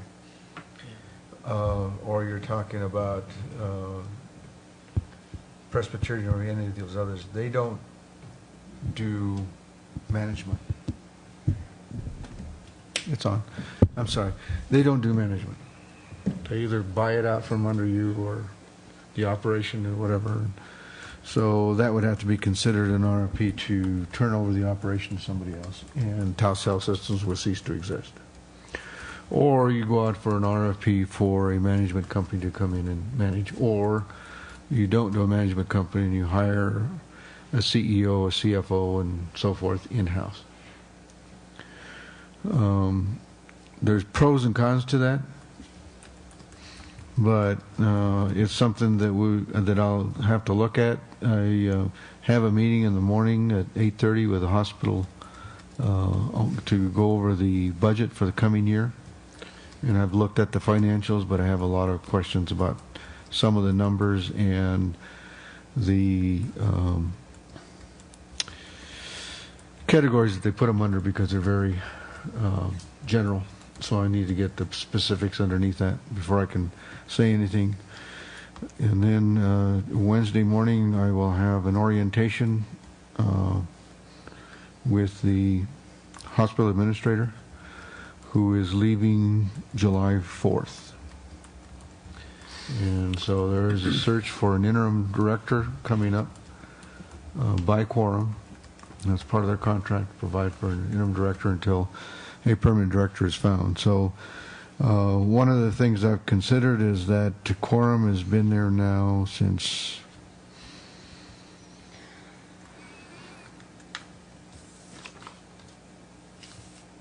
'92. I think it's been a couple of years before we built the new hospital. They were already on board.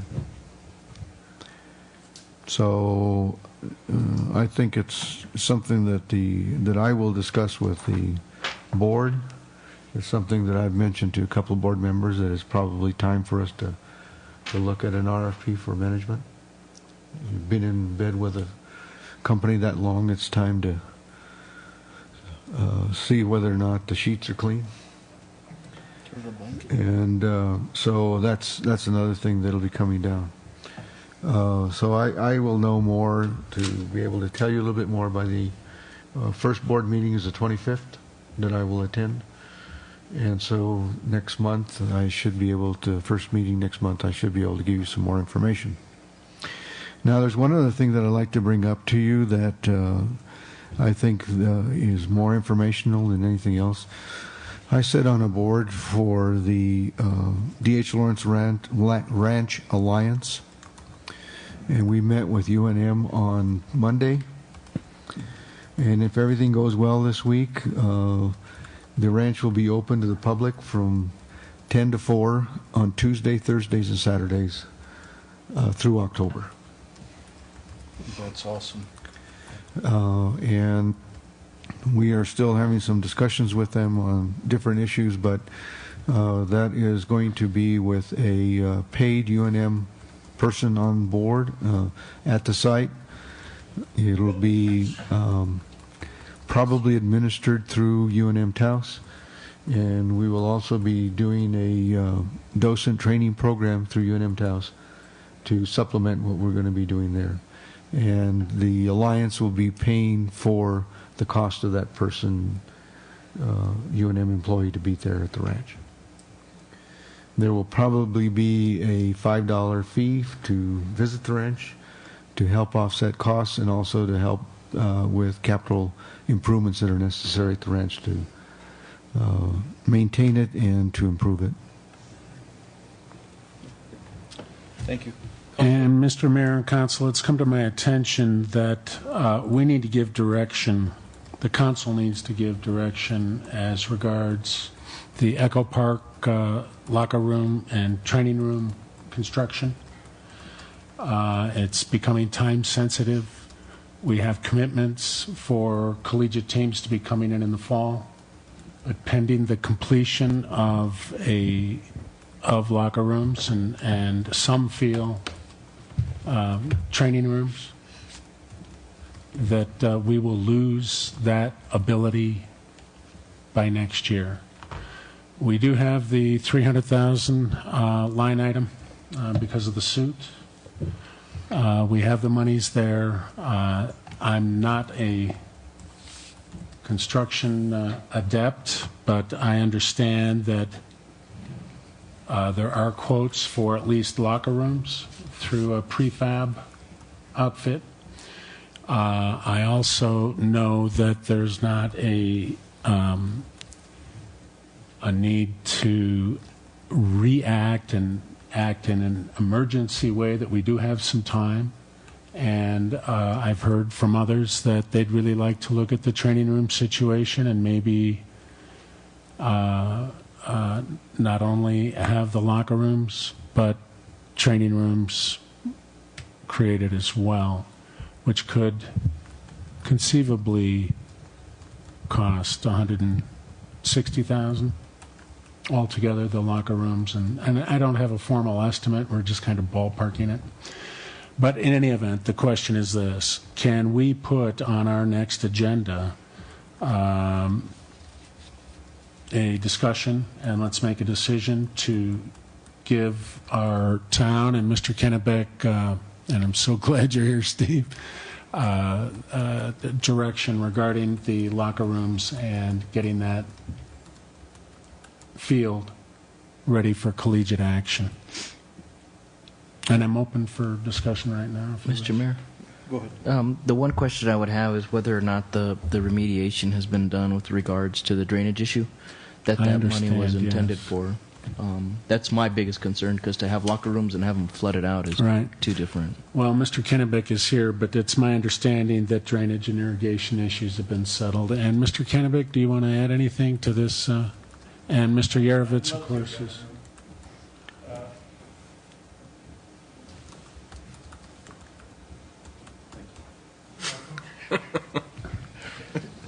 Good evening, Mayor, Council, Mr. Manager. This has been a very frustrating project for a lot of us. When I got here, the park was still under the lawsuit. It was closed. The trees that were planted were dead. The field wasn't being used. So we've done a lot of stuff to get the park up and running. The drainage issue, the flooding onto the field has been dealt with. We fixed that ourselves. We put in a French drain and a barrier ditch that the public works guys put in, and that seems to have stopped the problem. So I think we can put in a set of locker rooms next to the storage shed without any major concern of flooding. We had some serious heavy rains after we put in the barrier ditch, and the water was diverted successfully to the drainage pond where it's supposed to go.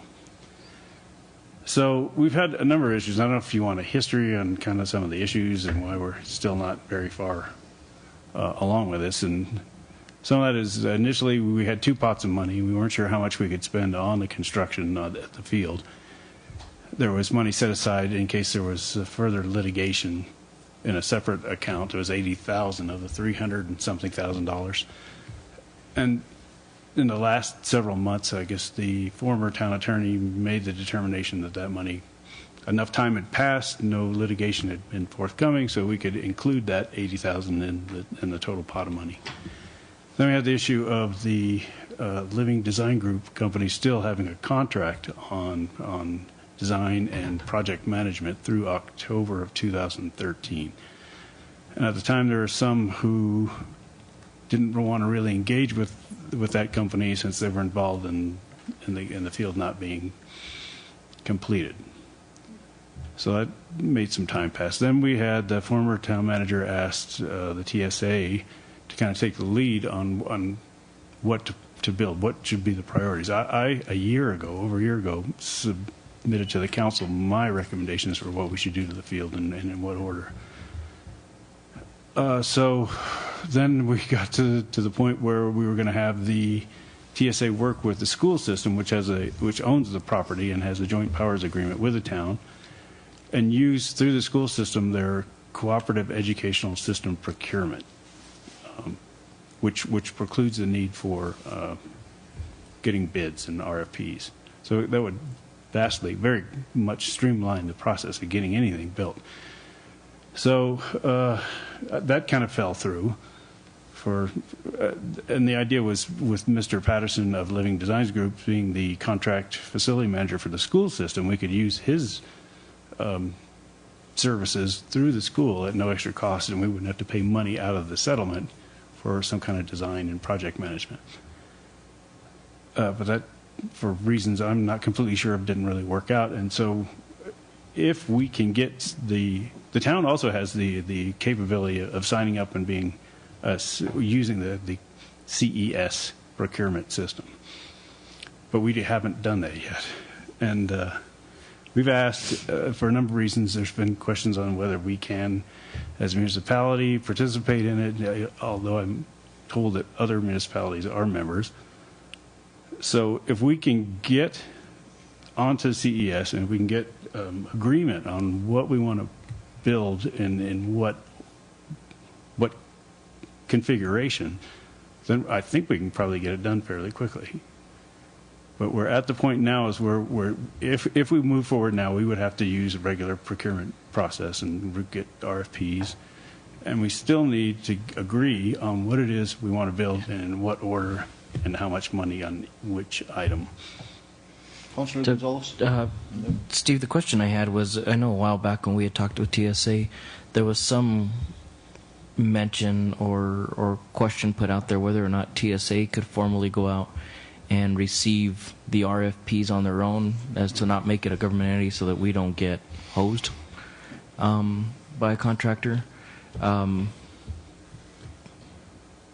especially on a modular or some type of site-built unit.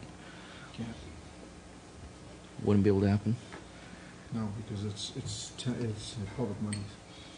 Well, we also looked at transferring. If it was their own money, then they could do it. We looked at transferring the money to the school system so that they could use it to use the CES. And then eliminate that process. But it's not that big a deal to get on the purchasing. You wouldn't think so, sir. We decided as a council that the locker rooms was the first. Right, but we've had quotes for locker rooms from $40,000 to $244,000. So it's narrowing down what it's going to look like and what it's going to cost.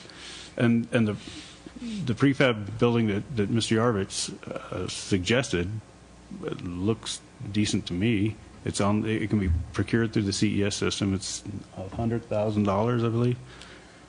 So that's something we can easily afford, but with the money we have, but then we have other issues we need to spend money on, and so is that the right thing?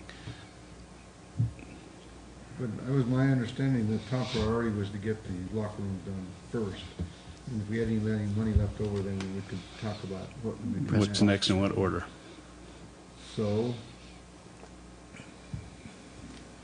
is that $100,000 for 2 locker rooms or 1 locker room? 1,440 square feet, male, female, no training room in the center, It fit adjacent. Mr. Kennebec and I went out there. It would fit perfectly next to the existing bathroom structure with access to sewer and water. Okay, but what you actually need is 2 team locker rooms that are unisexual, because you got two female. Since we met with Jake and Rick when they first came in. It was April. So April, we've had it since then. But the thing is that particular design that TSA is okay with is one we can order from CES tomorrow if we had CES set up for the town. How many square footage is that? It's 1,440 square feet. I have a copy of my office. Per side or no? For the one structure with 2. And it has showers and toilets in it? Yes. That's pretty small. I don't think it did I'm it? not agreeing that it's the best situation. It was a Weird Band-Aid. situation. But see, that's my concern is if the town on our own just decided here's what we're going to put in there, and it gets built and paid for, and then folks come back later and say, well, this isn't what we needed, this isn't what we wanted. So that's why we're looking for input from these guys. So if that's what TSA wants, then I'm happy to put it in. Make a much better decision. But the bids that came in on the first set of plans that Mr. Patterson designed were way high. outrageous. Yes, they were. Which was a stick belt. Yeah. That's the whole reason. 244,000. And all I'm trying to say is if you need 1,000 square feet to a site, that's 2,000 square foot building, so it's going to be $150,000 instead of $100,000. Okay, you got the money. Councilor Hahn? So I'd like to simplify this. I'd like for the council to direct Mr. Kennebec somehow and appropriate staff, Mr. Yarovitz and TSA, to prepare and present for us a locker room, training room situation. I'd like for all TSA membership to be involved, because you do have a retired architect, Mr. Sanchez, on that board now. Or We don't have to have membership. We can get okay. There are other issues out there aside from a training room, and that is the actual placement. Is there, when Mark and I were talking this afternoon, we're wondering, well, is there actually enough room at where? There is. So I guess what I'm suggesting, Mr. Steve, is that what you're hearing from the council is present us a plan, not necessarily the cheapest and not necessarily the Cadillac, but what is going to work to keep the Lobos, to get Air Force, to expand this to maybe even a larger venue, and turn this into a revenue generator. If the airport floats and we end up with a regional economic development zone, this all is part of that mosaic. Don't even want to go there, but these teams are going to want to fly in. So With 42 input cities. from TSA. I'm sorry? With input from TSA, I'm happy to do that. Yes, unless you're feeling overwhelmed and just, No, you can do always it. tell me to It's just- take a it's- hike. The two issues I see are deciding on exactly what we want, Okay. and having consensus on that, Yeah. and then creating the vehicle so that we can get it done quickly. Our standard procurement system, it'll take months, I guarantee you. Well, we need to have it. What I'm hearing is the construction for this prefab won't take that long once everything's ready to go. But if we do it through the normal procurement process the town uses, it will take months. We'll have to get bids. We'll have to go through the entire Right, go out for RFP If we and all get of that. So we're looking at CES situation in place, then we can just order it off of the contract. What is CES? The county uses it too. It's an educational purchasing cooperative Cooperative educational system. that satisfies CES the bidding requirements of the state. It's like a GSA schedule for Yeah. primarily for school systems, but other entities are allowed to join it. And you can pretty much buy anything off it. So what does it take to get into it? Nothing? And education. I asked, There's a membership fee and an application, which is pretty straightforward. Getting past your finance committee. I think there's a reluctance on the part of some folks in finance to sign up for it. And I've even heard that we can get signed up for CES, but we still have to go to bid. I was like, no, No. that's not the purpose. Right. So, No, Mr. Bellis, you'll look into this? Yeah, there's and- there's just a slight percentage you pay on it to the cooperative for them handling the paperwork. But we've done it at the county, and it was fairly quick. And much like the GSA schedule, you bypass the procurement process, but they're all vetted vendors, so they're on a list. You pick one, you say, I want this unit, please deliver it, and you're on your way. So you save so much time by not having to go through the bid process, wait to get bids. It just saves a lot of time. And you know that the vendors are trustworthy because they've been vetted through the system. And I know $300,000 won't buy an elaborate dressing rooms with an elaborate training room because of the, you need whirlpools and all the training rooms. And I know that that's not what you're looking at, but if you go to UNM or you go to the Air Force Academy, I've been in and played and wrestled in most of these, and I mean, they have some elaborate dressing rooms and things, and that's not what we're looking for, but whatever is appropriate that we feel we can afford is... But what I'm asking is, you tell me what you want. We have $300,000. Bring us back something we can afford. If we can get some consensus on what it is we want, I will push it through and get it done. So here's what I want. 2 locker rooms, 2 training rooms, appropriately placed with the hope that in a couple of years, we're actually going to be in a place where we can build that second field. Okay. So we don't want to necessarily stick the locker rooms out on Salazar. Well, the thing is, if they're portable, we can move them. It's not portable, it's modular. I understand it, but modulars can be moved. Why? If they're in the wrong place when you want to do the second But field, you can- plumbing and, okay, well, So now if we go down that road, then we should involve some kind of architect. Because, I mean, and that's where using the school system and having Mr. Patterson available, who designed Eagle Park, would make so much The sense. company has its own in-house staff that will Sure. do all of that and Right. stamp and sign everything. You don't have to hire an architect to say, give me this, they send you a floor plan, is this what you want? Make your corrections, send it back to them, they give you a price, and then it's CES, you order it.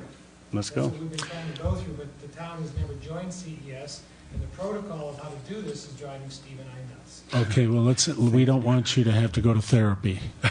But I do want to stress, too, that this is not an emergency. We just have to get on it. No, I understand. I mean, this is the frustrating part of this. This is a project we want to do, and we actually have the money for it. Yeah. It's just that there's some obstacles that have... So is that a reasonable expectation that by our next town council meeting, Mr. Kennebec, you're able to meet with Caitlin and TSA staff, determine what you want, bring it to the table, and say, okay, this is what we want, boys. Get us the dough. I can meet with Mr. Kennebec, we can do a sketch plan, send it off to the modular company, they will send us back real drawings of what it is, we can pass them around, review it, get it priced, and bring it back. Okay, I'm going to request that this first part actually be called a scoping exercise, and I would really like to encourage the new director, Caitlin, and the new people on TSA's advisory board, or whatever you call it, so Gene Sanchez, to be included in that. And that may take a week or so to put together, and you're going to take a vacation sometime this year, I hope. Taking Monday and Tuesday of next week. That's all for this summer. That's it. 2-day vacation. So I'm. What are we doing? No wonder. A union's coming in. I can start tomorrow. But do you know what I'm saying? Yes, sir. So we definitely want to, and I'm open for critiques or suggestions, I but we got to push this. Almost there. If we can just get what I need to feel confident is that TSA. What we're putting in is what TSA wants. Let me take a shortcut to that. Yeah. Okay, in recreation planning, depending on what sport you're playing, all of this stuff is already worked out. So if you're doing modular, it's even simpler because they pre-design them. Soccer has a set number of players. All you got to do is tell them the ages. It's 3.28 square foot per person, and they will just send you. You can go to the website and pick the plan off the website. Correct. There's no reinventing any wheels here. But Mark, a truly collaborative spirit. So we have Mr. Kennebec with his expertise, you with yours, Mr. Sanchez with his. Caitlin, the executive director, is okay, and the rest of this TSA staff. and then come and let's look at this in 2 weeks. Is that possible? Thank you. Yes, sir. Absolutely. Sir? Okay. Anything else? Mr. Bellis, you have anything else? Thank you, Steve. No, sir. Thank you, Mark. Okay. We have a motion to adjourn. So move. We have a second. Second. All in favor, signify by saying You aye. did it. I'm at 1 o'clock.